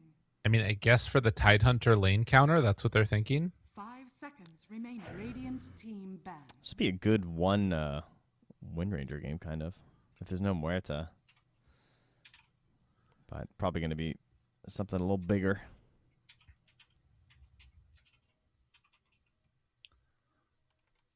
Shadow Yeah, trying to give Demon's still Tide one a hard time in lane, as he 10 said. seconds remaining. It's still one of the best or most highly contested heroes, the Shadow Demon. Ursa is, I think, starting to move up the roster a little bit for people, as we've seen like him and Faceless Void be the ones that get through when Monkey and Muerta are banned out.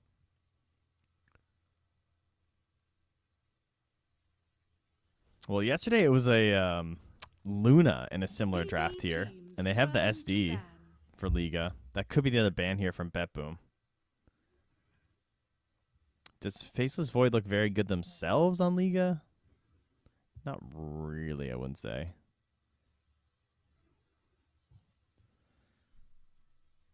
Ten seconds remaining. So BetBoom will pick first also. 5 seconds remaining. The Life Stealer banned out.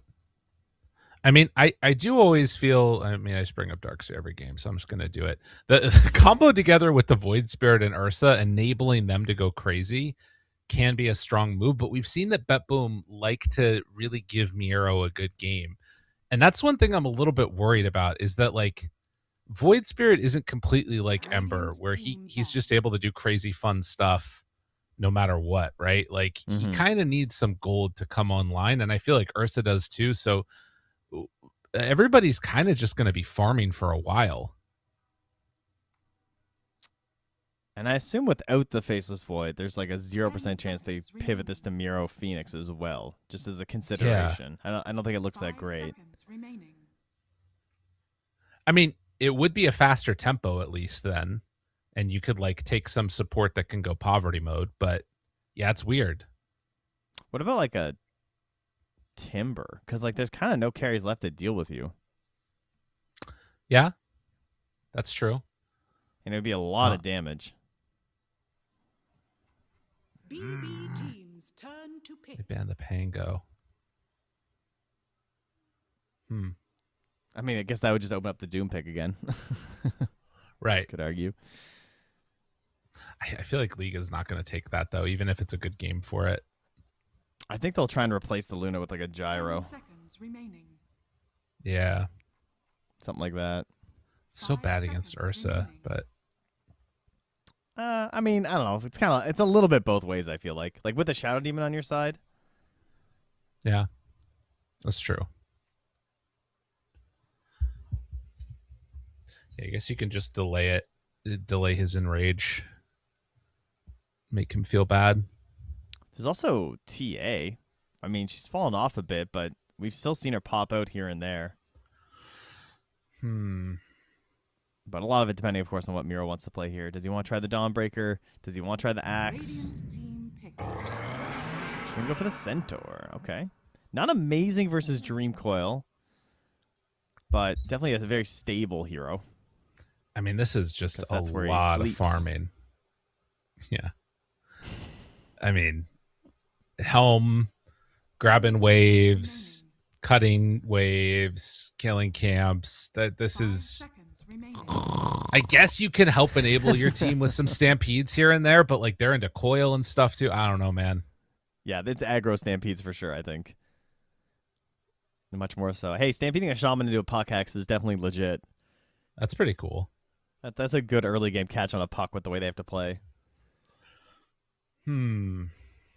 Well, they have save against the shaman, and they go brood. Ooh. Oh Okay. man. All right, now we are talking, finding something a little spicy. Only one brood coming pick in into a these best of entire 5? qualifiers. Yeah, all right. Let's see. Career games here. How many broods have you busted out before? 5 brood games before. 100% win rate. It's over. God. Call it. He's insane. Jeez. He knows. So the only other brood was Navi over Team Liquid when Liquid played a Lycan, and they won. So 100% win rate in these qualifiers as well. I mean, the math checks out. They can't lose. Interesting. I want to see what build the brood went in that one. I'm guessing like Orchid just seems to make the most sense to me. That would be my assumption as well. Okay. So we get a last pick brood. Thoughts? I mean, there is a Centaur, so how much of this is just going to be like the Centaur running into the jungle, pulling the waves and stuff? What's the brood going to do about that? Is the brood just going to out farm? Because that's generally what brood does. But you could also like bring some friends along and actually contest the Centaur, perhaps. I don't know. I like what Liga have done here. Yeah. But I think, but BetBoom have some serious playmakers. They kind of got some swag heroes. Like early aggression, diving towers, stampedes, dropping the snakes down on tier 1s. Like, I could see this game rolling over kind of quick. Okay. Well, we'll see if they are able to get off to a hot start on League or if they will indeed be rolled. Kiritich throwing out the Nemiga symbol, saying, we already dealt with them. You're next.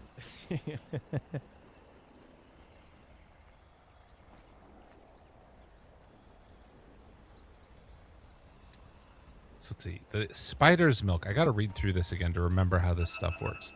Kills a unit. She and all units under control in 600 radius receive a buff for 3 seconds that heals them percentage of the victim's health every 0.5 seconds. Healing from creeps reduced by 40%.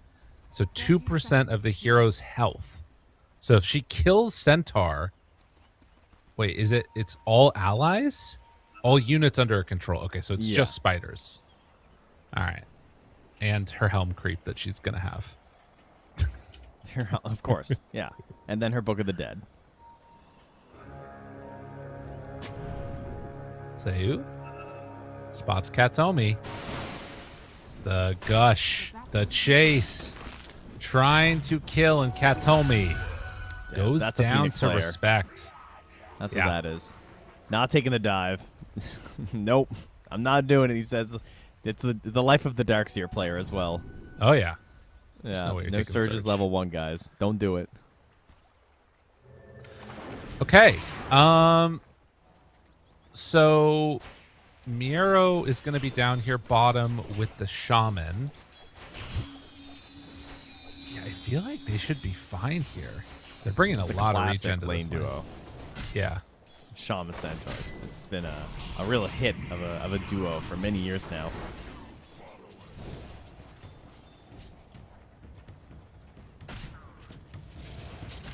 Meanwhile, up on the top side too, there is Kiritich taking some damage from Corrupted and Sage with Katomi already a little bit low, but going to try and min-max that Dying Light for all he's worth.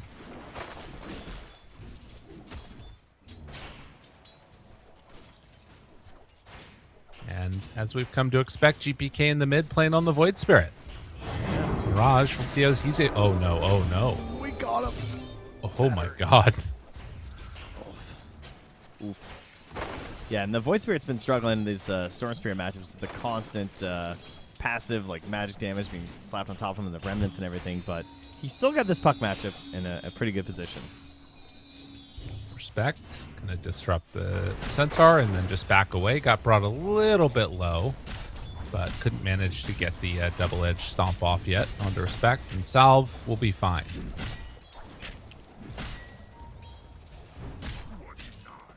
Ooh. Yeah, a pretty high base damage there on the Centaur. He's a big feller. I mean, this is also the first tie game we've seen. Oh, no. Yeah, he got caught again by the Remnant. Right before bottle. Yeah. That crab's just not fast enough, you know? Cute crab, but not quite quick enough. Well, if that happens, this might be a short series. Not gonna lie. That is bad. He got caught again, man. I wonder if he's trying to do that thing where, like, I've seen this thing where you can, like, activate it and then phase dodge it. I wonder if that's what's happening. It's very kind of you, Trent. Yeah. Well, it was blowing my mind when I was seeing a puck do it, but obviously it's not working there. I mean, it's blowing my mind what I'm seeing mid, too. It's, you're not wrong.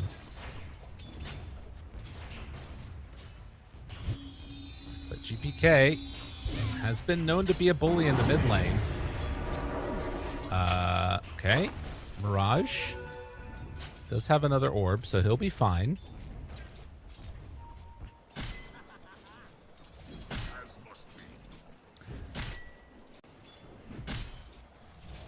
Oh my god, dude, 16 and 11? This is a little bit crazy here already. The disruption comes in, but that just sets him up for another double edge. And Snow. Oh god. Oh man. Oh doggy. They're just keeping the pressure up. Oh no. Oh god, this is brutal. Oh my god.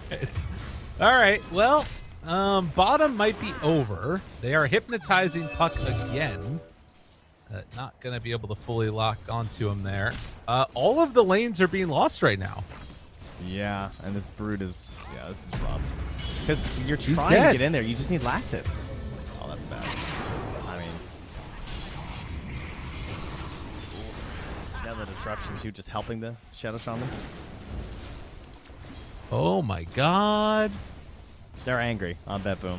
They are not happy. Well, they Revenge. at least managed to find, a little bit of revenge. And a fishy. Go pick up the fishy, Corrupted. Oh my god, what if Kiritich walks up and denies it? That'd be so he sick. Does see it. I think he's gonna get it. That's a dead fish. Oh my god. Get it. Go, Kiritich, go. Oh my god. Oh! When you've got teeth like mine.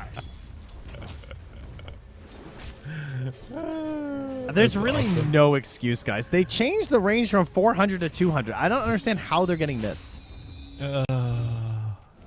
Poor Corrupted. Just 200 Okay. units the wrong way, I guess. Oh, Mirage. This is This is a scary moment right now. Level 6 on One GPK. last hit. Oh, nice the silence is there. All right. That was an only way out scenario right there. Yep.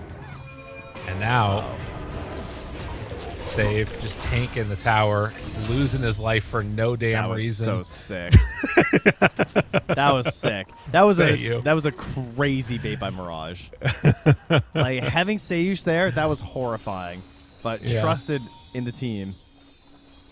And now GPK left on an island. They're bringing everybody. He doesn't have a bottle anymore. And in fact, depending on what happens, he's in trouble. Maybe he gets solo. No, not solo killed. Excuse me. Gonna get killed. It was definitely not solo.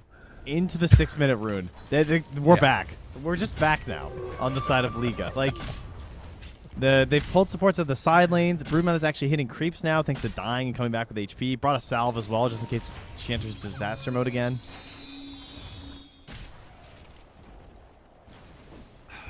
Just don't lane, man. Just don't lane.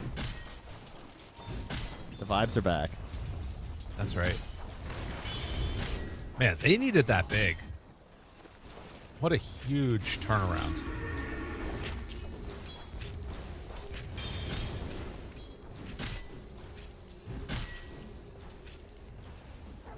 I mean, what's Save doing? Waiting for the wisdom and then gonna make some moves again. Yeah. Try and stack up a bit. Same from Seyush here. Eyeing up a potential Atos first on the Hoodwink. Really trying to put a damper on GBK's game. Such a frustrating hero. Risky hero to go Atos versus, though. Yeah. Hard to guarantee you're going to get any sort of control onto him. Obviously, if there is a coil, that just sort of sets up for the follow-up pretty easily, though, which is nice. Save. Back again. And with the Shadow Demon coming in, they are seeing all of this movement. I think they might be trying to set up for another bait here.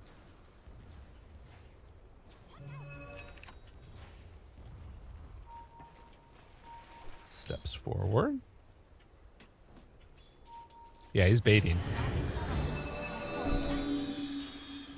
Respect over to the side. Back over to this side now. All right, haste rune. Can't get there. The wall is there. Yeah. That stops it. Meanwhile, Katomi, they stacked up this camp together. They're going to take it. And try and pressure. Corrupted does have Ravage ready. Full creep wave on him. Why are we running out of Tidehunter? I don't know. Maybe I'm going to draw some rotations, I guess. They're not going to bite, though. Snovia has just left the bottom lane to head to the jungle, but it's come at a big cost. 1,300 gold lead for this Centaur War Runner. And it's Miro again, which is huge. Yeah. Just another game where Miro is the top of the net worth at the 10-minute mark-ish, and he's just going to grab waves and farm camps. I mean, look at this guy. Yeah. They can't really do anything to him. So, yeah, he's got the whole wave, and he's going to be able to farm. Now, the other game, they did do this with Miero, and then they ended up being able to kill him. This time, bringing some extra help. A deny? Maybe? No, there's no way. Easy kill. Up top, on the side. Void Spirit's coming too. Ravage going to be used, trying to walk it off. Not going to happen. Greedy Ravage. All right, BetBoom's back. I think if you're going to Ravage there, we got to be at least considering bringing the puck. Yeah. But Seyush is trying to get to level 6, and that's going to give them a much better opportunity to actually kill people with the Dream Coil.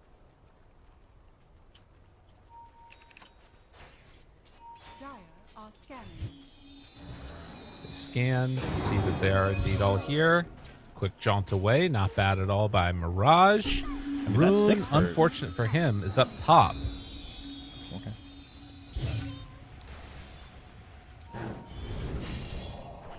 I guess. I mean, yeah. I mean, they could have coiled to kill Shaman there, but just not worth it, I guess. Hoodwink, one of the few supports that could actually get the kill in that situation with the break. chicken his way out of there.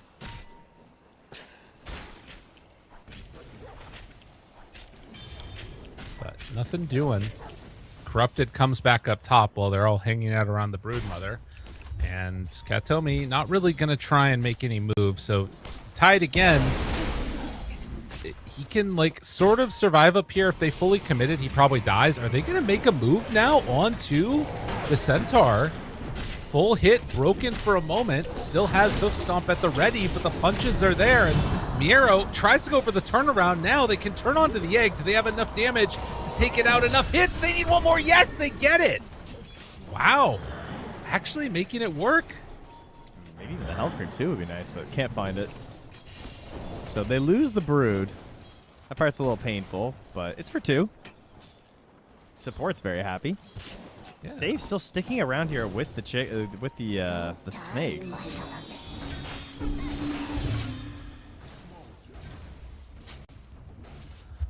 Save's trying to go for a little solo kill here. Oh, he got pinged. They saw him. Yeah. Understanding what's happening. Creating some spiders, then backing away. I mean, I don't know. It's strange, right? Like, you've got snakes. If they want to, they can just commit for this tower. But it's also a little bit hard against the Brood with all the spiders nearby. He pump fakes dropping snakes. They were thinking that Ursa was coming because they scanned the Twin Gate a second ago. And with snakes down, they're going to send the spiders in to try and deal with them. The spiders cleaning up the snakes, and now they are running away. They find the squirrel. So she is going to die, hypnotize onto Respect. He's going to disrupt one and then just try and get out of there. But at the same time, they did kill all of the snakes with the spiders. Yeah, but it's like, it's one of these moves where it's like, you know what's coming. You've seen everything. You see all their cards are shown, but you don't bring your Tide and you don't bring your Puck. So why are you losing 2 heroes anyway? Yeah. You're not wrong. A lot of bounty runes there. Oh, it's Mirage. Jeez, 3 of them. Yeah.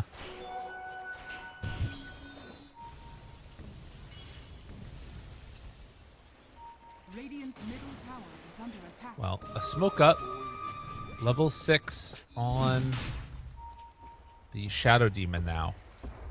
It's Miero. also an Arcane Rune Void Spirit running in towards this Tidehunter. Yeah, I think that's So a couple of offlaners in trouble. Please don't Ravage. Please. Thank you.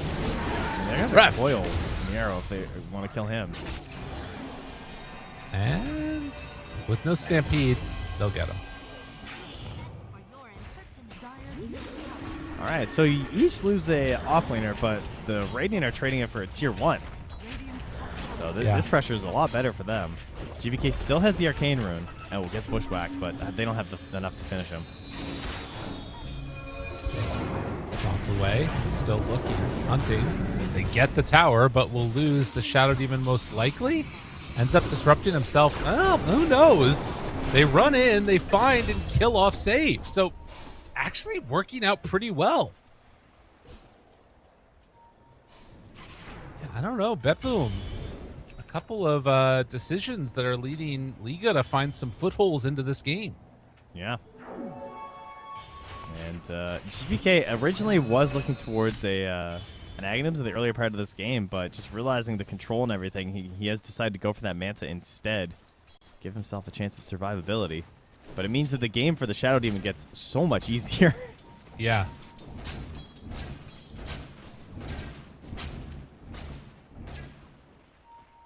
And Broodmother with the Orchid into the BKB, the standard stuff for the hero. Now he's actually taken off the BKBs, instead thinking just straight up Manta. We'll see. Scan there, sending in the Void Spirit illusion. And that should signal no longer a time to go. Centaur was nearby with the Consecrated Wraps, grabs his creep wave and is going to kill it. Don't think they can really move on to him either. No. Save. He's going to run right into him. And even with the Orchid, without anybody there to help, it is going to be a quick kill. Save survives. Nice aggressive move there. Again, the wards, as per usual, doing so much for them. Spotting all these movements from the Radiant side. BetBoom's support's just been insane with the warding game.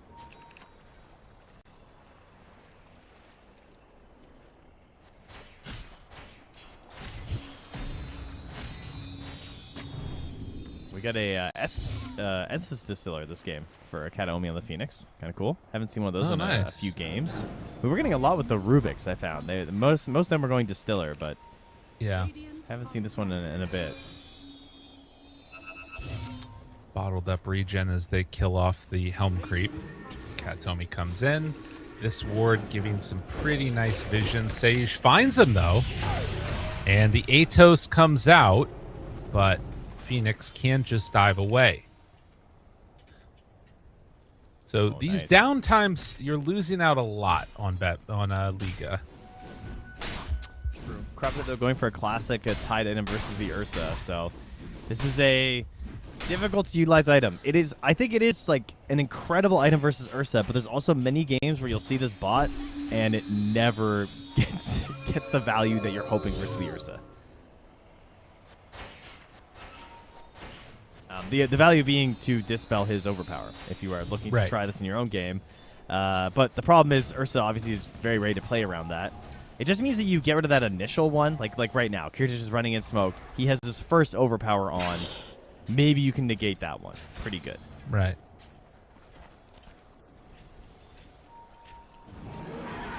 Well, see, respect nearby too.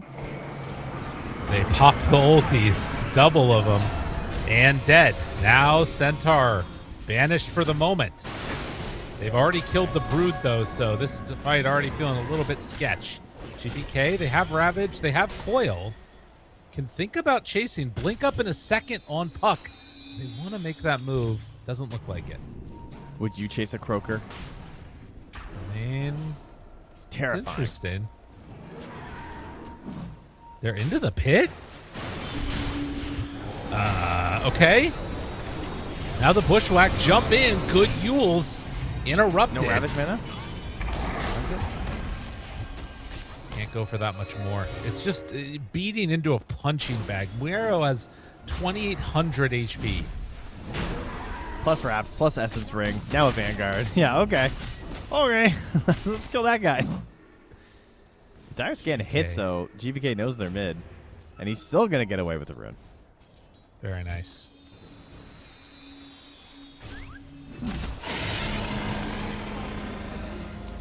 Well, 3,000 gold lead now, and Aegis in hand for the Ursa. This is the type of game that I think you want for BetBoom. Things going quite well. Yeah, they'll eye themselves up the Tormentor next at 20. Hopefully get that on their Phoenix would be the dream. But, I mean, who doesn't love a good old Anaconda? True. Corrupted. Oh, no. Not again. Yeah, they find him. And Brood is moving Spiders over, but just going to try and clear out the wave as Corrupted is going to die. No way out of that one.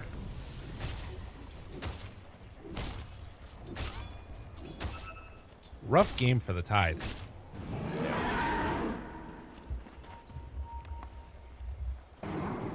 And it doesn't look like it gets much better, to be honest. I mean, his main value would be the anchor, but it's into Centaur.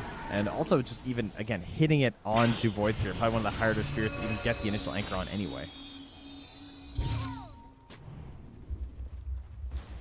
Radiant's middle tower.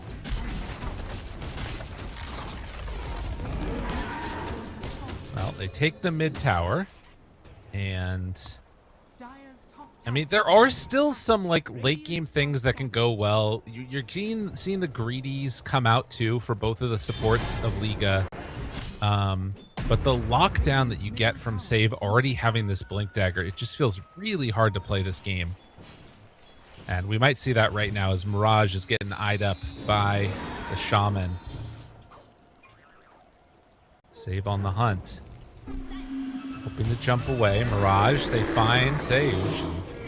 Oh, we'll go for the Bushwhack, trying to get out of there. And actually doing a decent job.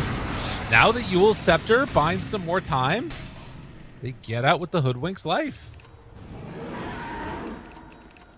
Dire's top tower is under attack. Right, living. Dire's top tower has And fallen. that's a tower.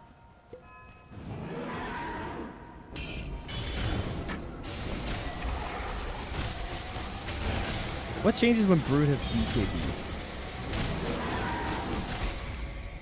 I don't know if a damn She thing probably changes, just- man. She probably doesn't die, I don't think. Like, during her BKB. Oh, wait, there is a bash, right. Yeah. Okay, so she still can't just, like, 1v1 and feel confident about it. No, not Squaring really. up for the Brood. I mean, to be fair, though, the Ursa does not have a BKB himself. So if you get the Orchid onto him, Yeah. that is a bit of an issue. And just Prage for miss. I mean, it is. Yeah. What is it? It's level 20. It goes up 60. to 80%. That's kind of hype. Yeah. I mean, right now, 60 is already pretty good. Yeah, that's true. There is that weird thing with Ursa, though, where, like, his misses don't count towards his overpower stacks. So he'll keep his Yeah. attack speed until they all go through. And then with a basher, well, we'll see. Uh-oh. Uh-oh. No overpower. He needs one bash. Ooh! He needs one bash. Oh, on the other side, they do manage to find one kill. So Kiritich goes down, but they did also catch and kill the puck. So Aegis used. And that was that the blink reveal? Oh my god, is he dead All right. again? Oh my god. Oh, out of there. They even have the blink on Tide too, man. That was looking like a good moment. Yeah, if he doesn't have that initial overpower up though, when the Brood finds him like that, yeah, he just dies.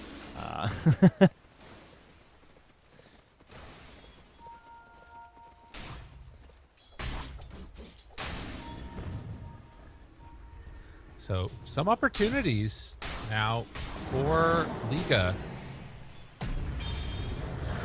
And feels like there is opportunities to throw, I guess. That's what it feels like to me a little bit.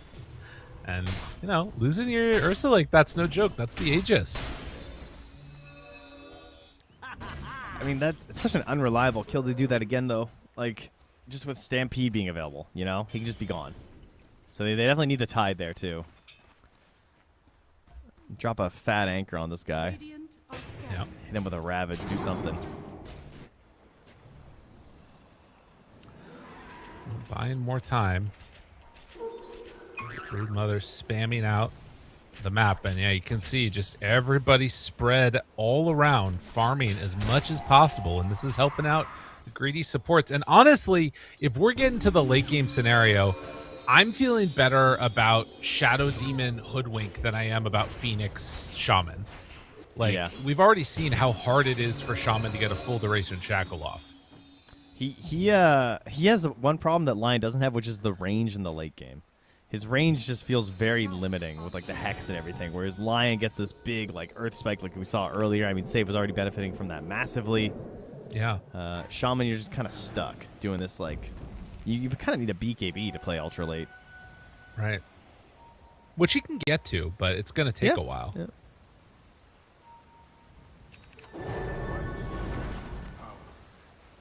Tomi Right, diving, run for the trying Centaur. to get out of trouble. Yeah.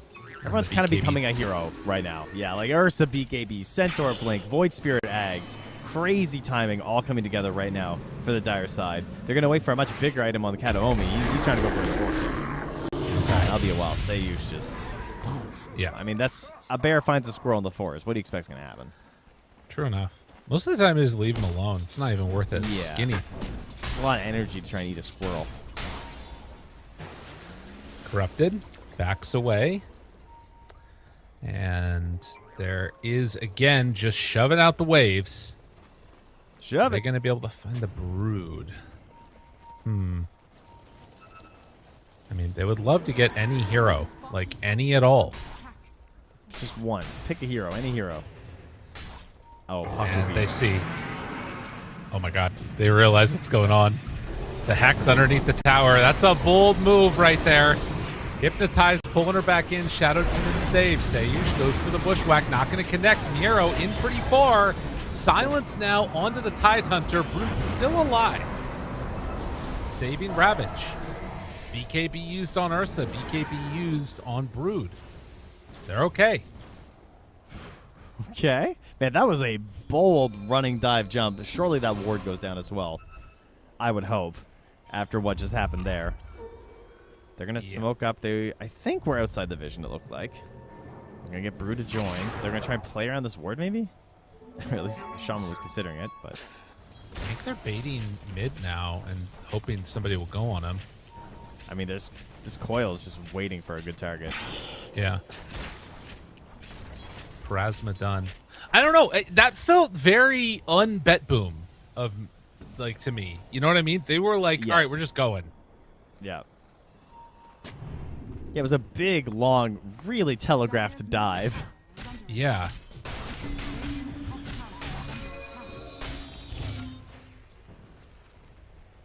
And they still have Save and GPK just, like, lurking over here in case someone shows up. Right. Yeah, nobody's home. And they're still getting good farm. I mean, if this gold lead sticks around at about 5K in another 10 minutes, I feel pretty solid for Liga. Radiant's top tower is under attack.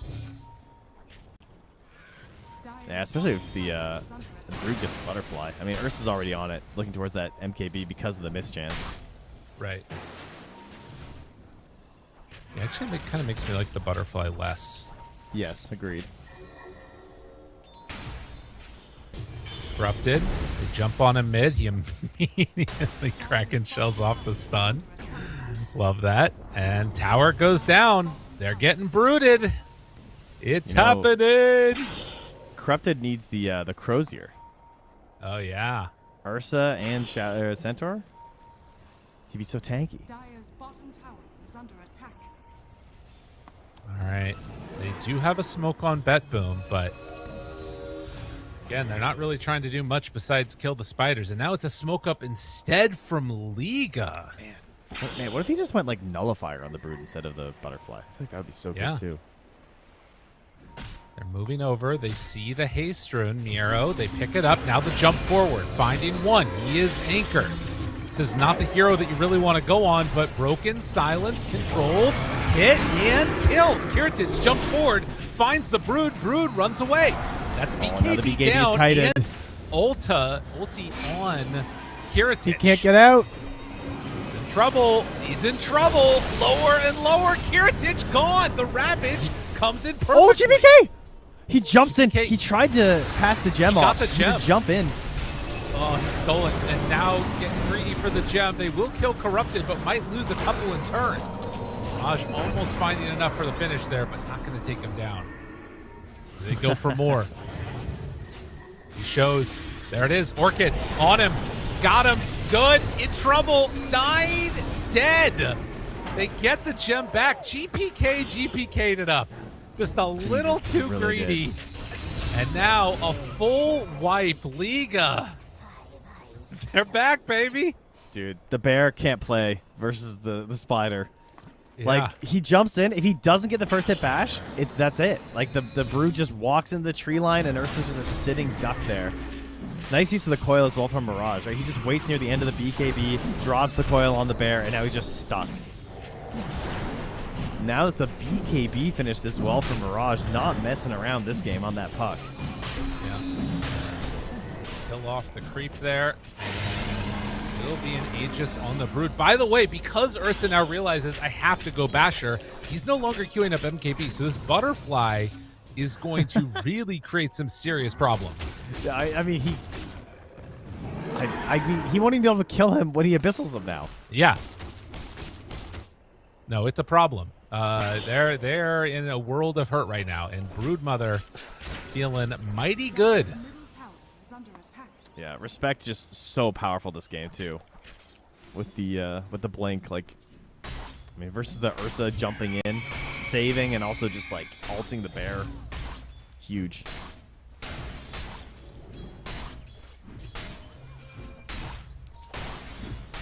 Whoo boy. Oh yeah. Oh, a fish. Where's the fish? Oh, he left a fish. Sad. No. Shaman just killed it. Oh. Poor fish.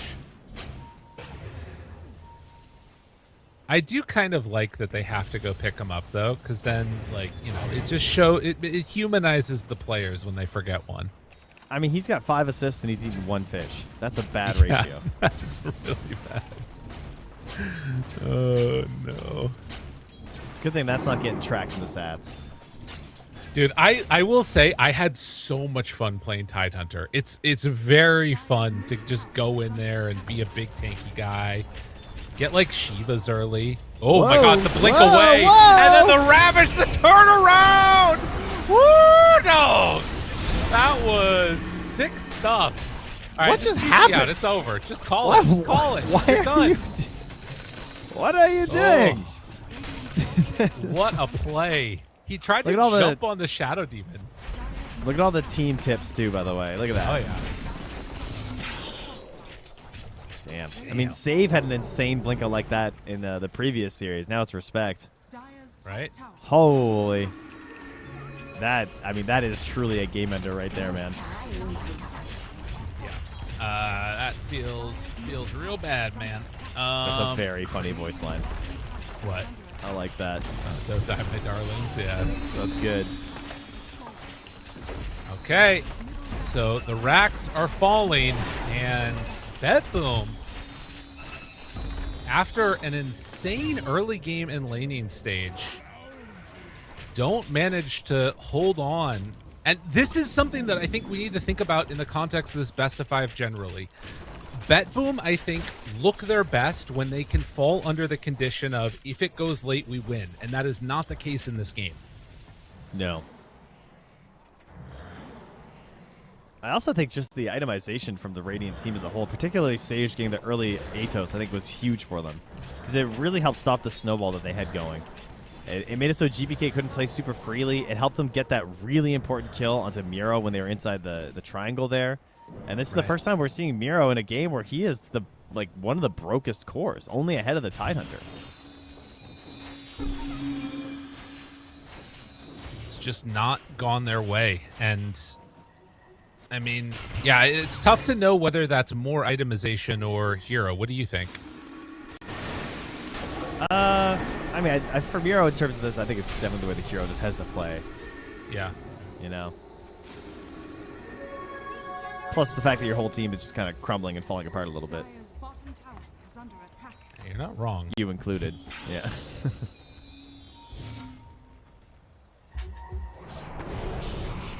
Naomi. Oh my god. Yeah. That'll happen. Explodes. And you're a little courier, too. That's alright. Alright, Brood gonna have an insane amount of hero damage, or tower damage this game, rather. Yeah. And they now move high ground. He's got a Crimson. Dangerous. Jump in, stomp, double edge. You don't want to use a ton of spells on him. Through the Crimson. Just destroying. And Disruption keeps him alive. Now the Spider, they back out. Corrupted is going to be fine here. MKB completed. So opts to go that way instead of the Basher. Or the Abyss. Good choice. Roll the dice, baby. Simply bash first, ask questions later. And look at Save's item build that he's going for next. Like, he knows. The BKB, yeah, he needs. I mean, this screams smoke out play. Yeah, the Aegis is ending. You're behind. Like, you've got to find an angle here. What's the dream? I mean, the Puck, right? Puck has a BKB. That's the defensive option. So if you get the Hex, you got her. Him. It. Fairy Dragon. Radiant are You got Dragon. They're all waiting for them. They know exactly what's happening. Oh, yeah, they got the exact line drawn. Jump in. Silence is No there. BKB. Disruption for the save. Ravage connection onto 2. Immediately catch with the bushwhack. Dead. It's so bad. Kiritin can't find a target. Now he's disrupted. Rooted. In trouble. They turn onto the egg. The egg is going to die. GG is called. It is over. Holy. Invincibility via invisibility. Wow. That game, when was, like, so basically at 20 minutes, that was it. The game just ended. They got a few more kills. They killed like Puck once, Hoodwink once, and Tide once, and that was it since 20 minutes. The last 15 minutes, they had 3 kills. Yikes. And meanwhile, they wiped them almost 3 times straight from the side of Liga. So, damn, that Orchid on the Brood completely destroyed the Ursa at that point in the game. He got nothing out of that Aegis. They were not able to capitalize on the Aghanim Scepter at all. Like, remember that timing? They had like BKB Ursa, Ags on the Void Spirit, Blink Dagger on the Centaur, and then they lost. Yeah, they lost that fight. I mean, they were desperate to get something done, and it's just nothing. Wow. Well, BetBoom very good at recovering after losses, I will say, but we'll see if they have enough up in their tank as we're getting ready to go into this game number 2. We're going to go to a quick break. When we come back, we'll have that one for all y'all. See you in a bit.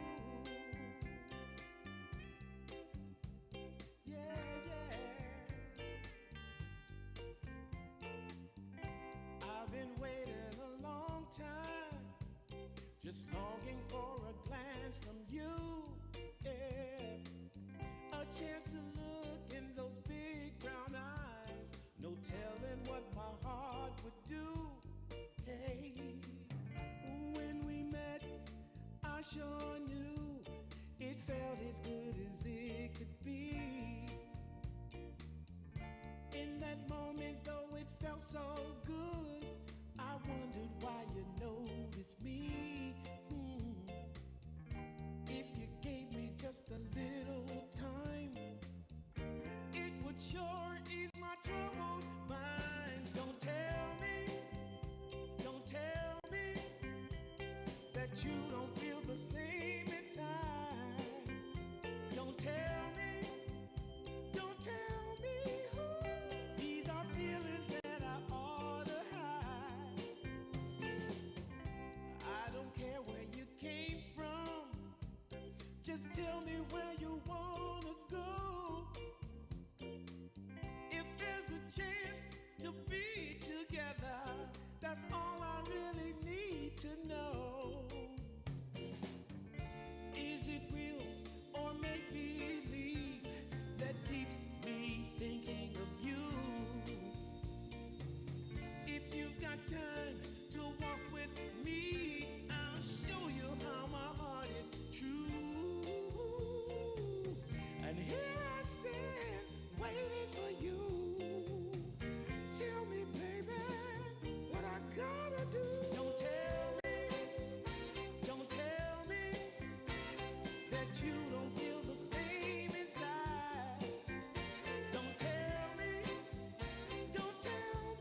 who. These are feelings that I ought to hide. Don't tell me that you don't feel the same inside. Don't tell me who. These are feelings that I ought to hide.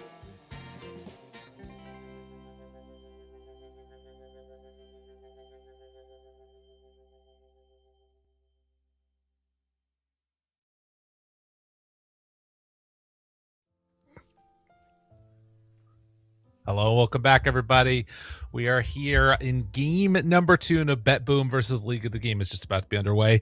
Trent, Yep. they did it. Liga won the game. That's kind of crazy. They really kind of won that game because it was not looking too great. Then the Brood came online. Remember the Brood's lane in the first 5 minutes, guys? Woo! Oh, that was God. bad. Miro was stomping, actually, to be more literal. So thinking we're probably not going to see that Ursa versus Brood matchup happen again. But let's see what matchups we will get because we have a draft. Teams turn to Perfect bat. stuff. And let me look to see if there have been any adjustments. Turn to bat. So, Bat, Bristle, Rubik, Muerta not banned. That was in the second phase, though. And then we've got Alk, Monkey, Beastmaster, Brew. So trading out Brew for Tide has been the switch 10 up so seconds far remaining. in the first phase. And also, of course, this time around, it's going to be Liga that have first pick overall, and they're going to take Puck first overall. All right, Interesting. bring it back.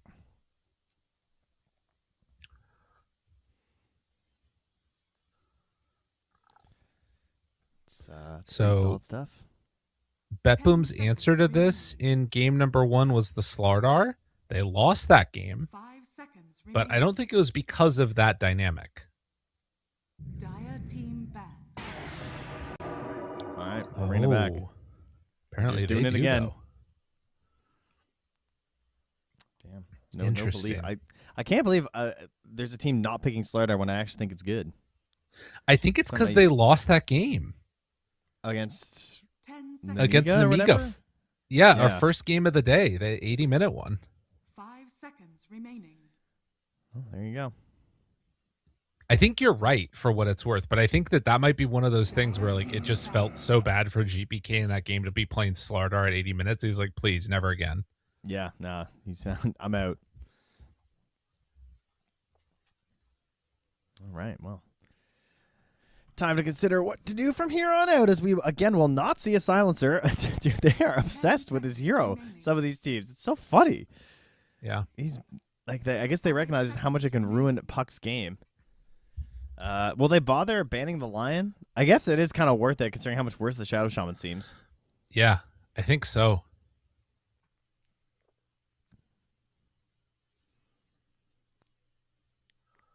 I'm trying to So think I'm gonna- what else they could ban. I mean, they could ban the Phoenix, I guess would be the other hero. Right. Yeah. Although maybe you ban the Lich. That would also be kind of interesting. Because like you Ooh. banned 1/5 that's good, but I think the Lion makes more sense still. Yeah, I'm more afraid of Save than Katomi. Dude, I don't know. I That Lich guess. was scary. It was. I don't know. It's tough to tell. They did They it. do. You're right. I mean, it was horrifying. If you guys have missed Yeah. it, the Lich has been messing up the pucks. And I think they 100% were going to take it over the Phoenix this time because of the lack of control the Phoenix provides. So is the thought then that BetBoom are going to take Lion and then Liga get the Phoenix? Is that what we're thinking is going to happen now? I guess Could it be depends that. on if BetBoom want that trade. I think they basically were just saying, you're going to get Shaman or Lion, but the only 5s that can actually shut down this puck are Lich and Silencer. So we're going to remove both of them. So Okay. take your Lion, take your Shaman, whatever, but at least your 5 doesn't have a reliable disable. Now, to your point, they could just go for the Phoenix. If they take Phoenix +1 here, they could also Faceless Void at the end of this phase, and it might look really good. Yeah. And BetBoom probably aren't going to take it in the next 2 if you have, like, let's say you took Phoenix Shadow Demon. Mm. Dire team pick. Yeah. Yeah. So they're definitely Shadow Demoning. And then the question here is, do you want to take that Phoenix, or do you think you need to take away a Faceless Void if they want to run it? Which I imagine BetBoom could be interested in. 10 seconds. Yeah. I think some of this games today for BetBoom have been trying to find a hero that Kiritich is 5 comfortable seconds on, remaining. because he That has has been a not looked struggle. comfortable today. No, he has not. Oh, this is a tough call. It's like, does Sage want to play this position for Shadow Demon, or does he want his Hoodwink replacement? But that's the thing about Hoodwink, and I will keep saying it. Nothing replaces Hoodwink. This hero's insane. I don't think Tusk replaces it as well. Nothing has that initiation potential and also just kill potential of the sharpshooter. Like, the hero is so busted that if you go Phoenix here and then you lead into a Faceless Void next, you do kind of end up being very reliant on the Dream Coil, and you're going to need, like, some other soft catch coming out of your off lane. Yeah. BB team's turn to pick. All right. Okay.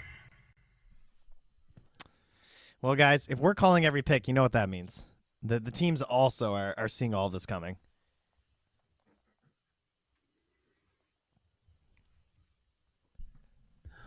All right. Well, BetBoom now, do they want to give Kiritich his hero, or do they want to wait and give it to him last? They took the Ursa, I think, in this phase last time. Team's turn to pick.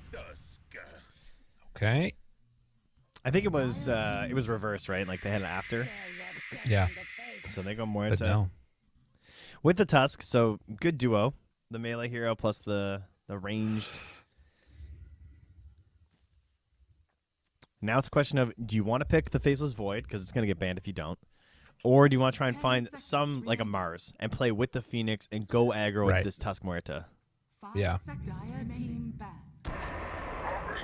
They're going to try the exact same No. matchup that they saw earlier.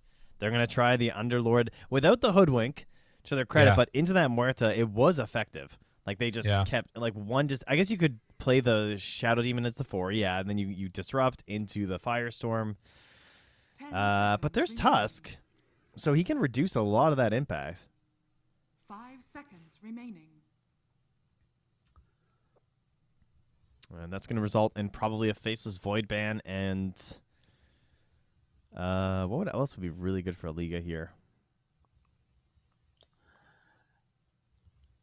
Bit of a hard one here. Definitely some extra catch would be nice, but the Void is just so much more reliable than like the Sven or something. Yeah, the answer to Muerta has not really been found, I feel like. No.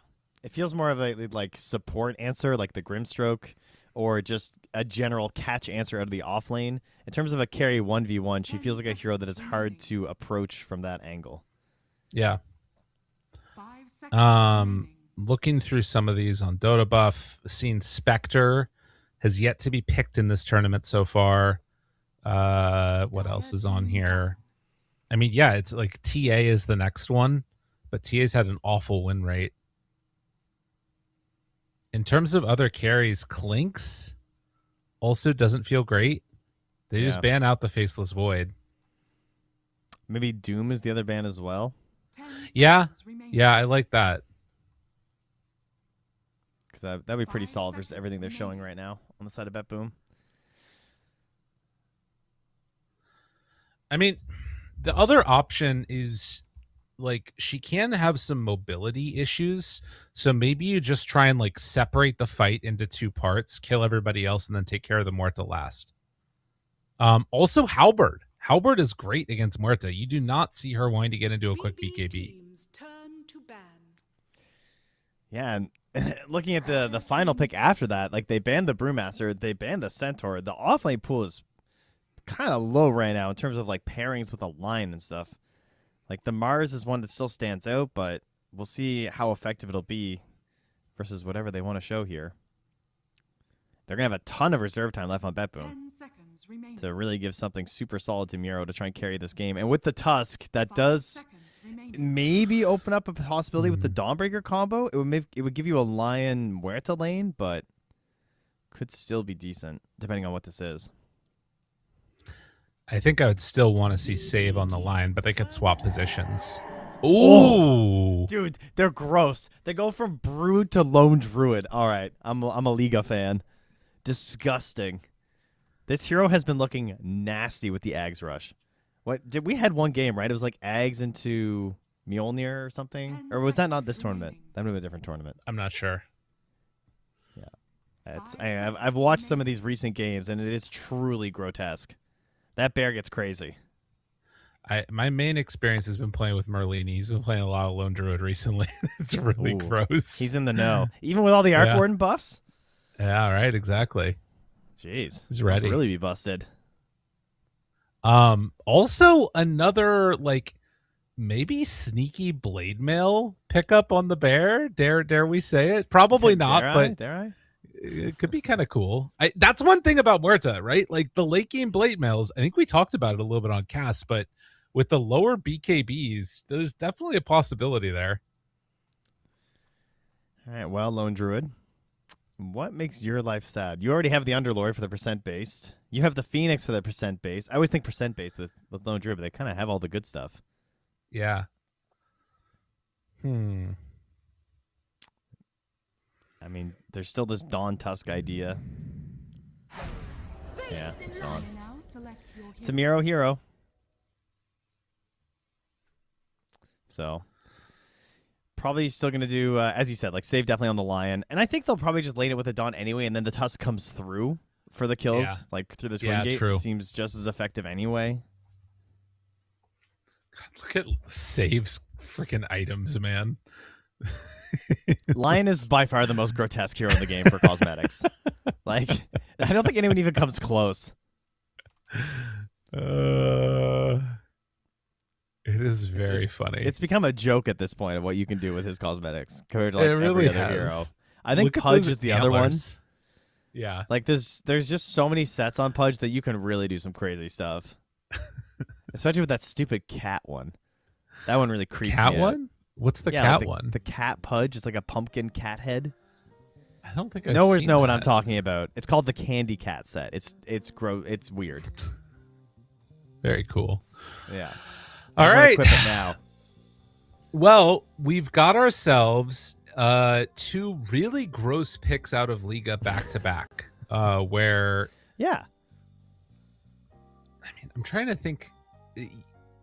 You've still got like the thing about the Brood pick, right, was that it was really good in a 1v1 matchup against the Ursa because of the incapacitating bite and the problems that caused. In this one, I don't know if the Lone Druid is necessarily great against Muerta, but it does feel like you can do some split pushing oriented things. So I'm curious how that dynamic's going to work out as we get into this game. Well, I mean, if you think about it. Well, I was going to say if you're both in range, Gunslinger is kind of worse in a 1v1, but the bear is you're never going to see Lone Druid because he's just going to buy his Aghanims, and then the Lone Druid is just going to have his 5 branches and hide in the jungle the whole game. He's not actually part of the game. It's just the bear. Right. That's true.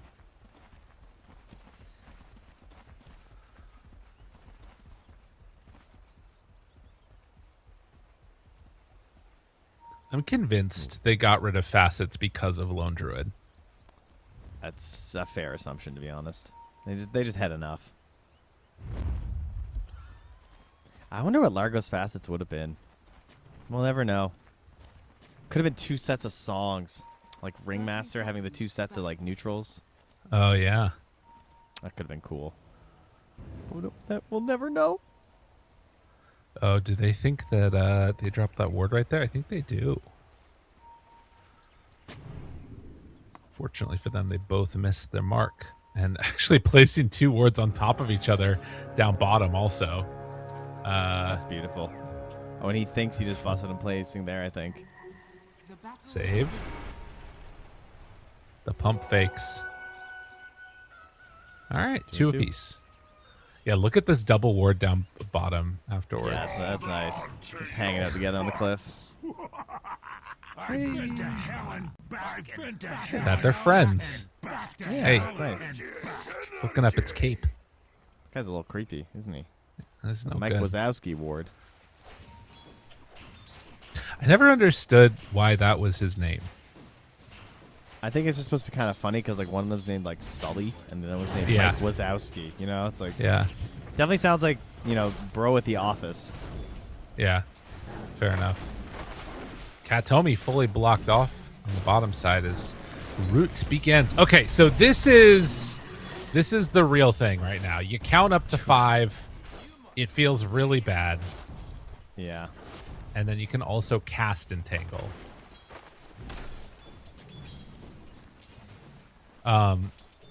The Aghanim Scepter on the Lone Druid also can be kind of cool. I've seen it a couple of times. Yeah, I feel like that was the build everyone tried at first, and then they just went back to the bear. But that is the other part of this hero. That's the problem. Holy. Is Miro They in just trouble jumped afterwards? on the real lone druid. I think that should be a kill. Yeah, Respect cleans this up. So Right, Phoenix stays winning. big win for Phoenix. Has like a full inventory and also 480 gold. Just pausing to let it really sink in here. Yeah.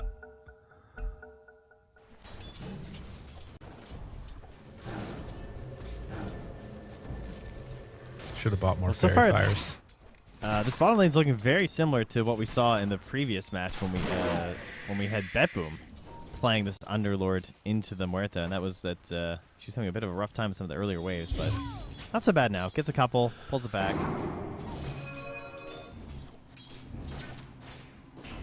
See if Mirage's mid-game surely goes a little bit better. Not solo killed yet, so already an upgrade. And in fact, getting some good damage on a GPK right now. You just needed a warm-up one. Oh, As whoopsie. Respect. Just out a little bit too far, gets punished here. The 1-1 build out of save sets up for the finish.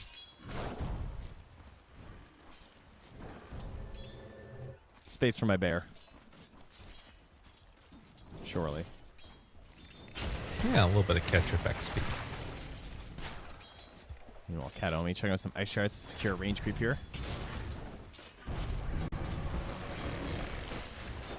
And down bottom, a little bit of a banishment into some hits. Kiritich taking a lot of damage from Corrupted.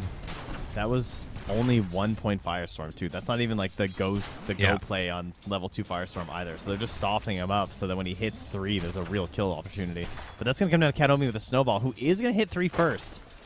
So that is gonna be a very important spell here.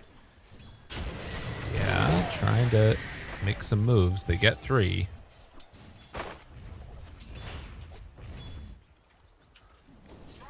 I mean, laning stage so far definitely better for Liga than we saw in game 1. Yeah.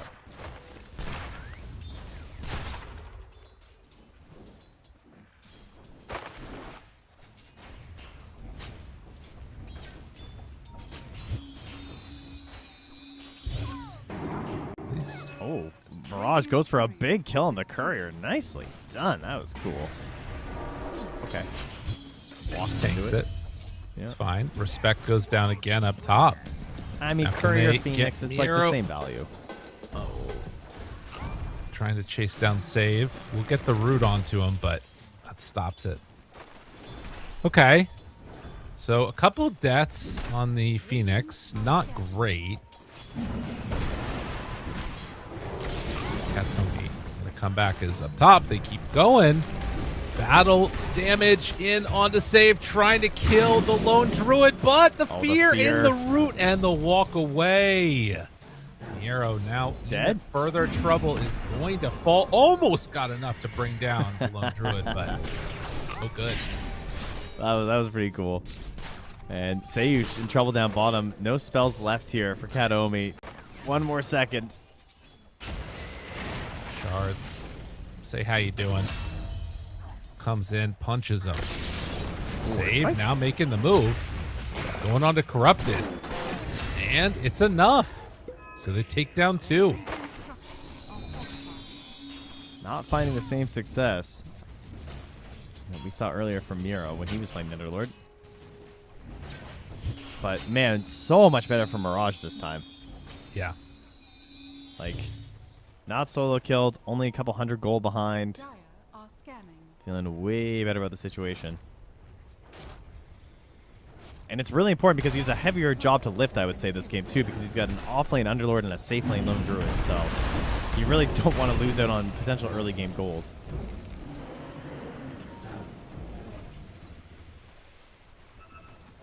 So Miro will pull that wave back behind. He got some good damage out onto Respect. Shadow Demon, yeah, they're all nearby. Oh, where's Oracle when you need him? I figure where these runes are. Disruption. They got him. The Hex follow-up won't be able to do enough. So Mirage should be safe here. They go for the snowball in. Amp damage. Katomi not pushed down to the low ground. And they actually go now onto Respect, who's going to dive away. So somehow survives. No kills, but they do get that amp damage. They hit? Oh my god, they got him! Safe, just right on the edge. Okay. Unexpected. And of course, with all the supports missing, this is just favoring, I think, the Muerta on bottom, because there's no help to try and make these Firestorms hit or anything. And then the Lone Druid up top. Right. It's like, there's no way he can really die. Then again, Miro's also tanky enough that he's just kind of hanging out here, using the Luminosity.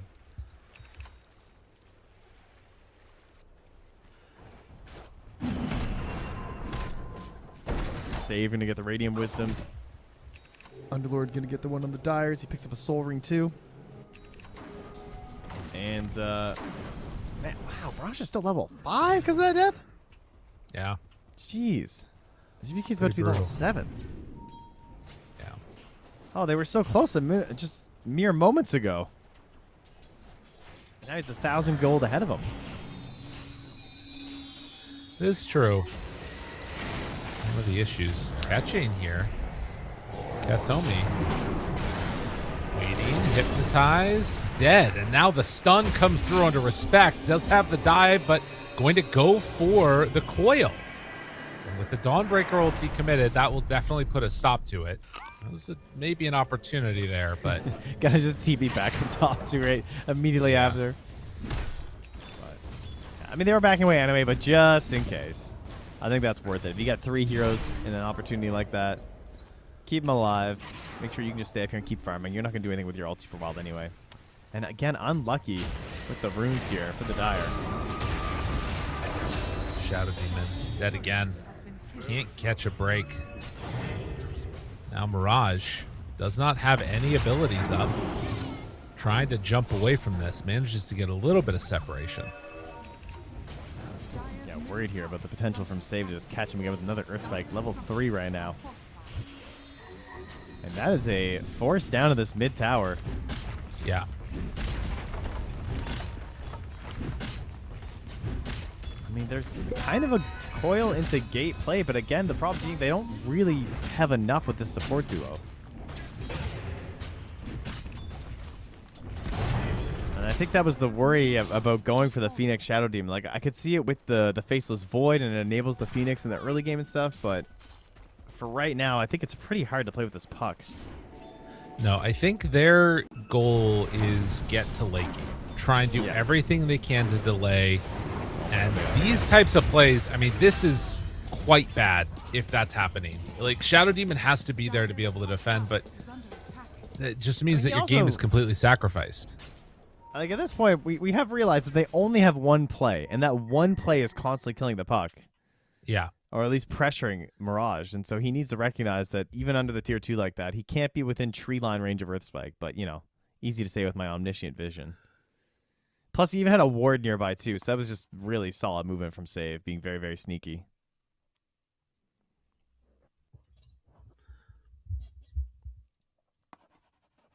So much emphasis on this area of the map. They put down sentries all over the place. Putting down observer wards. I mean, that tier 2 ward, real quickly, if we look at it, we're in the dire triangle. I mean, this is a ward that is usually placed here in order to invade, and they just gave up that entire side of the map, and that's a ward to like be ready for the dive coming at the tier 2. Yeah. It's a testament to how much they're just like, we're gonna give up areas of the map. Yeah, that's a problem. And now they're rotating in behind this Underlord, so if he doesn't understand exactly where they're coming from right now, he could just die to a Pierce the Veil play.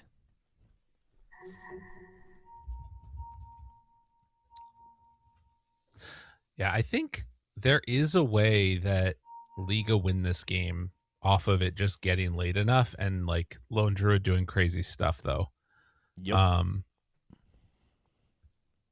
But we'll see. The end-all be-all is going to be Pierce the Veil, because that is one thing that Lone Druid just doesn't really have much versus. I guess, like, you have the fear if she's not BKBing or whatever, but you are a just raw right-clicker. Yeah.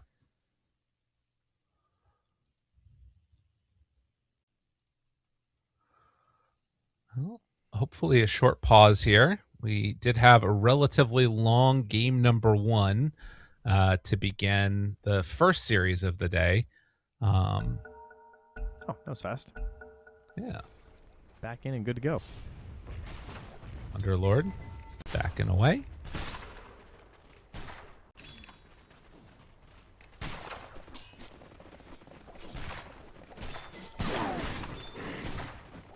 And a full Spirit Vessel coming out for GPK, which is very nice against the Lone Druid.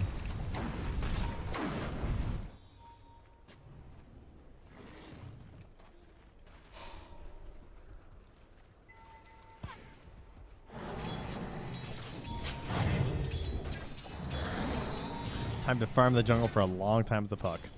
And try and stay alive. Hit all your stacks. Dodge the ganks. And you imagine that at this point, they're probably going to put their attention to another side lane. And they're going to cut in behind where they think puck might be. And then if they miss that, head towards the Lone Druid and link up with their Dawn. Dawn does have the ulti right now. Oh, Sage is going to get an instant stun. Oh, Phoenix, that was scary. They get away. Nice Sunray. Yeah, there's no egg play though. Yeah. I think you're fine with that. I mean, it's going to result in the top tower just getting knocked down real quick. And the space from the Lone Druid being taken away. I don't think they're going to fight for a really long time. I think it's a blessing that it's only a 3K lead right now. Yeah, agreed. It feels worse. We'll blow up the Shadow Demon there. This is a max Shadow Poison game, I think, you know. Oh, regretting the points in Disseminate at this point. I mean, the thing about Disseminate is that it actually will own Muerta.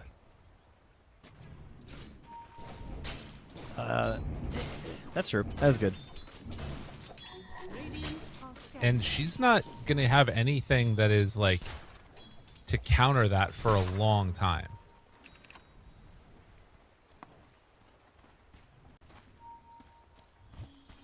So we'll Just send see. it on the bear and send him in. Yeah, I kind of wonder if we're going to see some Blade Mills come out before too long. Because, like, normal ways to win this game are not happening. Like, this stuff just keeps on going bad.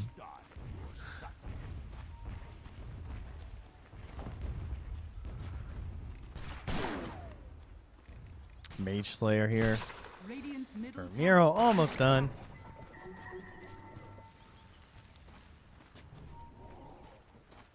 Is he playing? Oh yeah, Dawnbreaker. I was like, I haven't seen him in a while. Who's that guy? Having an okay game. Void Spirit all over it with the treads done after finishing off that Spear Vessel. Going to go straight into the Aghanim Scepter. And yeah, I think for Liga, you're just not going to see them try and fight. Radiant are Like, scanning. it's AFK Like, chillin' ever. mode. Ever. Yeah. Fighting is overrated, man. You know? It's all about love and peace. You know? You said it, buddy. Oh, we got the hammer movement speed for allies. Very cool. Finally, a hero gets that on the Dawn. Would be much cooler if it was on Wind Ranger. I keep thinking that's going to happen. Tailwind eventually going to affect allies. We'll get there. Okay, I like it. Yeah, and they're still farming, Trent. Yeah, it's going to be one of these games. So we're it's used the to it at this Liga point. matchup. Yeah. Oh, look at this war. I haven't seen this one before by Underlord. Sneaky, sneaky. That's really good. Oh, do they see it? Oh, wait, they see it. Okay. What the hell? Dire's bottom The tower Shadow is under Poison. attack. Okay, and That he's homie dead. just going in. And he's dead. Are they going to come to try and defend this? Nope. It is I'm weird. Really, why didn't they Go just ahead. kill Corrupted too, though? Is under attack. Like Well, they're you know. so careful about not overextending here. Like they still had Pierce the Veil, a Snowball, and Solar Guardian, and they were just like, nah. It's the BetBoom style, man. They don't want to take any chances. They're not about it. But I agree with you. Just seems so surprising. See, it looked free, but yeah, they're just gonna respect it. I mean, creeps are worth a lot of gold, so That's back true. to the creeps. That's damn true. I've come to accept this from BetBoom. You know, it's like Yeah, they're not going to do their things anymore, and that's fine. Mjolnir is done though on the bear. That's a pretty significant upgrade. Treads Oh, Mjolnir. yeah. He's waiting. 3 bounty rune type game right there. That's what that is.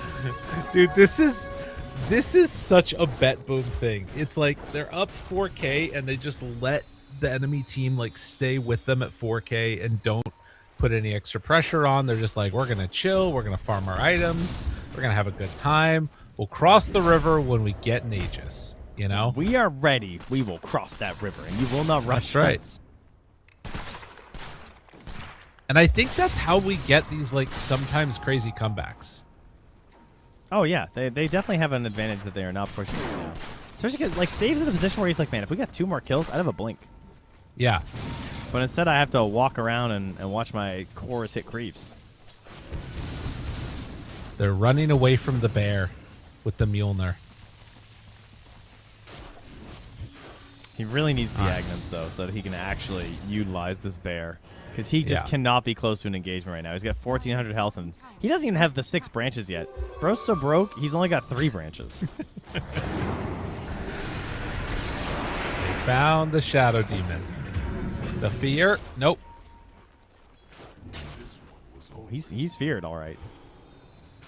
A very Oh, scared the lone neutral druid. creep killed him. Oh, nice. Easy. Shoutouts Wild Wing Ripper for the 34 damage attack. Got him. Yeah, helping out. Look at that face. That's the face of a killer. Rah! Does look like a smile. Have you been to the zoo lately? We don't have a zoo here, but I mean, What? I have been to one. Oh, that's sad. You got to get a zoo, man. Can you get on that? Do I? I mean, we have the wildlife park. You know. Oh, when okay. they're Well, happy. that counts. Yeah. That's Does fair. it? Yeah. Why wouldn't it? Well, I picture a zoo as like the middle of the city, whereas the wildlife park is like, you know, it's like out near the woods, and it's like animals that can't live on their own anymore because they got some problem. I see. My Yeah, favorite well, thing to see, if Yeah. I could tell you, is the turkey vulture. Ooh. Do you know how far Why- away why a is that? turkey vulture can smell something? Miles, I'm sure. It is miles away, yeah. They can smell a dead body from over a mile away, which is crazy when you think about that. Yeah. My nose can't smell something like 4 feet ahead of me sometimes. Oh yeah, I know. This is You know, very you're- impressive stuff. You're thinking, do I need to change that diaper or not? And, you know. Yeah.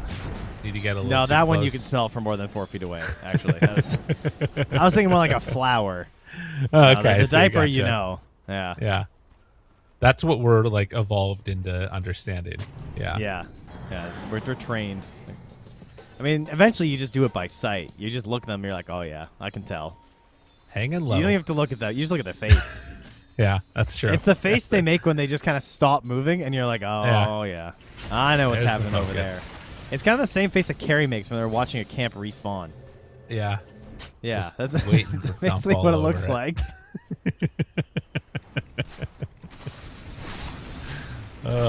No, I was gonna say because the the zoo, we've been going to it a lot recently. Ours is not in the city; it's a little like outside. It's like in a nice little greenery forest area, and there's California condors there. Do you know how big those birds are? I do love a cow. I've never seen one. I would love to see one. They're huge. They're huge. They're very big. I'd like to see an albatross as well. Oh yeah, That would like be hanging cool. around somebody's neck. Why? Do you not know the Samuel Taylor Coleridge poem? No. Why is there? Why? I mean, maybe, but I don't know why the albatross is hanging on someone's neck. It's Rhyme of the Ancient Mariner. It's this albatross goes. By the way, the tusk died. Don't worry about it. You're not missing anything. Yeah, it's so fine, it's fine. Samuel Taylor Coleridge, one of the romanticist poets back in the day, there was this like original meme that he was one of the last people to read every book that was ever written, because at the point in time when he was alive, there weren't that many books that got written, and he was the last Right. one to do it all. He wrote this poem that's like chapters long, super duper long, and the story is there's a wedding guest that's going out to see this wedding, and then he steps away for a second, and there's a creepy old man outside, and he's like, I'm gonna tell you my tale, sonny. And then he tells him the tale, and the tale is that the old man was like going out to sea on this voyage, and it was a beautiful voyage, and this albatross was following behind the ship, and he followed him for a couple of days. And in the process of following him the ship, the old man took out a crossbow and shot it. And then when that Yes. happened, it placed a curse on the entire crew, and everybody died but the old man. And then they rose up like ghosts, and he just looked around and freaked him out. And then the wedding guest is like, oh my God, I'm scared of you, ancient mariner. And that's what the poem is about. I have found a part of it here. It's from Yeah. 1797. That's right. And it says Best year of my the life. line presumably is, "Ah, well a day, what evil looks had I from old and young. Instead of the cross, the albatross about my neck was hung." Yeah. Ooh. That's good, right? All right. So, Put it on the list. There's a later line in it where he's like, I fear thee, ancient mariner. I fear thy scary hand. I It reminds fear. me of Scary Movie. It reminds me of Scary Movie 2. I fear thee, lone druid. I fear your Yeah. scary bear. Yeah. With Listen, aghanims in hand, you thrash your paws about, even though your owner is nowhere. oh, Yeah, dude, nailed you're it. killing it. Got it. I'm a fucking poet and I didn't even know it. Didn't even need ChatGPT, honestly. That's pretty sick. Good stuff. But yeah, he's rocking around. I mean, Lone Druid no longer exists, folks. It's just Spirit Bear. Honestly, this is going to be one of those moments where, like, I feel like BetBoom are going to look back at this game and be like, what were we doing? Like, just How they're did literally the albatross just get farming. hung about her neck? Look at this. Like, there's nothing happening. They're just like, whatever, we're chilling. I don't know. They're just so confident that they're going to get this Roche and just win 3 fights straight, it looks like. Well, and also, it's this classic idea that BetBoom has talked about before where they're like, we're going to wait for the opposing team to make mistakes. And when they do that, they end up being in, like, a solid position to win late game. But then you start to wonder, all right, Miero, Look if at you the show bear. up and try and look at what happens to the bear. Yep. Yeah, that seems problematic. I can't believe, when was the last kill? Tusk died at like 18 minutes, and then before that it was like 14 minutes. Yeah, look at it. Like, Oh my god. and look at the XP. Yeah, It's so far just- in Liga's favor. It's just you're just plummeting. dropping off the cliff.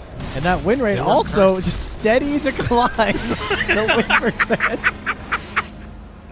They were so far ahead, and then they just stopped deciding to hit heroes. All right, the bear. Here we go. That's a dead bear if I've ever seen one. Oh no. They used the ulti on it, and now it's back. He hits him with the synergy voice line. Oh my god. Well, we'll see if it works for him. BetBoom, like, look at how safe they're playing around their Aegis Muerta. Like, Kiritich is surrounded by 3 other heroes. Oh.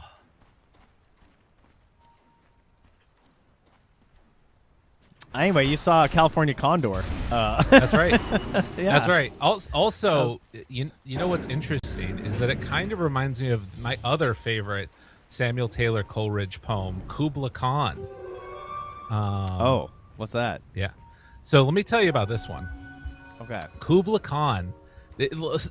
Coleridge has like That's- all this weird lore around him, right? So he Right. was another one of the lores that he has was that he had this like fevered dream and woke up in the middle of the night or in the middle of the day. He was like taking a nap or something. I think he was addicted to opium. But Yeah, they all were. He woke up in the middle of the day, and then he like just started writing down everything that he had in his head, all these like crazy images and visuals that came to him. And then somebody came and knocked on his door, and then he had to take the like answer the door, and then he forgot to like write down the rest of it afterwards, and then it was just gone, and he could never remember the rest of his poem. And so it's about like a king that's, you know, hiding away or something. I don't remember that one as much as Rhyme of the Ancient Right, Mariner. I'm sorry. I just looked it up. It's about Xanadu, like the Yeah, Xanadu. one of the- In Xanadu yeah. did Kubla Khan a stately pleasure dome decree. That's right. I thought and you had a minor in Miero- math. What's up with the poem reciting, huh? I almost got a minor in English too. Yeah, he gets there, folks. Bottom tower has fallen. That's right. I think that it's an allegory for sex, if I remember right, the Kubla Khan poem. I mean, they didn't really have much else to do back then, so No. you know there was no Dota, so they weren't writing Dota poems. Oh, look, BetBoom is starting to lose, Trent. That's weird. Is under attack.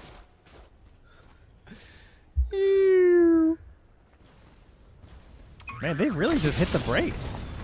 Yeah. No, they're chilling. Maxing and relaxing. There is no other Oh. team like BetBoom.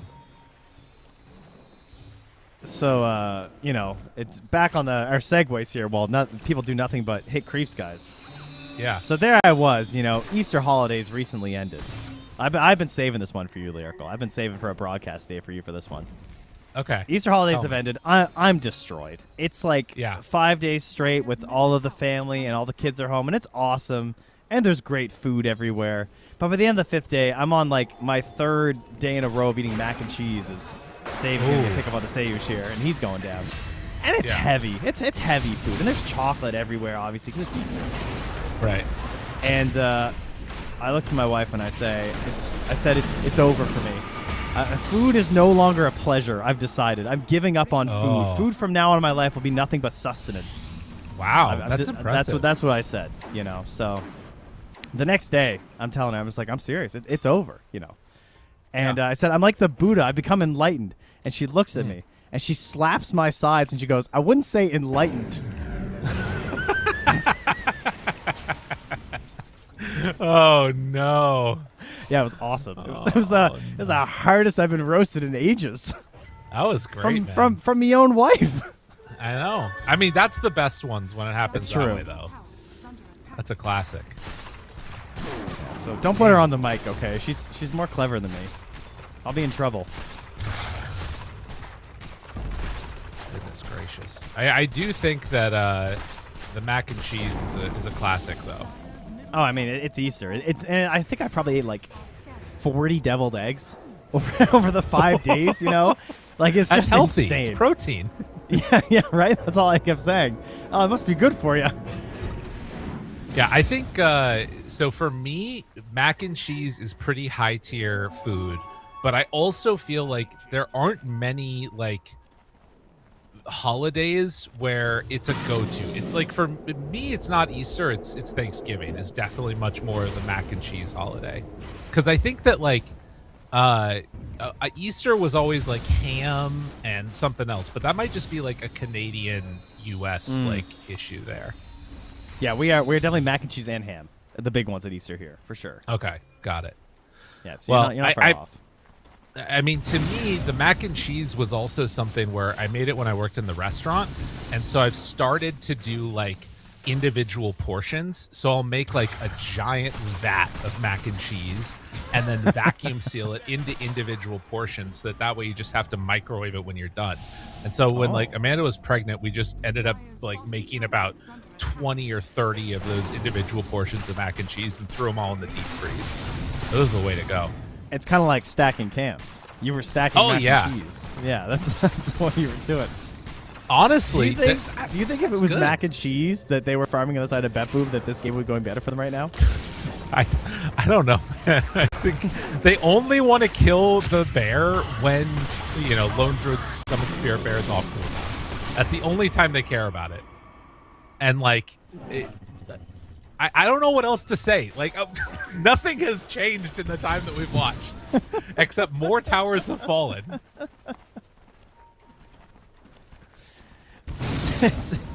What a weird game. No, I gave up. I'm tabbed out. I'm looking up more poems. All right, hold on.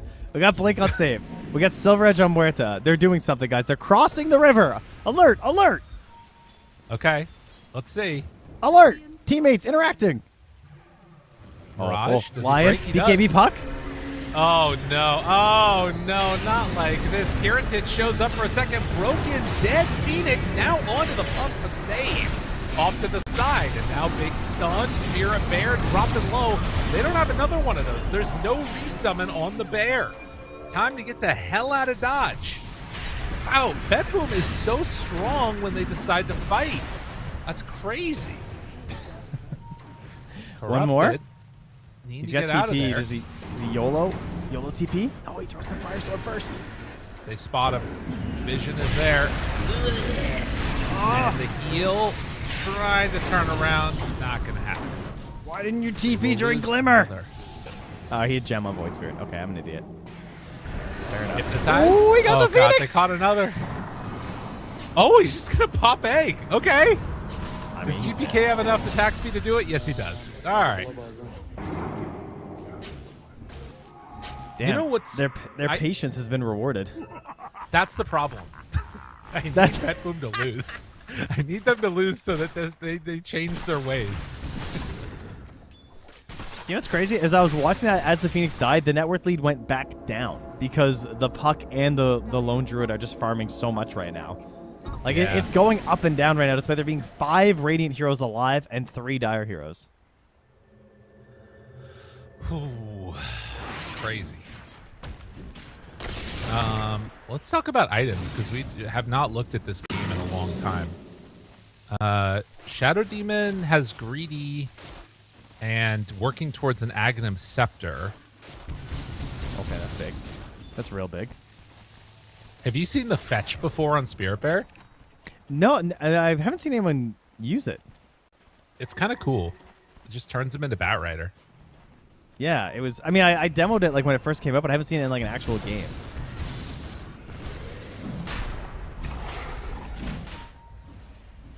Oh, that's the butterfly now done for the bear.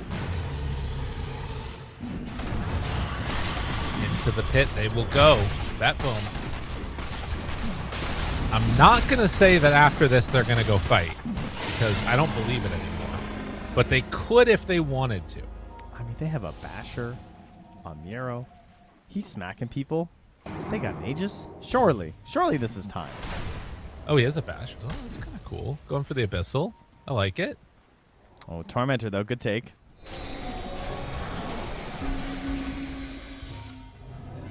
Oh, that's nice. Versus Shadow Demon. Yeah, that's definitely the hero you wanted. Spirit Bear And the bear will drop. Again, a lot committed for this. BKB TP out. Oh, it ends up going down. That was kind of painful because he had to resummon, but now he's no BKB. I think you are seeing one of the problems that comes up, which is that if they do gank the bear and then they fight afterwards, it's really good for them. Question is, will that actually happen? And it looks like they are going to push down bottom. So it is a way to play.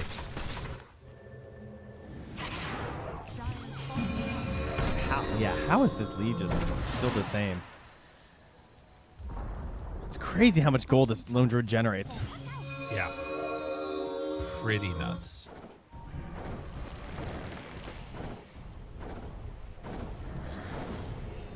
I think their biggest problem right now is Mirage not being able to get the same amount of farm that you're hoping for.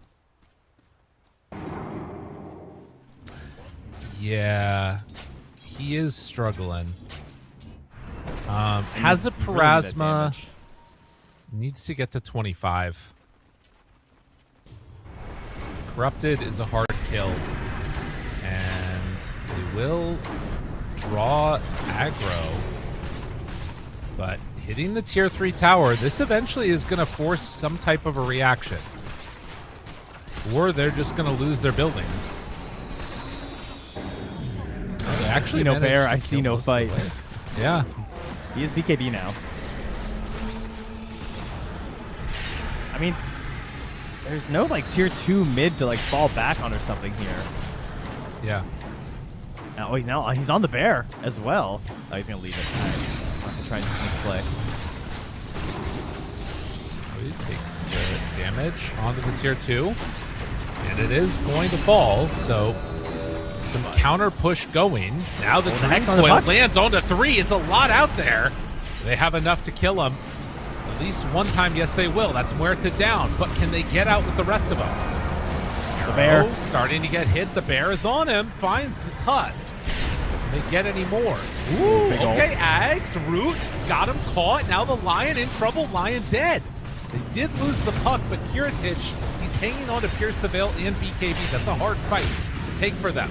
Oh, good save over to the side. The fear is out, though, and now they hit takedown 1, takedown 2. They have a resummon if they need it. And also buybacks. No Pierce the Veil for 30 seconds. This rack should just be given away. Decided to fight this. Now they go in onto the bear, and they get out after the fact. Dive forward, trying to get the slow. Looking for a Pit of Malice hit, but they're not going to be able to chase it. It's just one buyback, but it's enough to keep their racks alive. They don't have enough sustain either to just like go back when Pierce the Veil's back up, so they're going to save it. I thought that was going to be a easy take on the melee racks there, but they risk the second summon of the bear, and now he's back on the map farming. The kill on the puck was huge. Very good Hex coming out there as per usual. Getting him super low and then trying to come back to the fight, and he's just getting silence. And it's so hard to play this fight once there's no BKB left on the puck. It's pretty much unplayable. How much do you think it changes things once this Shadow Demon gets Ags? I mean, it's some Muerta, so it's not like it doesn't like eviscerate her game plan like some other carries. So that's good. Right. Might make the Nero? Dawn hard to play.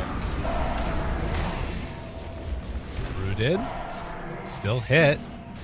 Trying to do what they can. Miero now finds the Shadow Demon. Forces out the BKB. Save is there. They find and kill the Shadow Demon, but the Lone Druid Bear gets out. Tusk ended up dying while all that was going on. I can't find a bash or anything there.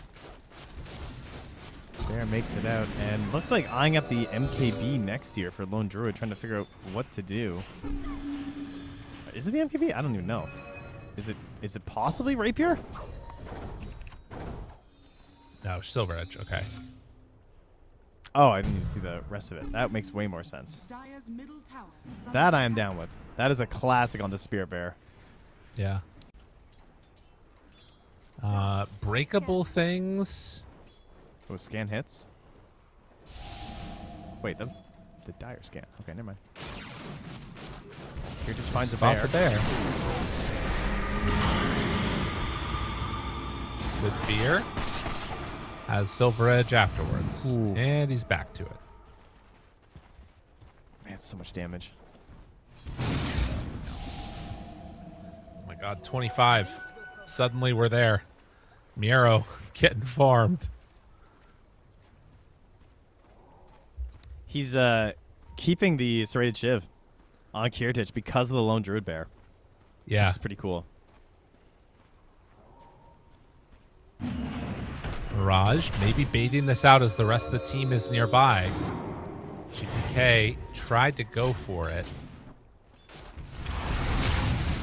Meanwhile, the bear in mid is going to be found. Save the snowball, punch, kill, resummon immediately. Radiant are scanning. But yeah, I mean, they're not going to go again until next Roche, I don't think, right? Not really much reason to. Yeah. I guess if they kill the bear again, then they can make that move. They are anticipating his movement, and he's just like running the hell away immediately on Yeah, he Lone cannot Druid. lose this, obviously. There's still a full minute before the resummon. They're actually That'll be thinking pretty about GG. going right now. Yeah, I guess they should be able to just force the melee racks. Okay. Dire's bottom barracks are under attack. And no, everybody comes back and they won't go for it. Wow. Crazy.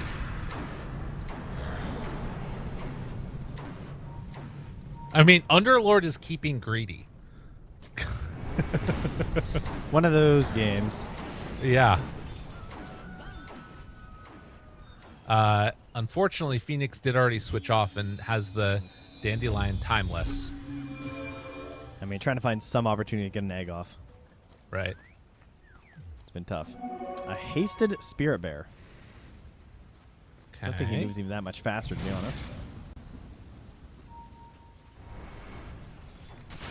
Ags about to be here for Shadow Demon. And they jump in. Kiritich silenced, but the haunt away. Mirage able to dodge from that one. Oh my god. He had nothing left after that. It was scary. Yeah.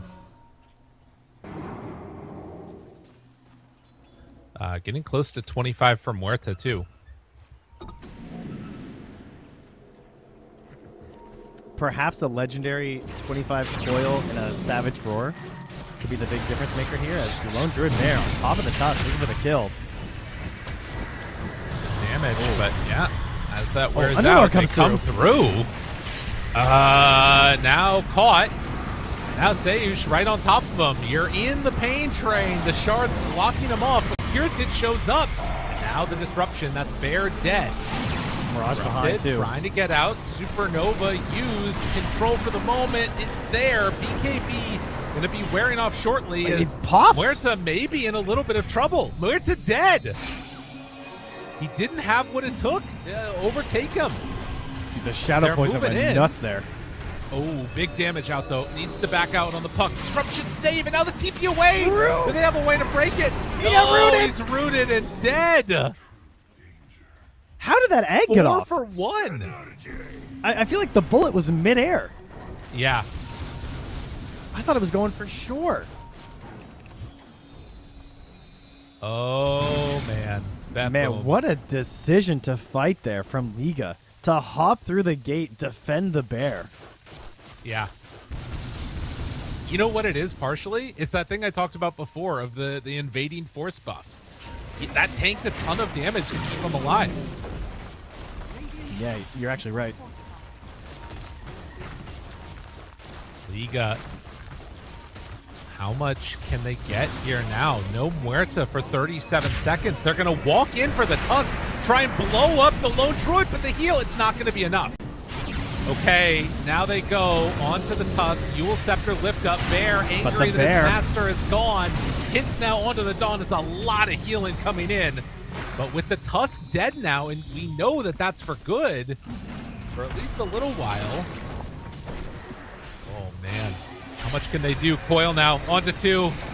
Corrupted onto him. The hunt down. He's on him. They're onto him. The damage. Oh, they start to bring down save and they get him. That's a full set of racks. All right. They move away with Muerta back up. They're going to call off the chase, but can they get out alive? The cleanse. Keeping him fine for now. Kind of. Nope. Corrupted in trouble. The hits, they're hitting hard. And they do manage to bring down the Underlord. Yeah, he just runs into them, trying to open up some space for the supports to actually escape there. GBK tries to find an angle in behind him, maybe catch Mirage, but he gets out. So the bear's out. Lone Druid respawning soon anyway. Pretty good stuff there from Liga overall, I think. But it doesn't mean Roche is up with no Underlord for 101 seconds. Oh, that's a lot. Oh, he's buyback. Oh, but he doesn't have gold. Okay. I see. Wait, why does it say his buyback cooldown is just at 9 seconds on the board? Okay. Just not correct on my screen. Oh, there we go. Well, if they want to, you could maybe make some crazy plays, but I think if your Liga, it's just like time to chill again. Push out the side lanes. The bear? Yeah, the bear is probably dead again. I mean, he leads a punch, though. Yeah, he did already use that. Although now the stun is there. Yeah. Too tough. But resummon, and he's back again. Still has a lot of room to grow. You know, Aghanim's Synth and then the Abyssal. Yeah, true. But that is a Refresher Shard on the Muerta for double Pierce the Veil for this Lone Druid to deal with, which is a problem. It looks like I would be thinking a lot about like the ratting potential in this game right now as the Dire. Yeah. Because fighting this Muerta with the Refresher is going to be really hard. And you've got Coil. I mean, we've seen it before. How much can they get on BetBoom? Wanting to do something big with this Roche banner. They place it pretty far forward. Meanwhile, the bear finds the Dawnbreaker. And with the puck coming in, they're going to coil the Dawn. Adds the Pierce's spell immunity, and Miro... Oh my god, the lifesteal, though. The lifesteal is nuts. They don't have enough to deal with it. And now they're back at the base, though. Maybe an opportunity here. Silence. Force Staff gets him away. GPK trying to stay on stage and still living for the moment. Gets punched up in the air, but now they survive through it. And he's broken. Trying to get out of there is GPK. Looks like a he's bear in the gonna be able base. to escape. Doing some work. No way. Yeah, he's gone. Gem down. All right. So they lose their Tusk again. They lose their Lion. But they do lose Arax. Yes. And Muerta still has the Refresher. Did not burn that. Looks like the cheese is gone, though. They need a way to deal with this Dawnbreaker. Like, Scotty, I don't know, something. She just lifesteals too much. Yeah, the Satanic is crazy. I don't know. It's Oh, not really she much you can does. do, I feel like. I feel like Mira. once she's locked down though, like she does survive, but her damage isn't that crazy. This is the way to do it, though. Shadow Demon ulti. That. Now they're in trouble, and they lose the Dawnbreaker. She's dead. Yeah. She bought out for Scotty. Yeah, that's not good. They don't know this, obviously, but that is a potentially game-losing mistake. The Shadow Demon Aghanim Scepter is making some very good moves. There's a second bear in 20 seconds.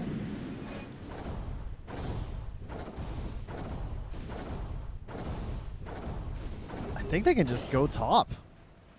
Yeah. Underlord actually takes the DPS around Fiend's Gate, which is not one that you see all that often. Are you going Tormentor? Oh, interesting. Okay. That's probably going to mean they can't actually high ground then. A lot of damage there. They give it to, or rather they get it on the Lone Druid. Which actually is kind of nice for the basic Dispel. All right, good stuff. The bear, yeah. Oh, now yeah, you Spear fetch. Pair gets it. Because he had it already, yeah. Okay, cool. Well, now Muerta in some trouble. Broken, trying to find a way out. The wraparound coming. The bear finds save. And now they're on to the Muerta. She pops her ulti, in trouble. BKB out, second salvo, and just dying.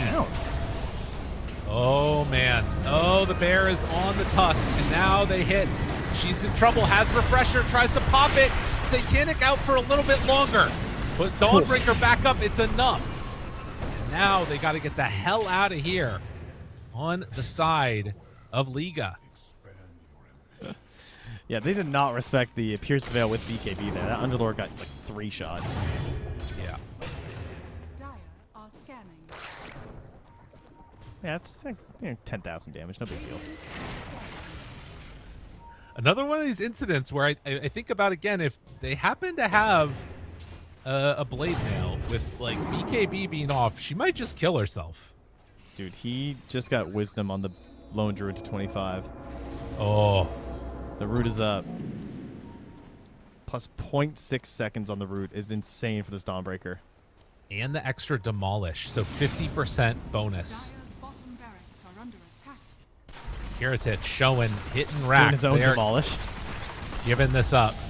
Dire's And bottom now, barracks has fallen. sights up to this top side. Now, there is an amp damage on the top rune, but I don't think that they're going to go check it in time. If they're going to defend this, they need to do it very shortly. The bear is running back. He does not have a TP on him, but they're going to TP on the Lone Druid instead. Force forward. There's the coil onto 2. They don't get the punch. Still caught here to the side. The invading force does a lot. They got him under control. They're starting to fall. Dying. Look at the damage. It's enough. They are gone. And now trying to run down Miero here, who's hiding off to the side. In the base, the Tusk is still going to be chased down by Katomi. A good save here by Save. But with Muerta already dead, it opens up a big opportunity. Damn. Muerta's death summary. Look at that gate damage. 1,016 damage from the gate overall. What the hell? Because she was just there. She was just in it. That's kind of nuts. Whoa. Okay. Because, like, if you think about it, like, you can't hit her, right? So she goes into this ethereal form.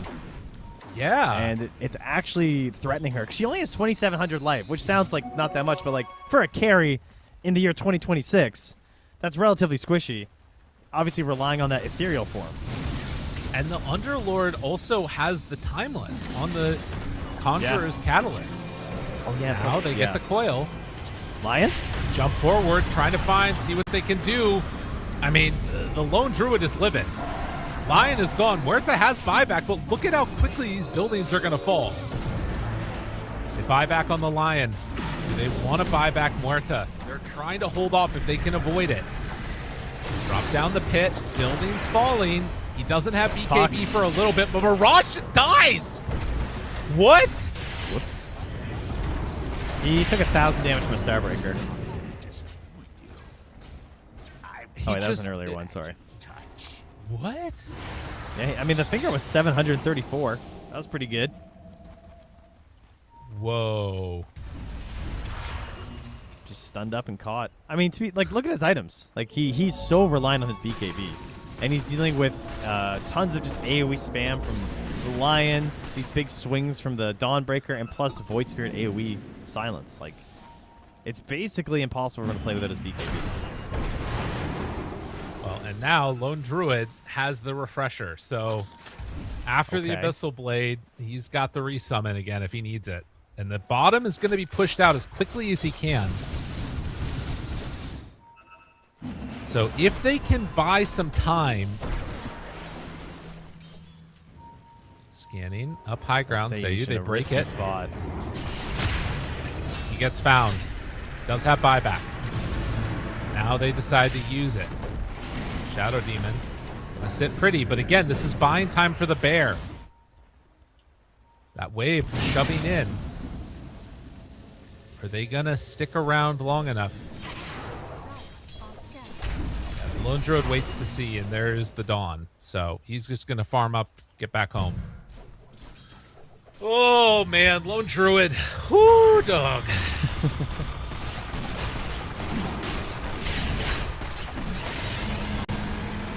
Alright, do it again. Muerta with another Aegis cheese given to the Tusk. Lion just with his 3D tumblers toy. Yeah, that's pretty awesome.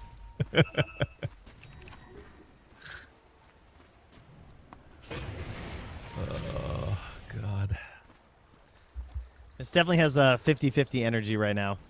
Oh, yeah. Heading into 60 minutes. It's just a matter of like the buybacks, timers, and who gets the first jump. The gold lead means nothing at this point. Yep.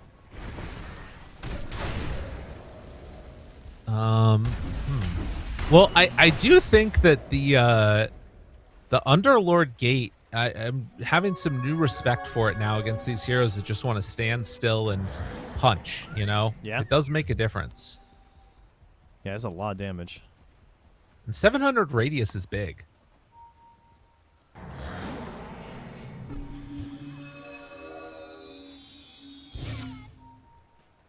Bear just keeps it pushing down bottom.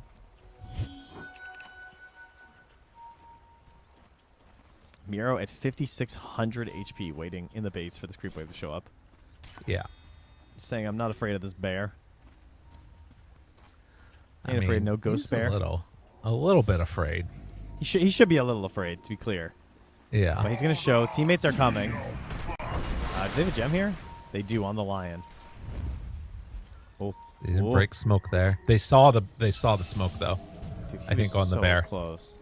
Yeah. I mean, they had a resummon, but that would have been a painful giveaway for free. Oh yeah. I mean, I don't know. They need to kill bear. it 3 times now. Yeah, go push another wave now.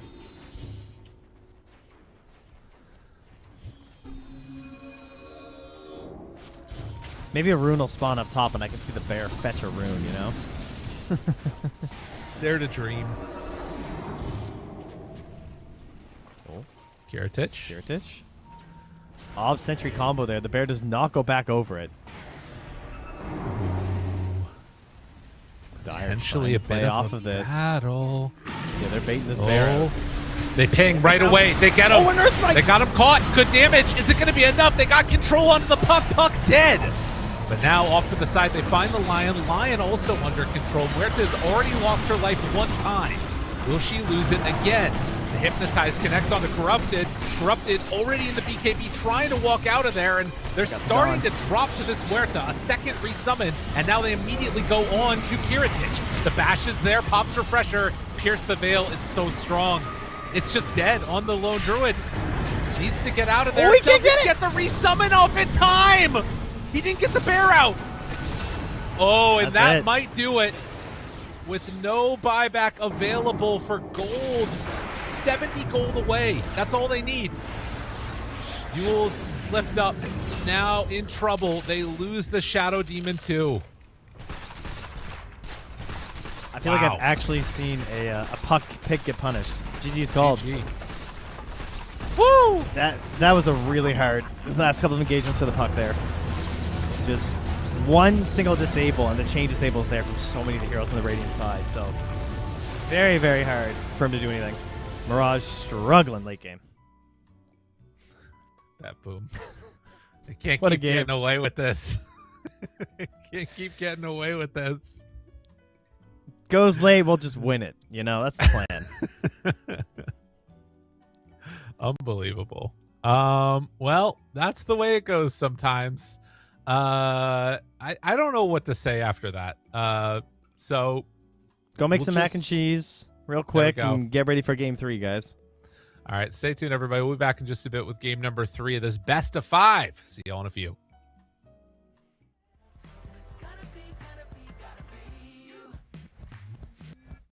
These myths are busted. The cracks are screaming on my side. It's done and dusted. I'm never getting off this ride. 'Cause life with you is golden. So how can I go back to silver love? I'll be holding.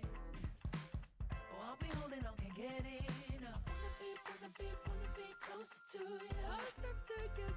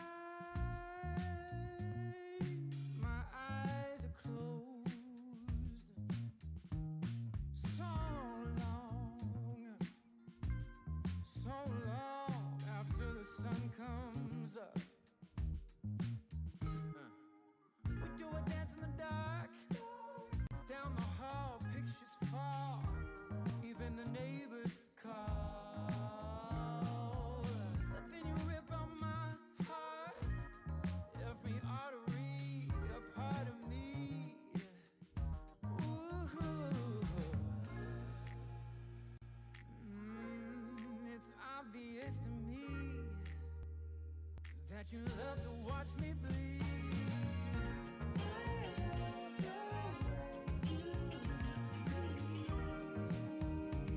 But not half as much as I love when you leave. I hate to see you go. But I love to watch when you're walking away from me. Walking away from me. Yeah, yeah. 'Cause I could be anything you want. I could be anything you need. Baby, tell me it's something real, and I'll give you everything. Every now and then we can smile. You know I can't help myself. They play around with me for a while. Keep tearing me up until there's nothing left. Ooh, it's obvious to me. Yeah, you love to watch me bleed.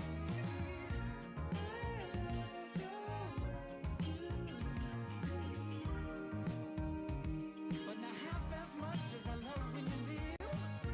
I hate to see you go. But I love to watch when you're walking away from me. Yeah, yeah.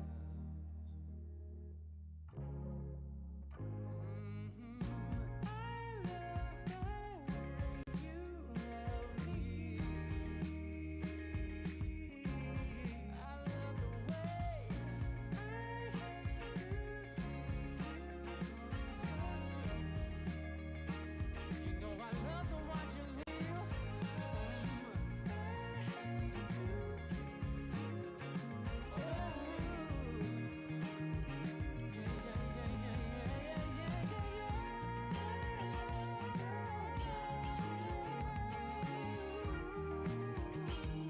Cause I love to watch you leave. Oh, I hate to see you. But I love to watch when you're walking away from me.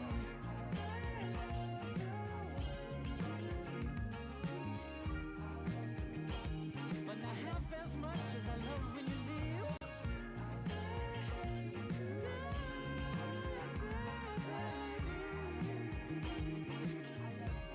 When you walk away from me.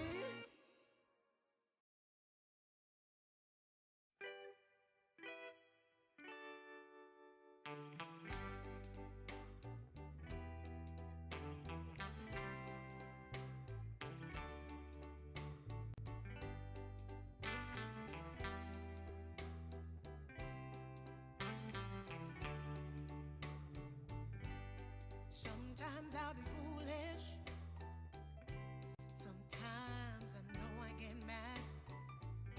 Sometimes I say the wrong thing to you that makes you feel sad. But one thing is true in all that we've been through. You've never stopped loving me, no matter what I do. So let me say, yeah, that every day I try to find the words from my heart to say thank you. 'Cause you take me as I am.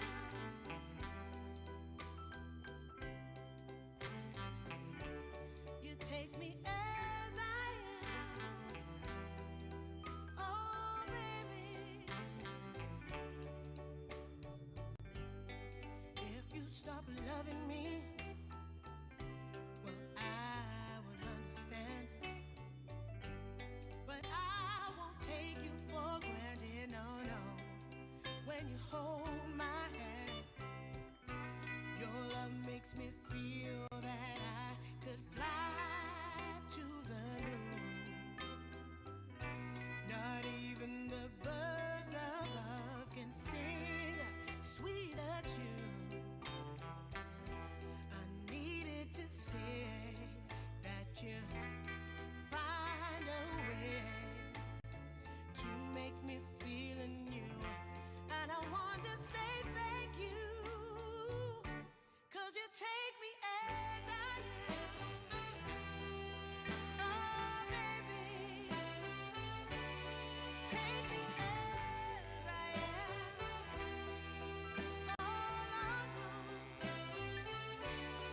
Take me as I am.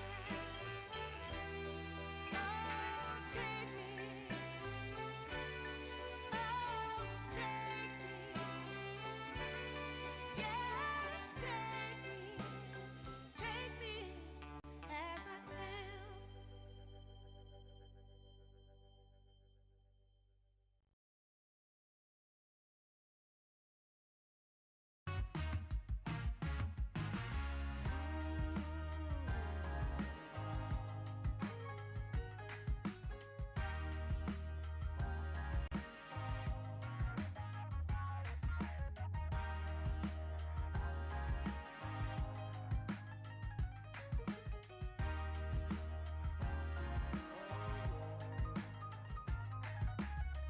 Turned on the dime when I saw you walking. Hello and welcome back, everybody. We're getting ready for our third and not final game of the DreamLeague Season 29 Eastern European Qualifiers because it's the best of 5. Trent, let's get into it. Whoa! You ready? Boy, oh boy. Yeah, I'm ready. I'm ready to see what else Snovy's got in the bag of tricks for us. Yes. Brood, a bear. What else? An Arc Warden, perhaps. Could be pretty hype. 10 seconds remaining. They didn't get the hoodwink last time and they lost. So that's something I'm thinking about. Remaining. Okay, good.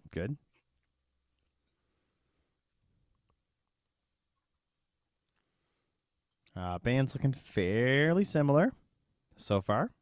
Radiant team Is getting rid of the puck a good thing for Liga? You know, maybe open something else up here for Mirage, maybe? I don't know, man. I feel like on a way, yeah, but it felt super integral to their strategies. So I don't know, kind of a struggle. I think for me, the biggest thing I want to see is them to try and force Miro to not have a game. If they can shut him down, that feels like the recipe to success. Radiant team pick. Whoa. Okay. This has been a pretty common first phase ban today, at least for us, in our region of the qualifiers. But Queen's gonna make it through into an instant Ember now. Okay. For Mirage. Very interesting. 10 seconds remaining. Are there any other bans that heroes got through? I mean, Shadow Demon still, Lion. BB teams turn I guess into Ember, Lion is still good, but not like as important as it is against like Puck, for instance. Yeah. Yeah, I think that's pretty much all the hits, really. All the real big ones. No, Bat's gone. Hoodwink. Yeah, Hood is the big one for sure. And with them picking out of this phase, I would probably ban Hood, I think, because you're not going to get it as BetBoom, because they'll just take it. Yeah. Good shout. It does leave the Lion still in, which has looked pretty good for save. And kind of mimics a little bit of the Hoodwink energy. Could maybe even be the ban here for Liga just to force them onto something else. Could also be looking back towards that Silencer or that Lich that they were applying this logic to before in terms of catch out of the position 5. Maybe something to think about. I feel like the Lich is a nice ban here. Radiant team BB teams turn to pick. Or you get the Rubik through, of course. All right. It's been a bit for us, for the Rubiks. Yeah, it's been banned pretty consistently.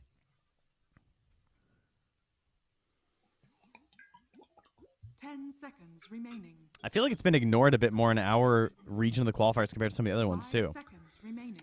I feel like we've had more drafts ignoring Rubik than most of the other regions. Most of them are like Rubik first ban or first pick, whereas we've been prioritizing more of like the Hoodwinks and the Phoenixes in Eastern Europe. I do think that it is quite good with the damage reduction that you get already just against the Quap. True. And then also, like, with these games having gone consistently to, like, at least around 40 minutes up to 60 or 80 this morning. Rubik is one of those heroes that you want to have in those late game scenarios. Hey, you're not wrong. And it does make you think a little bit about some of your picks. I mean, I still like Phoenix. It's not amazing versus Ember is the only thing to consider, but I guess I could just go straight up like Lich or Silencer here plus the Lion, right? Yeah. Like, why not? I like Silencer with Queen of Pain. I think Lich is also just straight up strong with Queen of Pain too, though. Yeah, I think I'd rather have the Lich. Like the Gaze, the Chain Frost has been looking nasty. Let's move off the Phoenix. Let's get the Lich out here, BetBoom. Both times in this best of 5, the team with the Phoenix has lost. And you're right, they will take it. Oh, I want the Lich. But they take the fair Silencer, enough. not the Lich. But yeah, it's the other one. Right. All right. Well, finally, let's see what all these bans are about. We've only how many Silencer games do we have? 2? 1? I think there's been like 8 in the entire qualifiers across all regions. Mm-hmm. And we cast like 1, I think. Yeah. I want to say. It is a 63% win rate with 11 picks. Damn. Yeah. All right. And the Lion. God, the supports have been so clutch too. You know what time it is, don't you? I don't. What time is it? It's Lycan time. Look at these supports, man. Just eat them. Just munch them up. Yeah. No control from the Queen of Pain. 10 seconds remaining. The question is, does Corrupt have that dog in him, though? 5 seconds remaining. Right. Yeah, that's a good question. That's the big one. Mm-hmm. I think he's gonna like pick Night Stalker and lose. I feel like that's what we're gonna be seeing. That here. is a classic. Yeah.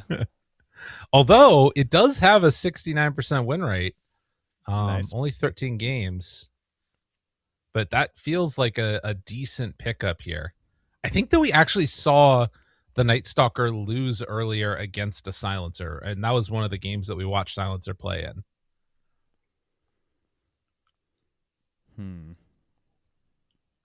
Radiant team pick. Enchantress. Ooh, the Ench. Okay. A hero that, again, started the qualifier. We saw this a lot. And then it just disappeared. It's the similar idea, Yeah. right? Also, Chen and Yeah. Io. Yeah. Like, Ench, Chen, and Io was kind of like a meta over the past 2 weeks, and now it has just disappeared in the last few days here.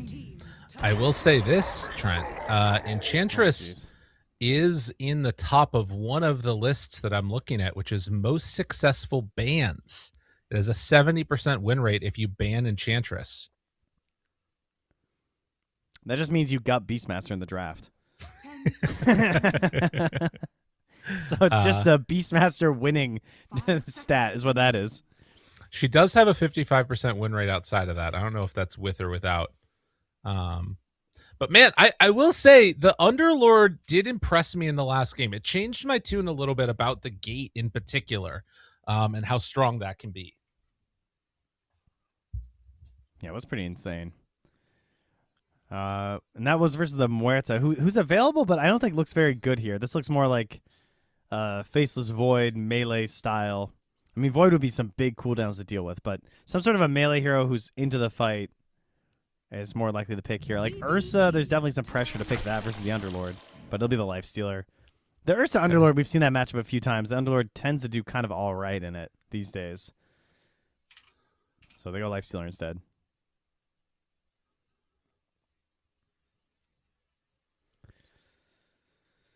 Seconds remaining. Helps with the Queen of Pain moving around, and now some big picks coming up here. Miro, the person they need to shut down. He has just been, again, way too good. Even in the Dawn last game. Mm-hmm. Kind of a rough game for the hero. Struggled a bit in the mid game, but really clutched up in the end. And it took so much attention and so long to kill that it just made the game so much easier for Kiritich to play. I think Baru is the ban next. Remaining. So 5 seconds remaining. they have to find a melee initiator who doesn't get destroyed by Rubik.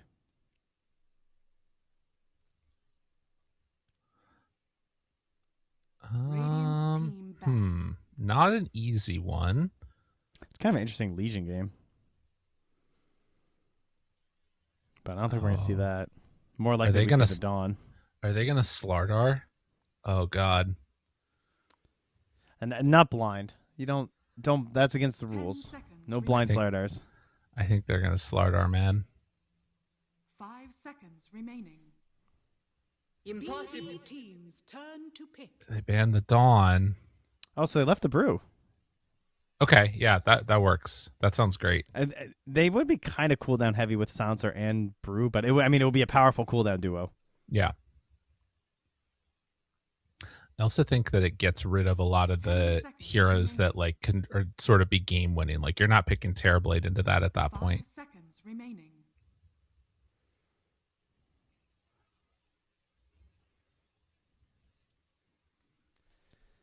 Not a ton of reserve time left for BetBoom here. As we get down to the wire, what are they going to take? One? Ooh, buddy. Oh, the last time this happened, it did not go well for BetBoom. No. But this time, there is no puck, which does change things. Yeah, no Tide. And they get rid of that Ursa. 10 seconds. So now, don't get baited into picking Muerta, I don't think, here, right? I mean, they got some time. 5 seconds remaining. I think it's a melee hero. Oh, Jesus Christ. I don't know. This doesn't. I feel like they leave the Muerta on purpose. It does not look correct. It looks wrong to pick Muerta here, but maybe it doesn't matter. I see the struggle of actually trying to achieve your goals of hitting your damage. But if Mirage gets the control, maybe that's enough. But you don't have like stuns. I feel like Muerta succeeds when there's like real, actual stuns. Yeah. Not like little roots and stuff versus life stealers who can jump away and stampedes and Queen of Pain BKBs and blinks. I think she's going to struggle to pierce the veil and actually kill somebody. But so I agree with you in terms of the way that those like mid to late game team fights look. The flip side of that is what if they just run over them with like Ench, you know? Like what does Muerta's actual lane look like? It's Centaur Lion, likely? Yeah. Like it's very high volatility. There's a decent chance that you can just like kill that lion by an Enchantress stepping forward. So I agree with what you're talking about. I think that League is looking at maybe an earlier timing to try and make stuff happen, which I don't love against BetBoom. I think you want to sort of depend upon BetBoom to just do nothing from 20 to 30 minutes because they've shown that they'll do that. I don't like early Muerta. I feel like she doesn't do anything until she has Mjolnir and one other item. Yeah. Like she buys a Maelstrom and she hits jungle creeps for like 15 minutes, and then she is a goddess who reigns above us all, supreme. Oh, beautiful dark demon lady turning into a ghost. But okay, early push, Ench, what does she do? I meant more in the your lane. Spells. Yeah, but like, what lane Schmaine? What's it matter? All right, we'll see how it goes. We're getting into it now. Like, there's a reason they didn't ban Muerta. I don't think it functions right. At least, obviously it can work, but it just doesn't give me the good vibes. My head calc says it's wrong. You get that feeling, you look at a draft, you just know a certain hero's coming, and then it comes. Yeah. This is like the opposite of that, where I just know a certain hero is going to be bad, and they pick it. But I'm happy to be wrong. Are you, though? Not usually. No, I'm not. I was going to say, you're just lying now.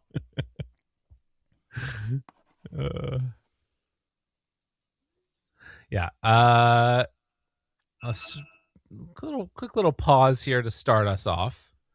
And it's hard to think about these games outside of the context of how it's been over the past, 4, 5 that we've seen. Because again, BetBoom started today playing an 80-minute slobber knocker, which is definitely like top of my words that feels like we shouldn't be allowed to say anymore, but it's fine actually. Well, you gotta knock the slobber out. It's true. But I think that like this is the type of game that if it does go late, some weird things can happen, right? Like the Aghanims from Kiritich no longer disarming Muerta probably makes that matchup a lot better. But then also you're running into the problem of like Centaur being able to, hitch a ride, save somebody, and how quickly that can turn things around with a global coming out. So, Yeah, I'm the late game scenario feels kind of nuts. I feel like this is going to look like the Underlord that you were worried about seeing, which is like the low impact one this game. Because look at the damage and stuff. How do you get effective damage to this Underlord in the later parts of this game? I don't know. He's going to need the Axe, that's for damn sure. Oh, yeah. Oh, yeah. And maybe Mirage is just going to absolutely cook on this Ember Spirit. I mean, not an amazing Mage Slayer game. It's decent, but it's not like a God tier one. Yeah. Well, the other side to this, too, is that, like, Lifestealer Centaur, where is Quap going to go to make stuff happen, you know? They fear in Miero. That just sets him up for a really big stomp, and now dead on one. Sage's going to fall. Mirage in some trouble. Gets the slight for the finish, but ends up dying afterwards, most likely. Yes. -1. Easy. All right. Easy 2 int already here for Kataomi. Yeah, I kind of feel like BetBoom are also not going to do anything for a while. You know what? Maybe you're right. Maybe the Morris is just going to get big, and it won't actually have ended up mattering. Because, like, you know that Miero is not rushing a blink. This guy's getting a helm, and he's chilling. And then for Quap, like, she might go, like, an early Ags and try and get aggro, but I think there's a decent chance that, you know, she also is just going to be farming up a storm. Respect, battling up against Save. Forcing him away.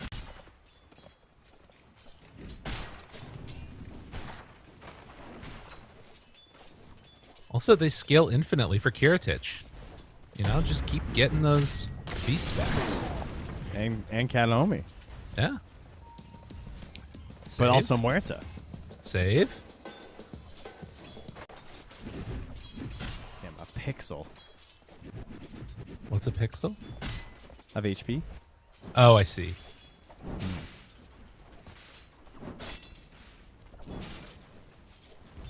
I wanted to bust out the LD. He's going to have to use the Fairy Fire. He's going to have to do it soon.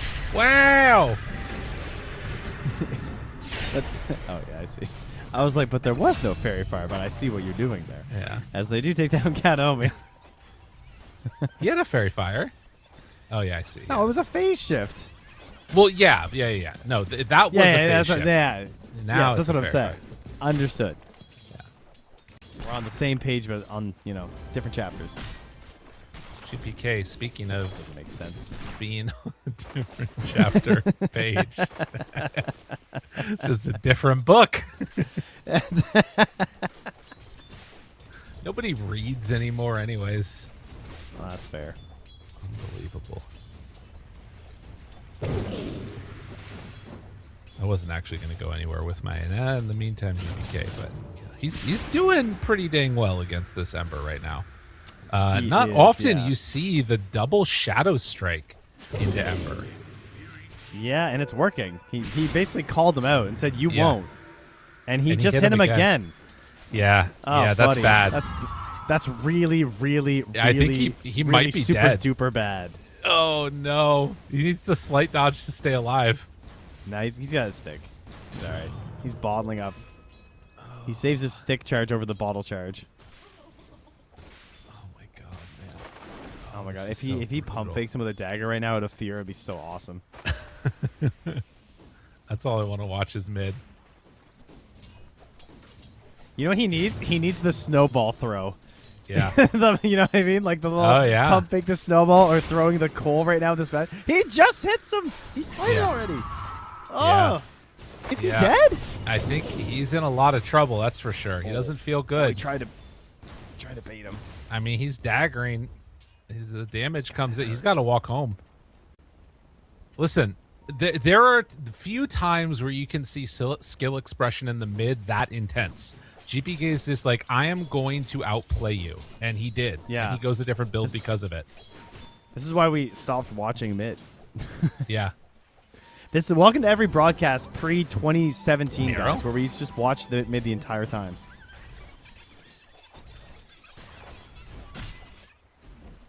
Also, I don't know if it gets easier. Did he take a third point? No, he didn't yet. Okay. I took Blink. Now he's 3 points, dagger plus 2 scream would have been so sick though. that would be the Giga Chad Queen build. That is my turbo build. I love it. I'm playing position 4 when I do that though, so you know. Gotta take some, leave some. He is pump faking the dagger again. Well, I'm not gonna bite this time, but not enjoying his time mid here on Mirage. That is for sure. He is 800 gold behind this Queen of Pain right now. And getting denied right in his face. Sorry, guys. I no cares other lanes right now. Oh, no. Definitely not. He got him this time. Nice. Good dodge. Well, in the meantime, bring Sage over to the mid lane as well as Katomi. Dagger. Connection. God, wanted that Fade Bolt hit. And now they will have to back away. Jumps in. Oh, dead. Katomi gets the last touch. From downtown. Damn. Oh, he was silenced too. He got the -2. Yeah. Yeah, he did. So you guys, if you guys haven't seen Silence in a while, you now get 1 int when you kill someone, and you get 2 if they're silenced when they die. So that's why he has 4 stacks now, with 3, kill and 2 assists.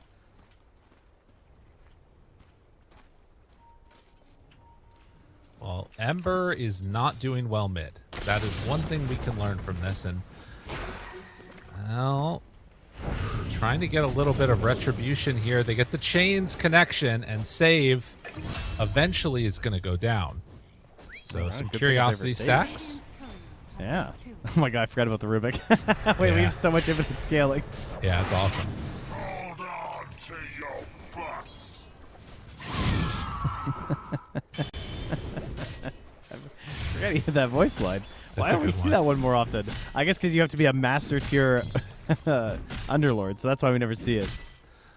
I wish the Darkseer had better lines. Well, the head to a point one is funny. Yeah, it's it's not the same. I wanna hold on to your fair. butts.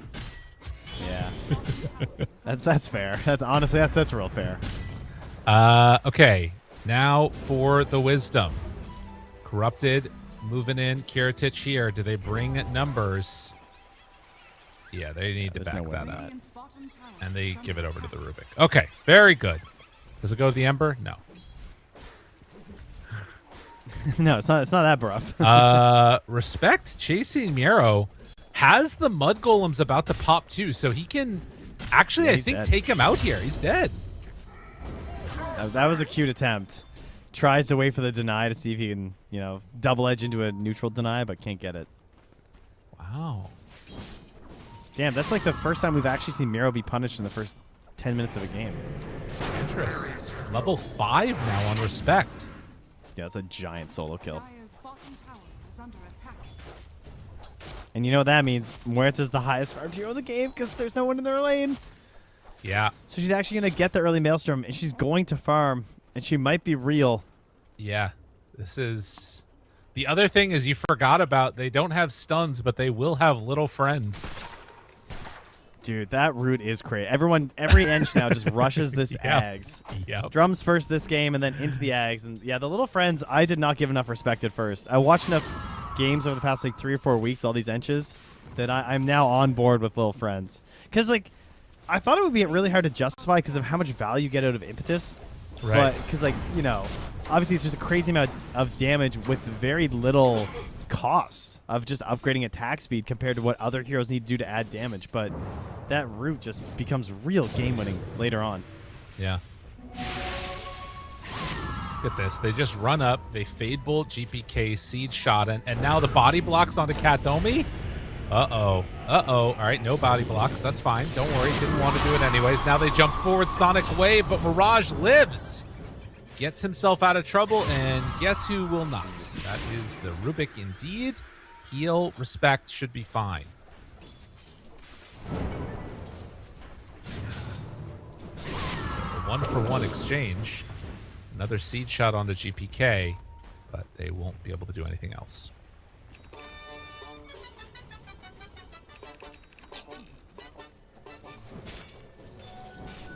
Underlord eyeing up the Atos first. One of my favorite Underlord builds, honestly. When they go for this, when it's just a matter of pure control. This is the enemy Queen of Pain refuses to buy a BKB build. So kind of anticipating that out of GPK here, I think. Well, and noticing sticks to it. Noticing the if you saw last game, he ended up going for the Shivas. So I think that probably will be looking for the Gleipnir, which again just fits this style very well. True. Stun as he lands. Now Seyush tries to stop it. There, Underlord ulting in. Blood grenade down. GPK, they're not focusing on the Quap. Instead, going for Katomi. Katomi tries to escape. Oh, Ember going in like crazy. Dodges for no reason. Did not need to make that move. Meanwhile, Miro tries to find him with a conch. Yeah, he's dead. Mirage doing crazy things. Oh, man, just accepting your fate to give the gold as a split rather than all into the Queen of Pain is very funny. Radiant's middle tower is under attack. That was pretty cool. All right, weird engagement mid. How was Kataomi so tanky there? What happened? He had the Ash Legion shield. Yeah. I guess he just had a full wand charge or something. Maybe a Fairy Fire too. They just kept on chasing that poor silencer. Not wrong. It's looking like another Greaves first Rubik game here. Again, it's versus a silencer, so you can't really blame him. Respect. Does have stick charge, Fairy Fire, but the Hex is there and no chance to survive that one. Yeah, maximum hatred there with the Sonic Waves. Kataomi's going to find what Merita's up to. Steals a creep and gets voice line for it. Meantime, Miro comes in. Gonna get clapped on here and keeps hitting the creeps. They take it out. Easy peasy.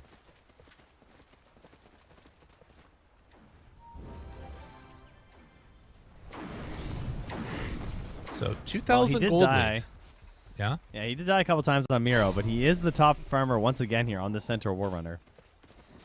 Heading in towards his Blade Mail, so won't be too vulnerable to any plays from the Muerta. He can certainly just hold his own in the mid lane here. I don't think they can kill him.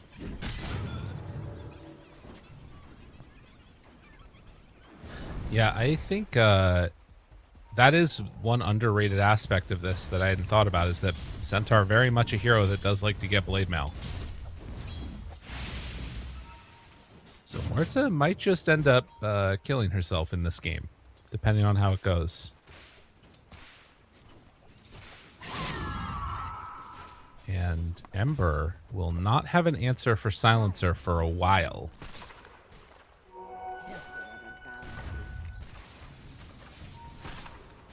Scan connects. Save. Laying down Observer Ward to break the smoke that's coming in. Seyush spots it. Can't immediately hit the stun, but will end up getting punished pretty heavily by this one, most likely. Yes! Fade Bolt is for the kill. Now GPK has Sonic Wave back up again. Can toss it out if she wants. Decides not to go for it. Global is online, though. Well, Lion dies to a finger of death from Rubik, so that was pretty funny. Got him. True.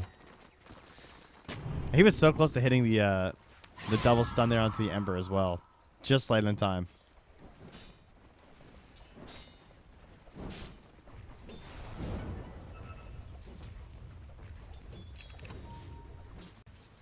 Well, we should have looked up some poems to prepare for the inevitable doldrums of this game. What do you want to know about? Because we're getting to that point, you know? That's true. I mean, I don't know. I think that probably, I think it will come around, but I think it's probably going to be later, because I feel like they're still willing to fight a little bit right now. Like, look at this. It's about to be a dead Ember, surely. Maybe not. Healing. Backing out. Arcane Curse. Jump forward from GPK. Ench does not appear to care. Radiant's top tower is under attack. Oh, do you think BetBoom are just going to chill? Maybe you're right. Maybe I don't know. He's got a Radiance now in the Lifestealer, so if there's any time to start doing stuff, right? It's like Radiance farm into the armlet, make a bit of a move. The Tormentor, I guess, will be the big question mark there. But now there's a Atos on that Underlord, so he's going to be looking for something.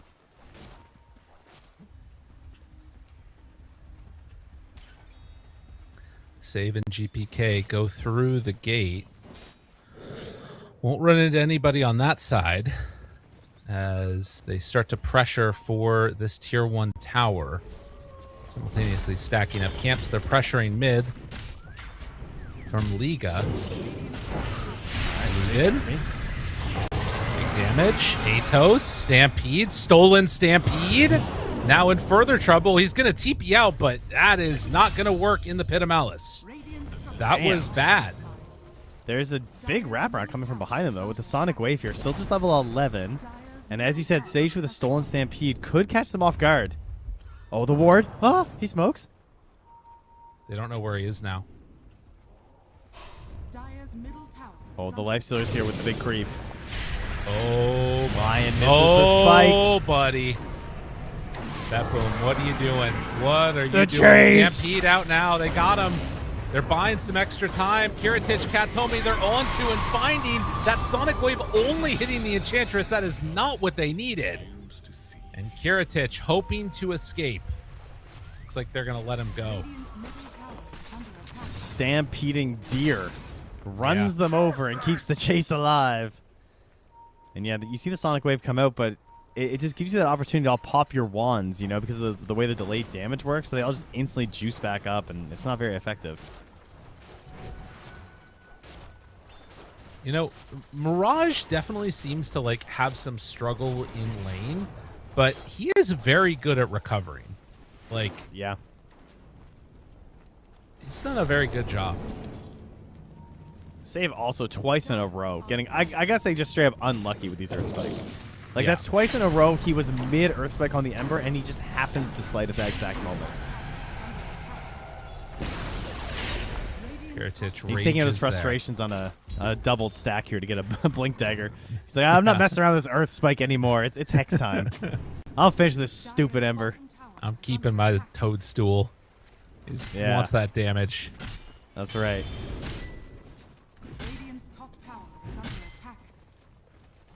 Oh, the used is Munch on the Vital Toadstool. I didn't know that. I love finding out what the use name is, you know? Oh, yeah.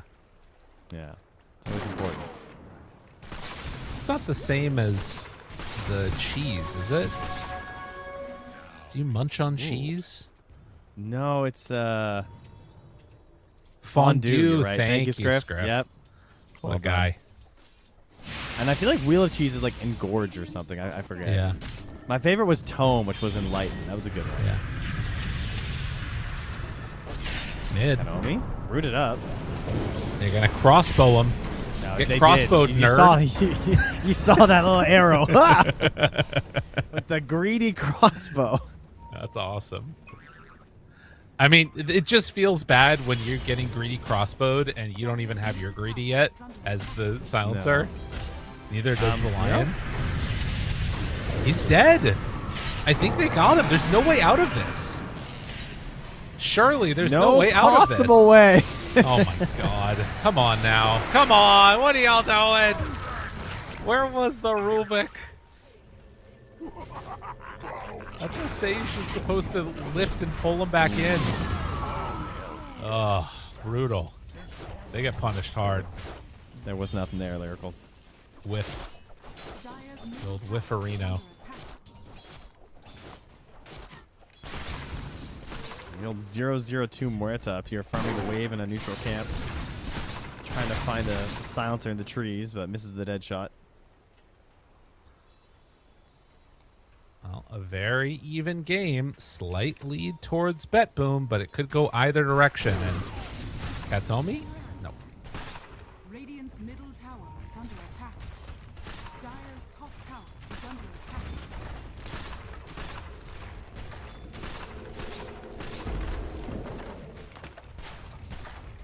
Has there been a good fight with Silencer this game? Like, I feel like we haven't seen a global silence make a difference. And this is like the window where you want to do it. Yeah, I mean, this is surely the next one. You know, if they use it offensively, that's obviously where it shines the most. It's blink onto an ember and use it. Enchantress, silenced, trying to live, not going to happen. I really like the sound effect of the crippling crossbow. It's very distinct. It really cuts through all that noise. Yeah, a little twang. Classic Dota and the good sound design, of course. Can't be beat. True enough. Ooh, Sage just denies the haste rune. Not risking it. All time for Muerta.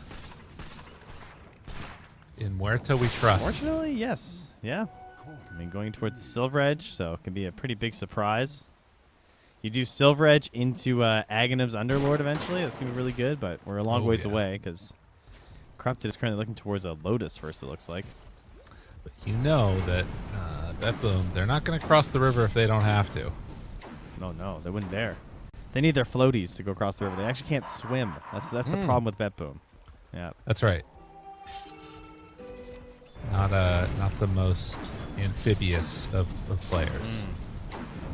Oh, Boots of Travel from Mirage. Yeah, they're just like, okay, well, if you're not going to fight with us, we're just going to go chill and farm. It's kind of cool. Yeah, Underlord. Oh, is he dead? Yeah. Yep. But now Kirtich is coming out. Can they do anything with Save's Blink? Oh, yeah, they can. Big damage. The heal, it's not enough. They lose the Muerta. That is a kill that they wanted. And Save has the stun back up again. Another one. Kiritich double kill. Another stun where you still hear the TP animation. They're so close to getting out. Yeah. Dire's middle tower is Very under cool. attack. Now Corrupt is going to get ran into here. If they come up this high ground. Scary. I don't want to do that. I mean, they see the lion. They're just moving on him. Hello, lion. How are you? Stay crossbowed. Just letting Kiritich walk away. Okay. That's awesome. I mean, Save gonna be disappointed that he gets caught there. That was just a mistake of where to stand. Like, opening yourself up to that angle of vision when you're trying to guard a lifestealer there is just like, whoops. Bit of a feed accidentally. Dire are scanning.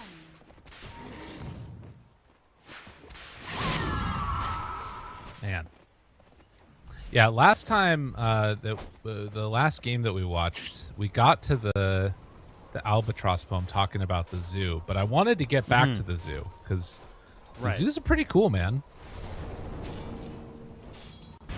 I gotta wait to see if they do anything here. Yeah, which is not pluralized to meats, in case you were wondering. It's not really meats. Katomi pops the global, turns to hit the Rubik, has mech, walks away from that one. Now the root in a little bit far. Kiritich with the hex. The hex, he turns him into a fish. A disgusting little fish. Can they kill off Kiritich, though? I need a few more punches. He goes inside of a creep, but oh, he survives just barely. Ember trying to clean up, but it's not going to happen. Kiritich lives. BetBoom will not be able to be punished. What a big win. Called this guy tied under the way he ate that fish. That's a bad fight to take. Save with the big Balo. Looking like they're going to get a huge kill on that Lifestealer, but useless in the Pierce the Veil there thanks to the Hex and the Earth Spike. Now they head into the Roach Pit. There's also still a Tormentor up for grabs here in this game too, so lots of objectives available here on this map. And that is a bad, bad time here for Liga. That puts them in such a hole. I mean, we did see some of the power of... Oh, wait, they're going in! Oh my god, they're going in! Get in there, buddies! Vero runs away. They're going to go steal it. Okay. That's sick. Oh, I love that. Okay, the off-century combo being down there. And they knew that... Oh, it's It's low. It's low. It's low. Trying to finish it off. And actually, it's going to be the Dire that get it. The Quap is the one that steals it away. GPK running. Mirage on him. They find that finish. Now they jump forward. Here's the Veil running out, but Muerta is going to be coming back to life in a second. Save, runs in, wants to find the stun on the backside of this. Gets it. Finger of Death. Done.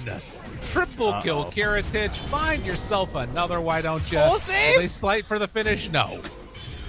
Holy Toledo. Oh, the blink! Blink save! You're a monster! All right, hold on. Kiritich now has 340 HP bonus from Feast, too. Oh my god. 10, 0, and 4. That blink was so disgusting. Damn, what a fight from Save. You know what the Holy problem was? What? Everything? They could have popped Pierce the Veil as soon as they went into the pit and taken Roche, but they tried to save it for the fight afterwards. Yeah. But they do need it for the fight. I mean, they can't fight them. I guess they could have just, like, TP'd out. Ran away, yeah. I don't know. Yeah. Oh, God. Brutal. 5K to 11K. It's a big jump. Ooh. Man, oh, man. What do you say now? I say I knew this Muerta was bad vibes. That's what I say. Yeah, fair enough. So when you're right, you're right. I mean, she has to go BKB first, right? Like, oh, okay, yeah, she's got to queued up. Yeah. I see the Mithril Hammer. I mean, I think you can't fight again until it's done. And it's been too devastating. Another one of these, like, moments where it's like, yeah, we need to ban the Save Lion. Like, he makes this hero look so good. Yeah, he has been insane. Reddit was right. They knew. True. Yeah, they're going mass BKBs now. Okay, 14 to 22. I mean, it's, again, not an insurmountable lead, but they really dug themselves a hole they're going to have to climb themselves out of now. Yeah, it's going to be a lot of ratting. A lot of ratting. That's pretty much the only option you have. And they don't have the lone druid now, so. No, they don't. I do appreciate. You got a greedy Underlord. That's a bad sign. I appreciate that. That's what he's been doing a lot recently, you know? That's true. I mean, it doesn't really matter. There's no Demon Reach anymore, right? So, sure. Yeah. Why not? Fire away. Radiant's top tower is under attack.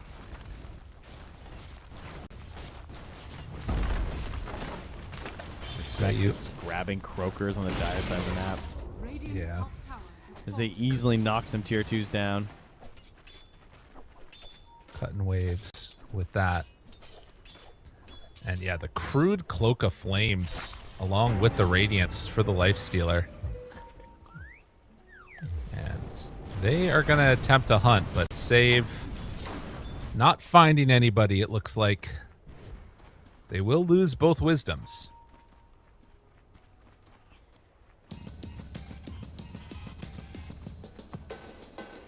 Imagine if they find Muerta here. Oh, buddy. Oh, buddy. Whoops. Whoops, indeed. Find themselves a kill and out around the rest of the map if they want to next. Katomi onto the Ember. He's silenced coming out of this. Miro jumps forward. Stomp. Lift to save. Oh, big save in time. Yeah, that global could have been really bad for them with the Quap and Kiritich coming in. GPK also 6-1 and 10. Didn't really realize how much he's kind of owning this game too. Cliff the wave. Like, we're not giving this up. Tier 2 is ours. No. Radiant's bottom tower is under attack. It's okay. Respect's got the counter push of the Croakers. The True. Marsh Mage is in there. Radiant's bottom tower has fallen. Doing what he What can. is up with the Marsh Mage if we could click this guy up top here? Look at his little icon thing. Like the way he oscillates. What's going on with his belly down there? I don't know. it's gyrating. This guy casts some crazy spells. Well, speaking of gyrating, Enchantress has the Aghanim Scepter now. So, Okay. ready to go. All right, so this becomes more and more powerful the more and more you're losing. Yes. True. Right? You know, Mega Creeps come out. Oh, boy. That's it. They're coming to your high ground. Little friends. And honestly, I will say that, like, Lifestealer depends upon his mobility. And an undispellable root really can screw him up a lot. So I think if there is going to be any type of a comeback, it's going to come through the little friends, like, finding kills. It does make him debuff immune, though, so he can still rage it. It's undispellable, though. Yeah, but it doesn't pierce debuff immunity. So it stays on you, but you can move through with if you're raged. Really? Since you're debuff immune. Yeah, it's one of those. Okay, well then never mind. Okay, use it on the Quap then. That part's good.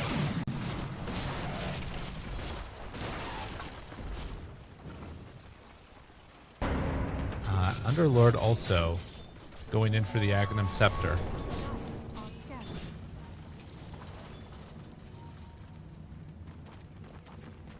Little invis action walking away from Muerta. Enchantress trying to deal with the creep. Kiritich shows up. That stops any extra aggro as Mirage is pressuring out this bottom lane. Now, again, oh my god, that was so close. They almost got him. The double jump down bottom.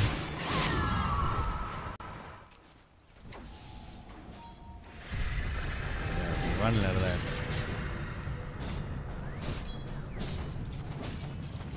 Is Kiritich going to go back in?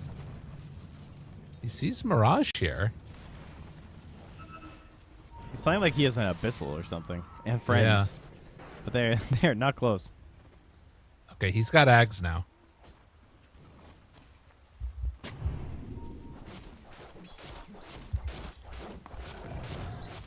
All right, the real dream. This is what you do. He jumps inside of you.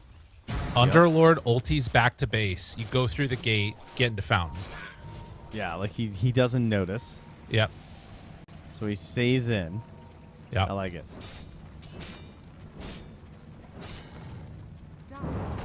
They are waiting on Mirage, and now a smoke out.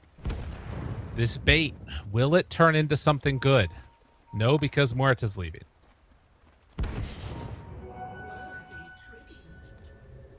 I think they're all getting out of here.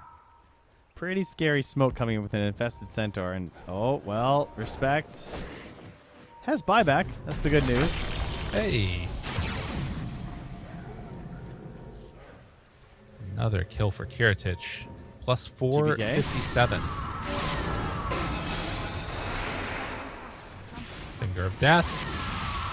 And living. Finally dead. Oh, safe. Spidey Oh, they says see him. They see him. Oh, my god. Rage wearing out here. Kiritich backs.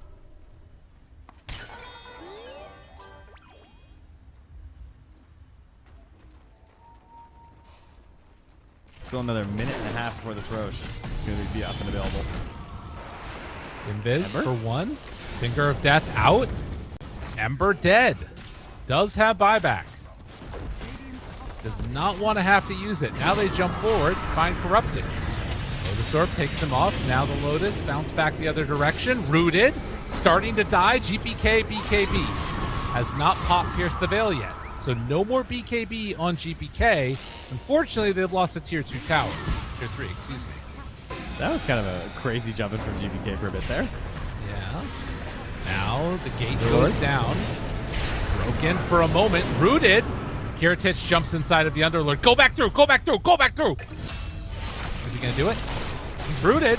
He's dying. In trouble. The Rage coming back up, and he's going to TP out. Arma toggle for always where he escapes. What?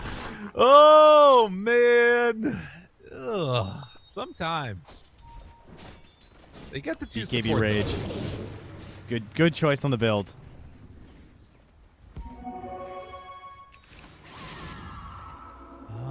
And now Basher, too.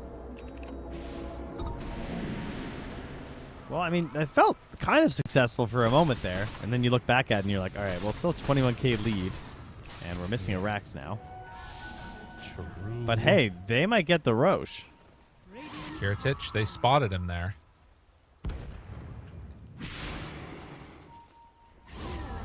All right, they're going to start whacking Roche here.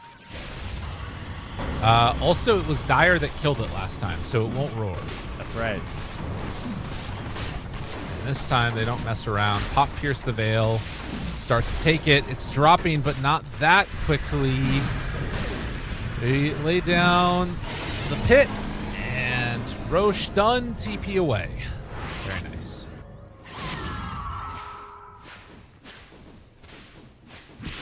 All right, well, at least one option for going higher taken away there.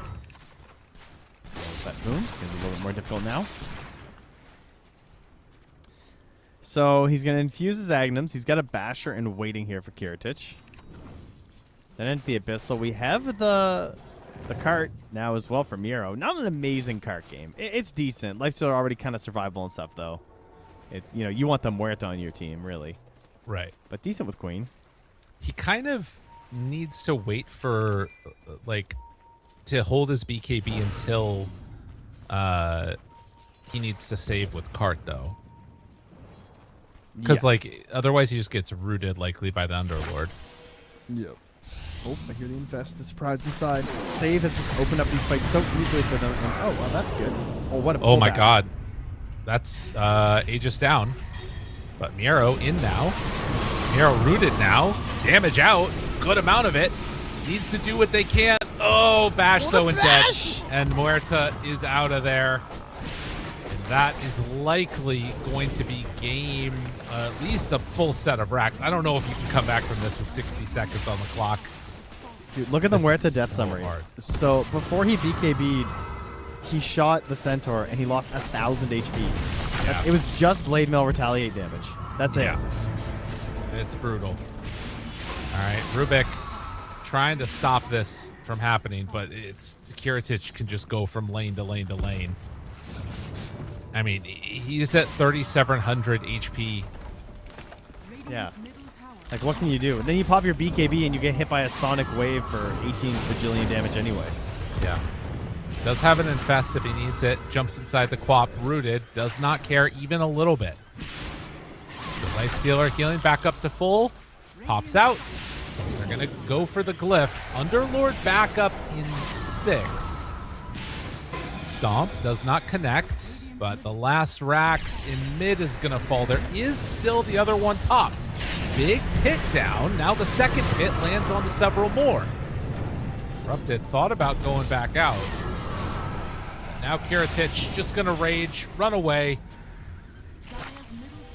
There's nothing there, man. They're going to play for the last Rax. See if they can keep it alive. Pierce the Veil and BKB are back up. Dire's middle tower is under attack. Level 25 Lifestealer. Feast, heal, and damage. All right, they got Gleipnir. Let's see it. Wow, Kiritich. Okay, he is in there. Tries to find the back line. Can't get him. Oh, my God. They jump in. They stomp onto 2. Now they immediately go for the Muerta. She is gone. GG is called. What a beatdown. All right, take a close look, everybody, because that's the last save line game you're going to see. Yeah. I hope you enjoyed it. But that hero is not coming back this series. No. I can say that fairly confidently, I think. Unless they want to first overall it. Because I don't think there's any way they get that thing in the second phase. I think they might, honestly. He's beasting. He's just looking incredibly good. Okay. Well, Liga, a disappointing game for them because I think that in the draft there were a couple of things that were looking kind of cool, and that save lion just really threw him for a loop. Trent, we're going to go to a quick break. When we come back, we're going to have game number 4 for all those folks out there. Potentially our last game of this qualifier. So stay tuned, everybody. We'll see you all in a bit.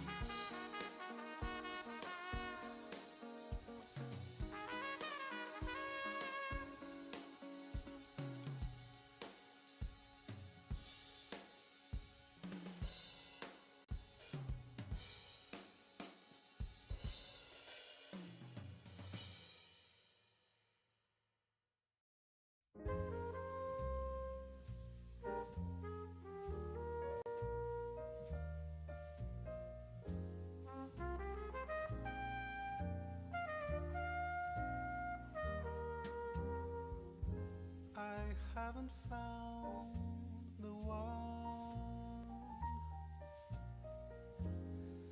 I never knew what others do. I hope and yet again, what do I know then? I believe it's all meant to be. All my dreams are so out of reach. I fool around, but we never know. I fell in love, but a long time ago.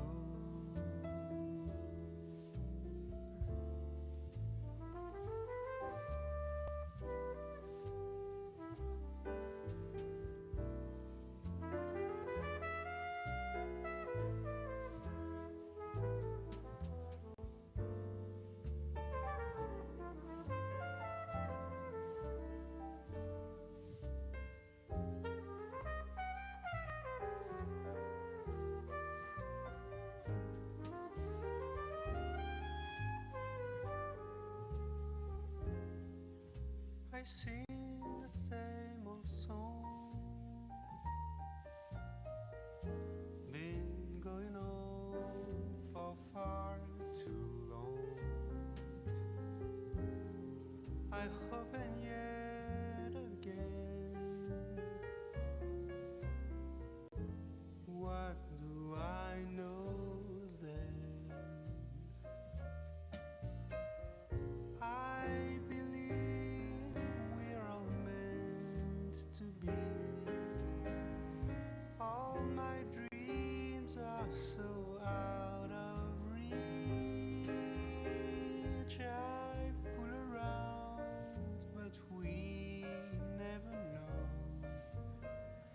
I fell in love, but a long time ago.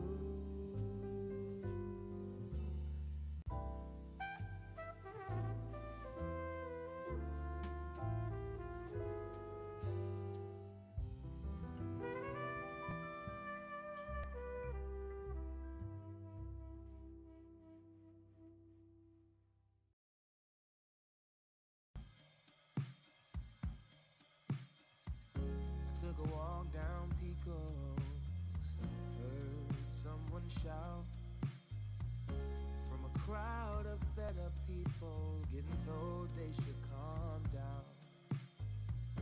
Didn't wanna fight, but the tears that fill their eyes are brought by the people sworn to preserve their rights.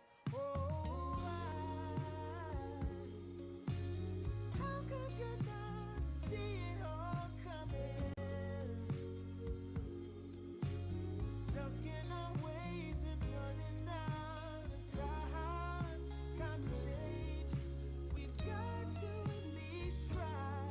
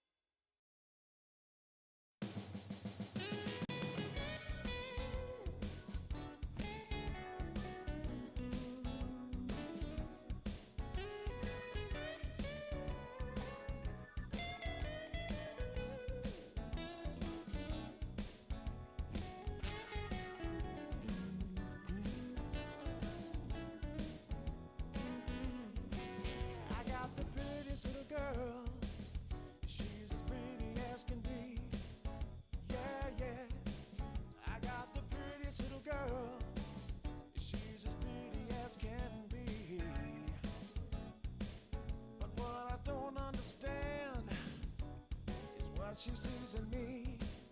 Ooh, I've been drinking too much, staying out all night. I can't remember my left from my right. I'm kinda blurry from my head to my toes. It might seem like nothing, but there's one thing I know. I got the prettiest little girl. She's as pretty as can be.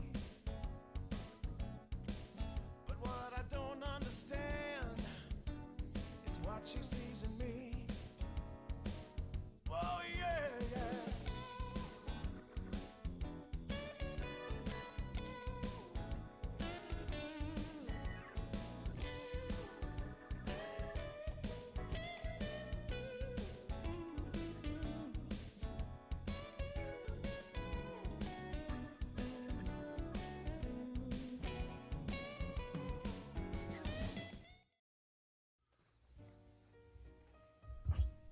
Hello and welcome back, everybody. We're here for the fourth game of this series. BetBoom versus Liga Team. Game number 4.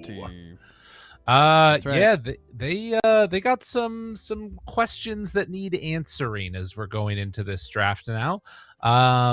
Biggest things that I want to see and that you want to see, Lion Band. Now the question is, do you first phase it on BetBoom?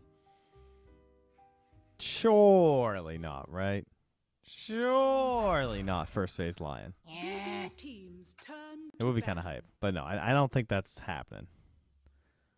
It's more valuable heroes. They'll very likely be left in the pool. BB team's turn to And said valuable heroes, though, a lot of them getting banned out. Very familiar faces. Bans all day. No alchemists today. The Beastmaster's gone. The Batrider's gone. The Bristleback's gone. Now it'll be the Ember over the Puck compared to some of the other previous matches. The Shadow Demon is still a decent one to be considering. team's turn to ban. There goes the puck. Dire team Okay. pick. And the queen. Okay. Monkey? BB team's turn to pick. No, they take the hoodwink. Hoodwink to start. Oh, does he do it? Save. Dude, I'm telling you. I mean, the vibe is there. Yeah. It has been that good. There's but I no kinda feel way like you're getting saves second also. phase. 10 seconds No, remaining. no. Like they have two bans. One of those is going to be a lion. But like Save's also just so good. Like he might just be thinking like, I mean, I can play more stuff. Even if I am crushing online, I can crush on other Dire stuff too. team ban. Okay. I mean, they'll be taking the monkey, which fair enough, right? That's been the other core that's been banned consistently in the first phase. right. First monkey pick of the day, I think, for us. Yeah, I think so. I saw a lot of it Faces earlier. Voids today. Yeah, last 2 days 10 before this were seconds many monkey games. Many monkeys and many Beastmasters, but has just been banned 5 all day today seconds instead. remaining. The Dire Phoenix is team still ban. in, so BetBoom either need to ban it or pick it themselves. Because that is a very solid hero versus the Monkey King. And yeah, Save is indeed not playing Lion. Monkey King across these qualifiers, 65% win rate with 61 10 games. seconds remaining. That's nuts. 5 seconds remaining. You know who For is me, really it's- good against the Muerta, by the way? Or who is good against the Monkey King? I spoiled it. Oh, The yeah, the Muerta. Muerta. That's true. That is true. I mean, you can't knock it. It's like physical immunity, all physical dude. Standing inside Wukong's command feels pretty good. BB team's turn to ban.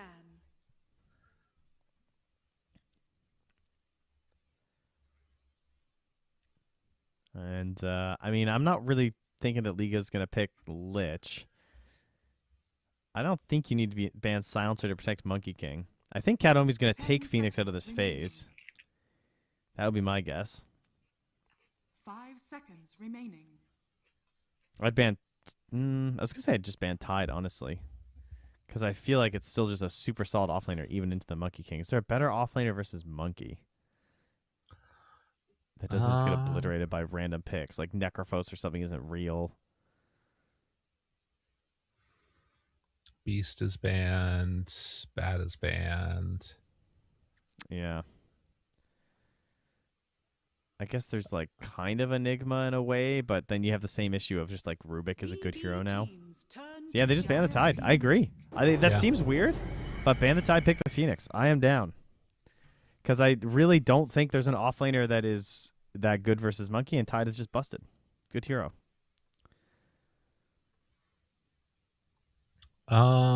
What about Largo? 10 seconds. I think Largo Io is still kind of crazy. I think Largo Alk is really good, 5 but Alk's seconds dead, remaining. so we're not getting Yeah. our Largos anymore. Yeah, you are right though. It gives you the Dispel. I think Shadow Demon 5 looks good here, and so I'm angling Yeah. probably end of this phase Luna or something, depending on what's left. Like pick my Shadow Demon, pick my offlaner, see the next two heroes from BetBoom. That sounds all right.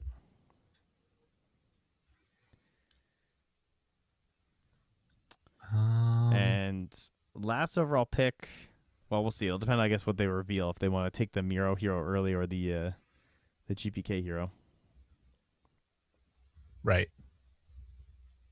I mean, they have tended to save Miro for last, but that usually is because the mid gets revealed very early, and then you just can counterpick it early anyways. Yeah.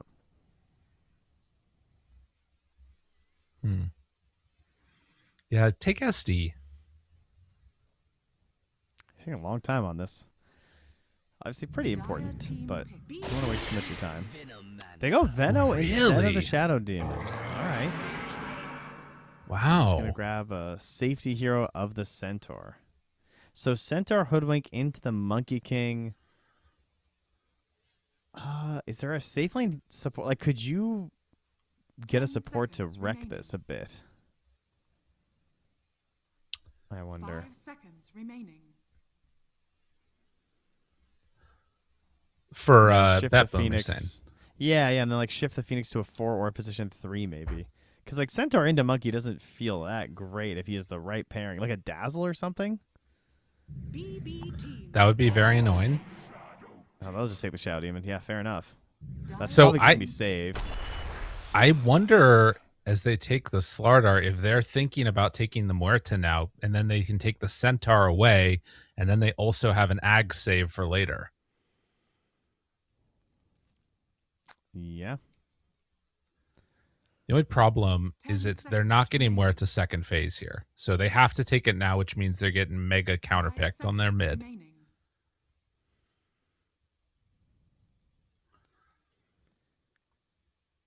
The Slardar is also kind of interesting here. I mean, it pairs really nicely with the Monkey, and it does help cover the Phoenix. Yeah, they will take their Muerta. Makes sense, again, versus the Monkey. I love Stampede with Muerta. That feels good. I think we just need it. I think you run Slardar mid now. Dire team ban. And you take like a, I don't know. Honestly, you Darkseer. You could do that here. I mean, I think you can just... Oh, man, maybe Slardar has no game here. I don't like this Slardar pick, obviously, Yeah. if you can't tell already. I don't really understand it. They're going to ban Storm, and they might... Maybe they ban Viper in the hopes that they can shove this Slardar mid, but under no circumstances should Liga allow this Slardar to be playable mid. They're going to try and shove it mid and take a different, like, Blade Mail carrying offlaner. They're going to pick Axe. Oh, that's banned. Okay, yeah. I mean, so they're they prepared see for that. it. Yeah. But, like, they need to pick something that does not let Slardar come mid. Like, I want something disgusting. Give me a Viper, give me whatever. Do not let the Slardar come mid. You just can't. Or pick something that's somehow greedy enough that it's worth it. Pick, like, an Arc Warden or something. I don't know. Go crazy. You keep saying Arc Warden. Hero's got to be real. People just are too lazy to learn it. Enigma.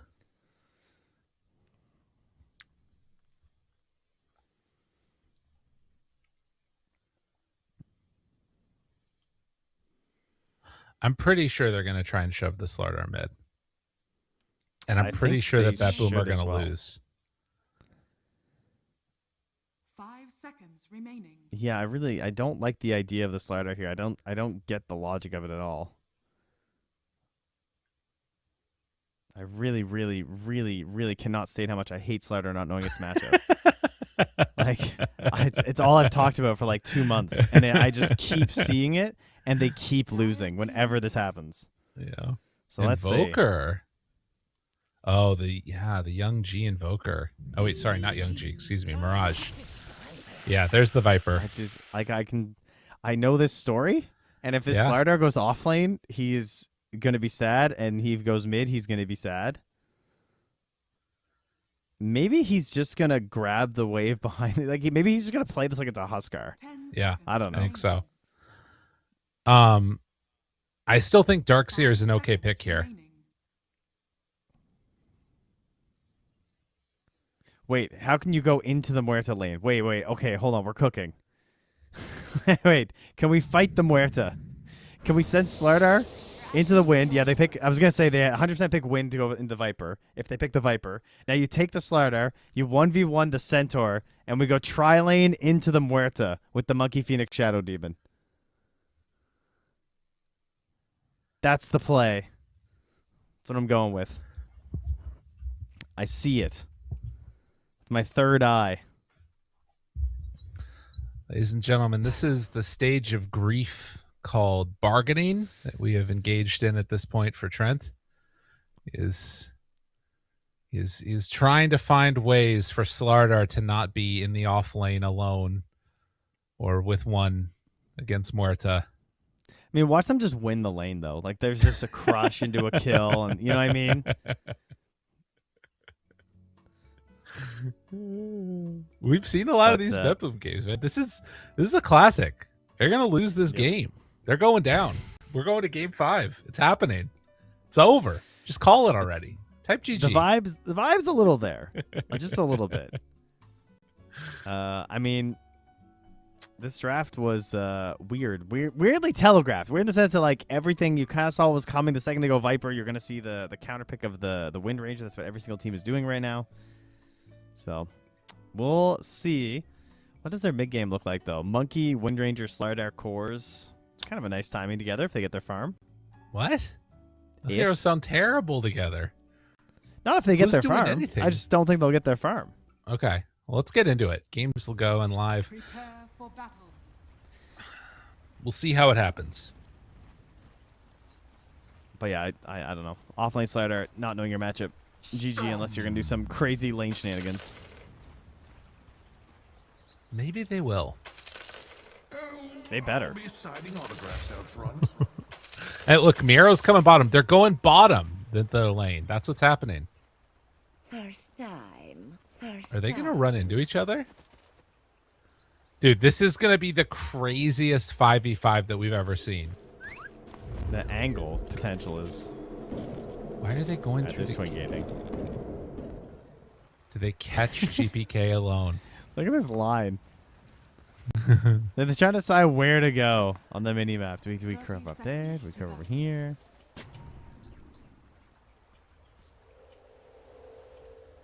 GPK.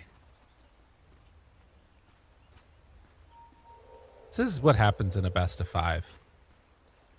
Ooh, this would be a good time to do one of those sentries in the tier 2 for the Slardar lane. Oh, so yeah. it delays the creeps. That would be nice. Damn, they do get here at the exact time of the rune spawn. That was really well choreographed. Not going to matter, though. Nobody sees each other. They have 3 top, Trent. Yeah, looks like they're just going to run it back for the twin gate as well. No TPs. They kill the range creep. They just punched it. Good. Meanwhile, already getting some hurt onto him. The monkey Phoenix versus the centaur hoodwink.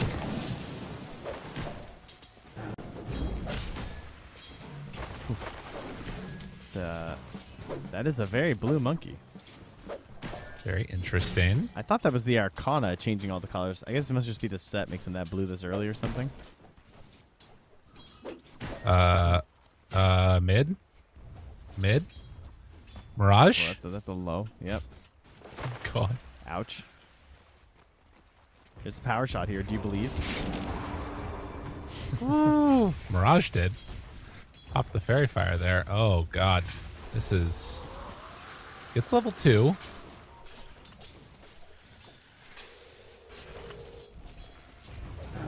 His corrupted drops low. Almost dead saves. Also very, very low there. But Katomi, oh God, gonna survive. Very close to death. Save also dropping really low here. Hits. Blood grenades. Oh, What? he threw it on himself. He thought that he was behind the tree. He fogged him out. Get fogged. That's my fog impression. That was good. Thank you. That's not how he normally sounds, though. You know. Yeah, but that's what he sounds like in the voice line. Exactly. Yeah. Yeah. Well, Miero looking pretty sad, but does have a creep wave coming into him, so it's not the end of the world. Yeah, I mean, all that attention on the Shadows even really helped. Yeah. No, I assume as the levels of the Deadshot and the Gunslinger get up there, things will be a little bit more dangerous for the Slardar. So every creep in the first, 5 or 6 waves is absolutely massive for the Slardar because he sucks at jungling, and that's my biggest gripe and hatred for this hero, is that if he gets nothing out of the lane, he just gets nothing, period.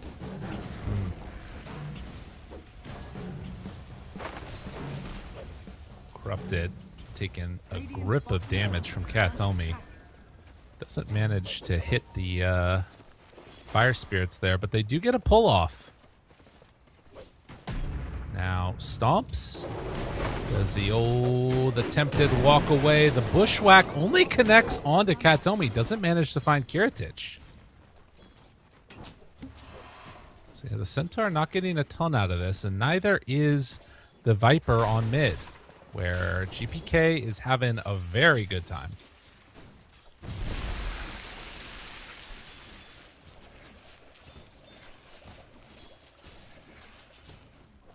Yeah.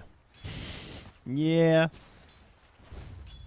But hey, they got the slider out of there. So, got that. That was the value. Yep. Maybe Viper bots into playing around a Centaur Stampede and Hoodwink. That looks pretty good. If he can get there. Wind Ranger causing some issues for Mirage and getting denied just repeatedly in his face. 11 denies right now on the Wind Ranger. It's down body. Can't tell me. He's jungling at 4 minutes. Yeah, I mean, that's what happens. He's just like, I gotta go pick up a camp in between this here. It's gonna cost him a good amount of HP, though. Jeez, this isn't just like, oh, I can go jungle while the wave's pushing in. It's like, no, Yeah. creeps are dying in the lane. This is his gold. Yeah. Yeah, this could be an issue. Team, help me. Oh, he's got a shackle. If he wants it. It's a little bit there, but yeah, this is... I mean, this has consistently been the biggest struggle for Liga so far, has been, like, their laning stage. It just... I mean, that's what's been going on. 17 denies now. Same amount as 78 he has. damage. Yeah, with the glove of haste, too. Yeah, I can't look away from the mid lane this series. Oh, he's scanning him. He is hunting him. Yeah, he's just stealing the CS even from the creeps there. That's nuts. The Mirage is being bullied. But they will get first blood down bottom. Sage able to get that.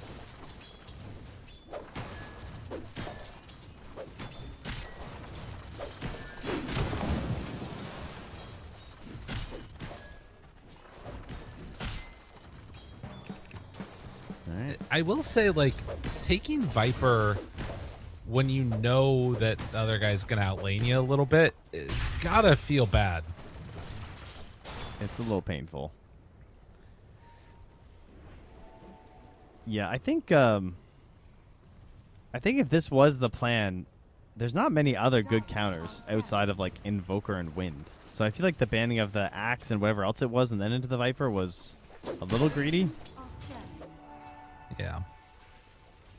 It's like maybe the Wind would have been a good ban. But yeah, maybe GPK just does this with like a sniper or something weird too. Right. Katomi coming to mess with them now, and yep, GPK shows up. How you doing, buddy? Shackle, Focus Fire, dead. The tip after. The tip. Jeez, right. man. He's in there. GPK's done. Yeah, they're coming to steal some wisdoms, and they're also doing the same up on the top side of the map. But it is a Shadow Demon, so it's a hard hero to contest. They're not going to do it. So they're just giving up both wisdoms, and they're going to kill Corrupted too. All right. The wheels might be coming off here. Yep. Yeah, that's a big problem. I mean, Viper is still level 5. Even getting a little bit of farm mid there. Can't catch up. And Miro, yeah, he's fine. I mean, 4th highest core in the game. Getting a little help from Shouting with some stacks. 3 points in the crush means he can start doing a little bit of work here. God, man.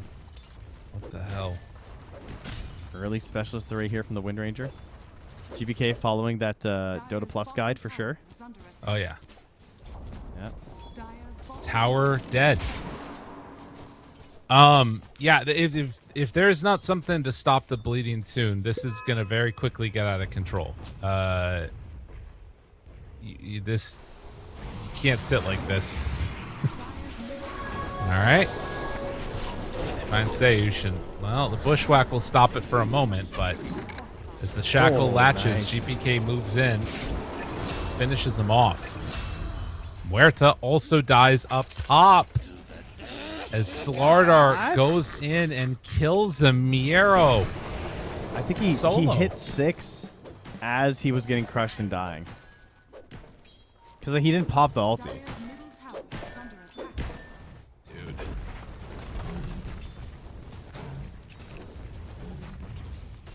BetBoom. Came to play in game number 5. Or 4. Dire's middle tower has fallen. Not looking for a game 5. No. Do you see Monkey King right now? He's a clarity. Oh, there we go. Yeah. Okay. It's just hanging Just out. hanging out. Yeah. Get a little pull off. Kadomi's just farming with Dying Light and dying. Okay. That's the Tofu. Tofu does this constantly on Phoenix. He goes in the enemy ancients. He sits there at like 20% HP and just dies to his support. Radiant's Shout out top Tofu. tower is under attack. I've watched those games, brother. I've seen it. Oh, man. Save decides he's going to farm it up then. That's fine. The key now is to not throw. Can't throw if you never make aggressive moves. That's true. They know that for sure. It's not throwing at that point. It's just losing. That's a good point. I mean, having now a Shadow Demon to save is pretty awesome. Ooh, the Bushwhack manages to connect there. And a haste. Level 1 double edge. Feels okay, man. Still manages to go in there and find the finish. Almost got the deny from GPK. Would have been very nice. An urn into a essence distiller is going to be the plan here from the Hoodwink.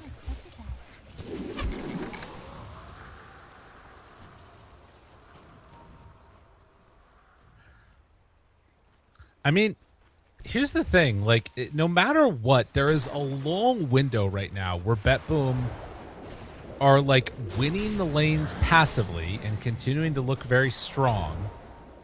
But they probably don't, like, get a ton done outside of just these random kills. Maybe that's enough, though. It definitely is enough.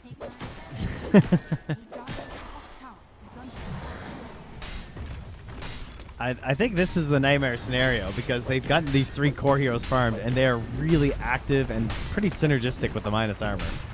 Right. Dire's top tower has fallen. And on the other side, you've got, like, Bot's Viper. So he's sitting with, Who like, has a circlet. no one to go to. Yeah, he has 0 stats. Radiant's middle tower is under attack. But he's some speedy. True. And also, like, on the other side, you're like one hero you could maybe play with, Corrupted, on the Centaur, is 4 points in Retaliate.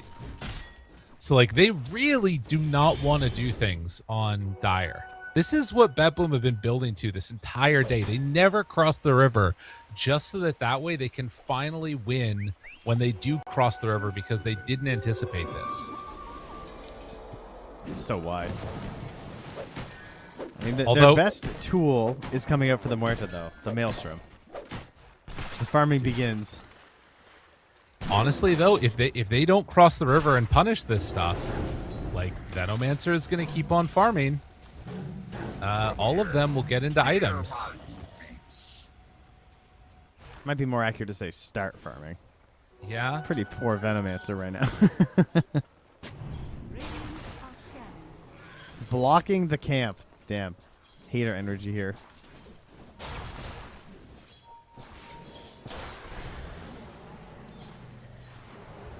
I mean, look at how far back BetBoom are playing right now.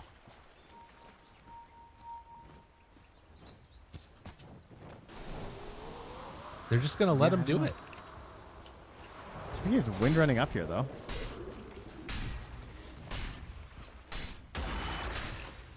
I mean, with Slardar Blink, surely now. Surely Now. They have a smoke. Okay, that's good.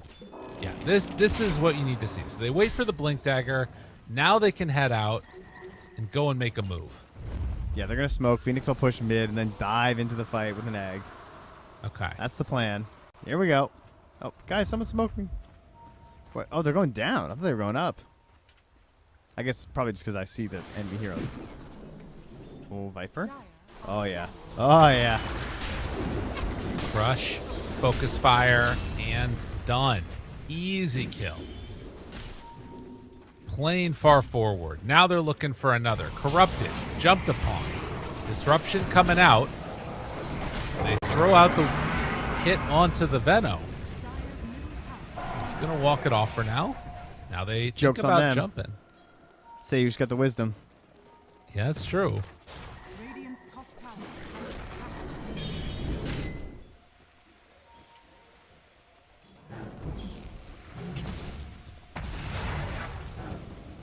attack. They're sticking around. Soaking some experience here as respect. And they're going to let him have this high ground. So the way back in this game is a overextension by one of the cores, probably the Slider, just a little bit, into like a Viper Strike, into a Muerta ult. People just get clicked down. Oh, pretty good starter one. If they decide to fight this. Jump forward, crush. GPK is there. Focus fire, dead. Can they get any more? Good shackle latching on Seyush. So they lose one. Doesn't manage to hit there, but does get the silence, and now the pierce the veil. Forces that out. Still Team? thinking about a chase. There's no Team? team. Dodge. Ooh, ooh. Oh, team coming now? Yeah, yep. And there's the blink reveal. There it Miro trying to get into the river. Oh, he's so fast. Oh, God, he missed. He hit a creep with the ulti. Oh, no. Wait, if that had worked, that would have been insane, though. Yeah. If he'd like insta-killed the creep. Oh, he stays for the other camp, too. Gross. Well, unfortunately not able to catch an overextending Slardar. Are BetBoom getting enough? I mean, I would say so. Okay. I'm so not worried about the return options from Liga for like 15 minutes minimum. But what if they don't do anything for 15 minutes? You don't think that's a problem? You think they're going to do stuff? I think so. This is the time of the window of the game where it's kind of hard to just do stuff in Dota. Okay. Like, as you just saw, it's very easy to throw killing a tier 2 at 16 minutes. There's really no point. The amount of gold that you get isn't nearly as good as like the amount that you can generate from just farming waves and neutral camps at this point in the game when you've got enough skill points to actually farm them all, and you all have like one farming item, and you want to wait for the Tormentor. Like, the safe objective makes you stronger. The Roche, I think those kind of plays. I mean, it's close to 18 minutes. That's when I would be angling to Roche if I was BetBoom. All right, we'll keep an eye on that. Well, that's a dead-looking Vendo. GPK is hungry.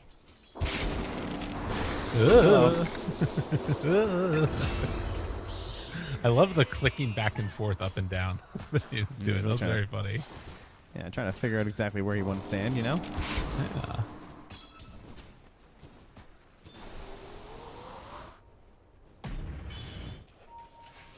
Meanwhile, Mirage. They whiff. My goodness gracious. They whiff. Stampede, still the crush is there. Now Seyush, they try and do something. Can't hit that one either. Miro backs away, stomp now onto Phoenix. Spreading out damage. Is it going to be enough? Katomi dives away and pops the Supernova. Get out of that one. And now the crush on the Corrupted. Still thinking about a chase down. Needs to be careful. Tower is under attack. With no GPK, this is about as good of a fight as you could hope for, to be honest. Yep. GPK now holding a 9-second BKB as well, so trying to be very careful about not giving away the advantage he's generated. 7-0 one streak right now.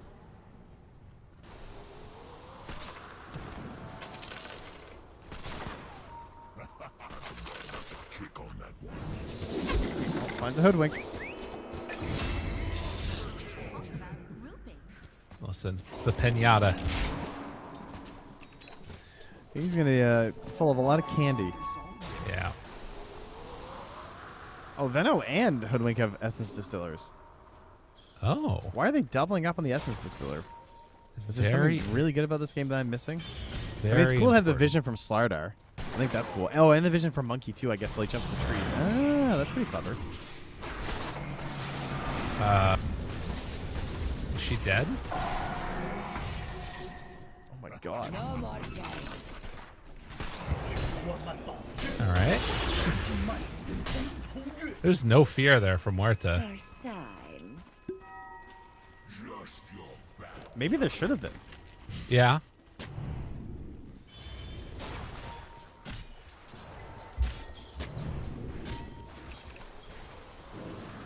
Just keeping it up. Okay. GPK just looking to dive more towers. It is Mjolnir on Muerta. And at 19 minutes, they start their movement into the pit. Just like you said. So they will go for Roche now. And with the focus fire, the corrosive haze will be pretty easy bring down here. Kiritich, the one that has the Aegis now. I mean, the play now would just be to go and like ward the Torment or the Twin Gate, I would think, as Radiant, and then just take Tormentor. Dire work. They know this is happening, so they're just moving up top, probably to farm. Yeah. But Save and GPK are moving towards them. There's one really good ward by the Secret Shop that might catch something here. Yeah, sees GPK. Shield rune. And also save there. Yeah, that is not going to work. Stampede. TP's away. Cancels the TP. Now they're in trouble. Muerta found and going to drop. They kill off Respect as well. They were so ready for that. Godlike for GPK. Yeah.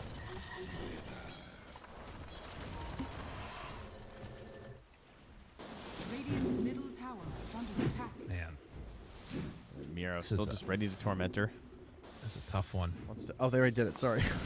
Yeah. My bad. I missed that. They did that while they were chasing up top. I see. Sayush. Oh, there it is. No. You got Let him. it be said. Yeah, this is falling off the rails here. Can they get anything? No. No, they cannot. Nothing to be got. And they're just hitting all their moves right now from BetBoom. You are severely outplaying your opponent. GPK is just putting on a Wind Ranger clinic here in a game where there's just nothing to stop you. Does make you wonder about that game number 1. What the hell were y'all doing? Yeah, waking up. Yeah. After the best of 3. Yeah. That's just how it goes.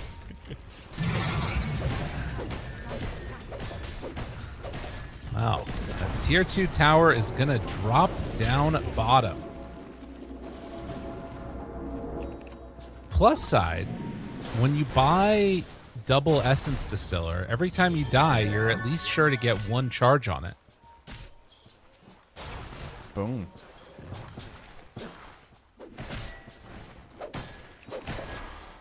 Can dare to dream. Does have Hurricane Pike on Viper, working towards the Manta. It's the slow work, but it's working. It's a long one. Yeah. Corrupted, spotted for a moment here. And they're GPK. looking. Big deeps. That was a centaur. That is no longer there. Bushwhack saved. Yep, and the supernova gonna come out. Yep, that's a bit of a problem. And the shackle lands. The big hit. That is gonna be a dead Monkey King. Can they find any more? Trying to take down the Phoenix. No, will not happen. But they get the monkey, have the Viper Strike ready to go. Doesn't even need it. Just beats him down to death. They buy back now on the Muerta. Looking for more. Can they get anybody else here? TP out and just barely able to escape. 2 buybacks. Nice dead shot. Stop the potential save as well. Maybe give him the chance on Miro or the SD, but unfortunately can't get either. And yeah, 2 costly buybacks too. Really don't have to do that on your Muerta. But she did at least get her Mjolnir, so coming back out onto the field at this point in the game and the cost of a buyback, you probably just farm that back up anyway. Yeah. So that's good.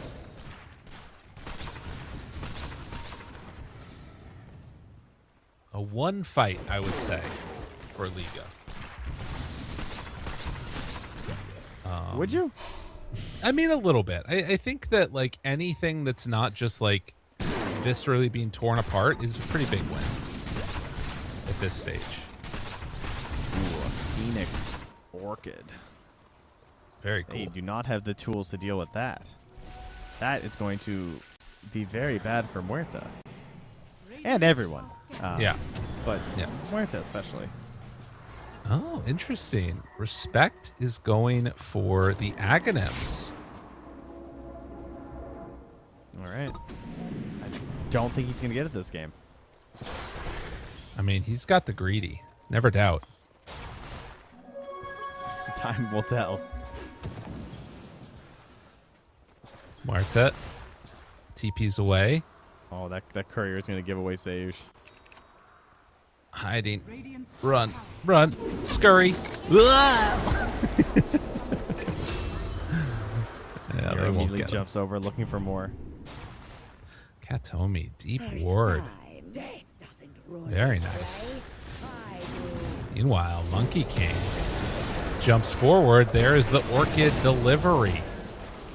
Nice play. And a banish onto the Viper, finding him.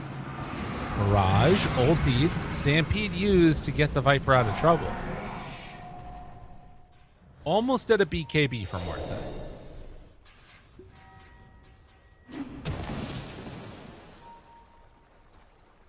I need that mad quote. What's that? Ah, the arduous journey ahead is tough as iron, but today we take a step forward and start anew. There, maybe that'll help motivate them. I haven't seen that one from Save. He did it earlier. Yeah.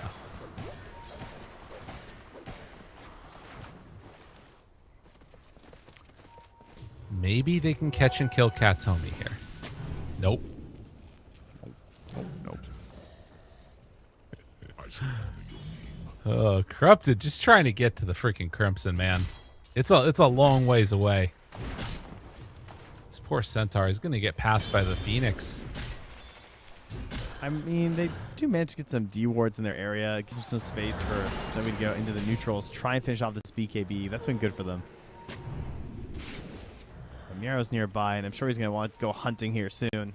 Keep that Muerta penned in the base. The ideal play is definitely just wait for next Roche, though. Like, spend all your gold on the Radiant, farm your way through, get the next Aegis, get a Daedalus on your Wind Shore. Why not? And, I mean, I wouldn't mind Ags on Sardar, but SNY is also good. If they did ever find a way to kill GPK, it would be a massive amount of gold coming their direction. Probably more likely that they can kill Kiritich, though, if he's just, like, out a bit too far, hopping around. I mean, anyone dies to Chain Stun, though, with a Muerta, at least. Yeah. So you do always have that in your back pocket. Ooh, the Serrated Shiv. Gunpowder going to go for the Wind Ranger. Mm-hmm. More greedies. All right. BKB is online. Let's see it. Monkey's just chasing this poor hoodwink. Nice dodge. Get to the low ground. Nice, nice, nice. Oh, what a liver. What a liver. What a... Oh. Sometimes you're the liver and sometimes you're the onions. Yeah. In that case, he's the onions.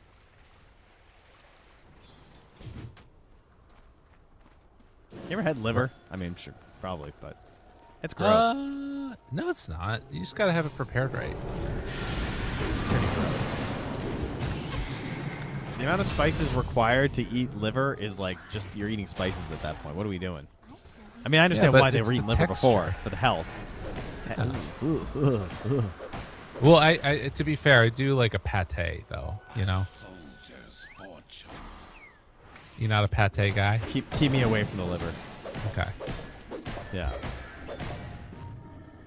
There is like sort of a flavor to it that is like this shouldn't be in your mouth. Yeah. No, there is. Yeah, because it shouldn't. This should be in your body. It's the thing that cleans toxins out of your body, and you're like, I have an idea. Let's eat it. That sounds like a good idea. Yeah. People who live really unhealthy lifestyles, theirs dies. So you decide you're going to eat the liver. Yeah. Good idea. Exactly. Say's just going to get chased here. Unfortunately, did not see that the sentry placed down was right on top of a ward and observer. So, a little unfortunate there, but a smoke out now. Look out. That's Aghanim's done for respect. All right, here we go. The big chance. And she's gone. Now it happens. Hoping to catch GBK on that wave. Couldn't have been a wave. Wait, are they going Roach though? Oh, wait a minute. Roach is going to roar. Go, go, go. Yeah, yeah. Pause. Talk about it. Figure it out. Unfortunate pause timing. That is unfortunate pause timing. Really unfortunate because Muerta just broke smoke. That's the biggest unfortunate thing. What if they just GG'd right here? It'd be respectable. Yeah. All right. Guess the percentage. You don't get to look though, Trent. Okay. Sometimes it gives it a little bit more here. I'm gonna guess. Can I have two guesses? No. I'm gonna say it. Okay. I guess it's either 13% or 6%. Those are my two guesses. Okay. And Oh, no. Wow, 19. They're giving it a 20.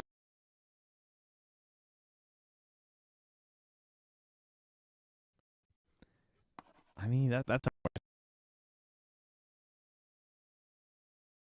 If they restarted it right now and it dropped, that would be like down to 0. We're climbing.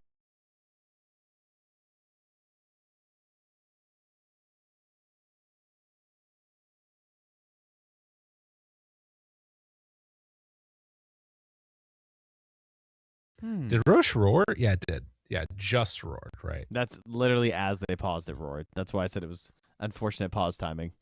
Okay. Do you think they show up to it? Do you fight this? You kind of have to, right?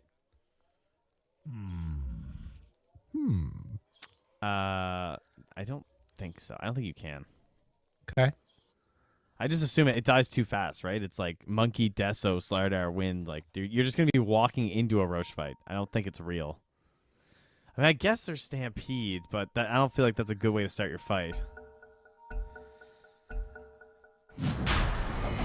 Go, go, go. All right, what are they doing? They're just going to take over this area and try to farm. Everything's already been farmed. GG. Oh, here they come.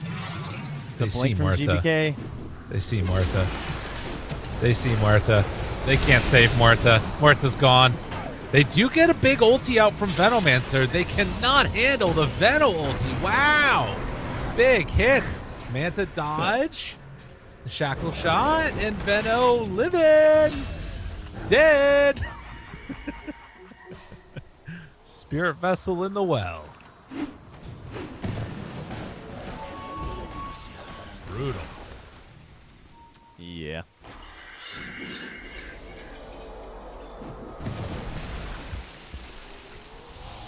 Well, when Up the high Muerta ground we dies go. like that, it's pretty bad. Yeah, it's hard to play the game like that. True. Take a very confident Roshan's banner here. You know what it was again that did all that too? It was another round of these wards that just made it happen. Mirage dead.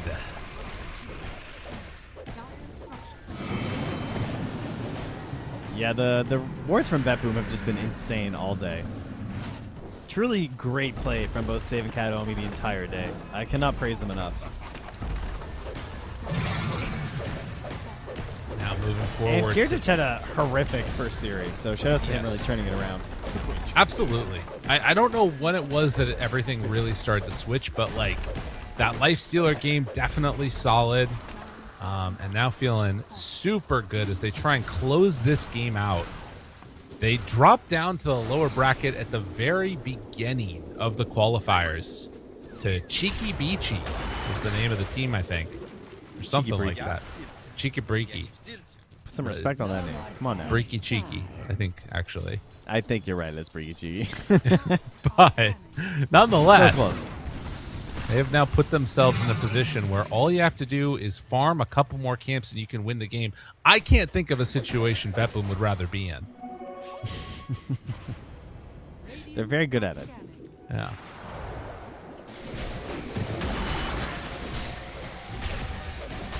All right, does Kataomi feed here? No. No, he's good. Almost has a Shivas. Oh, yeah. Uh-oh. Not again. Not again. Mirage. The Manta. It's the desperate cries of the tortured soul. In triplicate. Yeah. Oh, goodness. Oh, the crush. stop. They got him. They got him burn through that Aegis. Make him pay. Let it never be said that they can't get a victory there. Respect Libin. Now they drop the ulti. Hold on a second. Hold on. Okay. They're going to back out. Yep, there's the focus fire. GPK starting to drop a little bit low. Buyback from 16 two. Have anything kills? else? Nope. Can he die? Nope. He's not. Does gonna he die. bleed? They're not going to get him. Oh, they're looking. Oh, corrupted. Oh, jeez. Jump forward, crush dead. Shackle doesn't quite latch. GPK. I need TP GPK to back die. home. I need to see the bounty.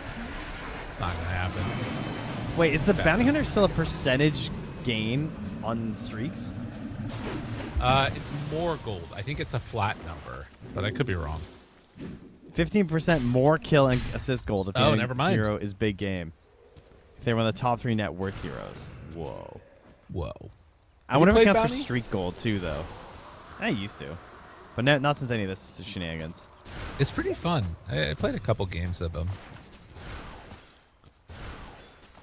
But man, if it's a 15% increase on the kill streak, that would be an insane amount of extra gold. Dire's middle tower is under Speaking of an insane amount of gold, that is the Shivas for Kataomi as he comes close to eclipsing the Muerta in terms of net worth. Really a testament to what this game has felt like, as Liga cannot catch a break. Dire's middle tower has fallen. 30-5, Trent. Look at that. Look. Let's open up the graph real quick so we can see it. And now look at the bottom there yep. at the things that Yeah. have been done. There's There's a lot of things on the top half. There's a whole lot up there. There's not a lot down bottom. I see Phoenix a few times. Shadowed him in 1 month. Oh no. There's some more things going up on the bottom of the graph, and that is going to be a GG called as BetBoom come from the lower bracket, manage to run on in and find themselves a victory. They are going to qualify for DreamLeague Season 29 out of the Eastern European region. They're back. Hey. Back on top, back to Dream League, where most people expect them to be. Just took a little bit of a different route, but we've seen some teams like Aurora recently, I think, really had a successful run because they went through Dream League Division 2. They played through all of that, went into Division 1, the actual Dream League Season 28, and played so well. And maybe BetBoom, with all this practice and warm-up and having to go through this trial and tribulation, will be a stronger team because of it. There's definitely a possibility. I'm going to check real quickly. Scriff, we do not have an interview, right? Just wanted to make sure that that's not the case. I'm looking also. There's only one hero on BetBoom that has death time over a minute, and that's Kiritich. So there is no interview. And yeah, just a hell of a beat down here at the end, sort of confirming what we thought was going to happen throughout the course of this qualifiers. BetBoom made it more interesting, though. They did. Thank you for that, BetBoom. Appreciate it. But glad to see them duking out with the Tier 1 teams. Yep. And make sure you guys tune into DreamLeague Season 29. That's right, everybody. Thanks to all of you for watching. Thank you, Scriff, for producing, observing, and all the rest of it. And Trent, thank you. Thank you so much for Thanks, talking to buddy. me about poetry and watching some Dota. And we're going to go have ourselves a little bit of a break and watch the rest of the qualifiers happen. And be sure to keep tuning in. We'll see y'all next time.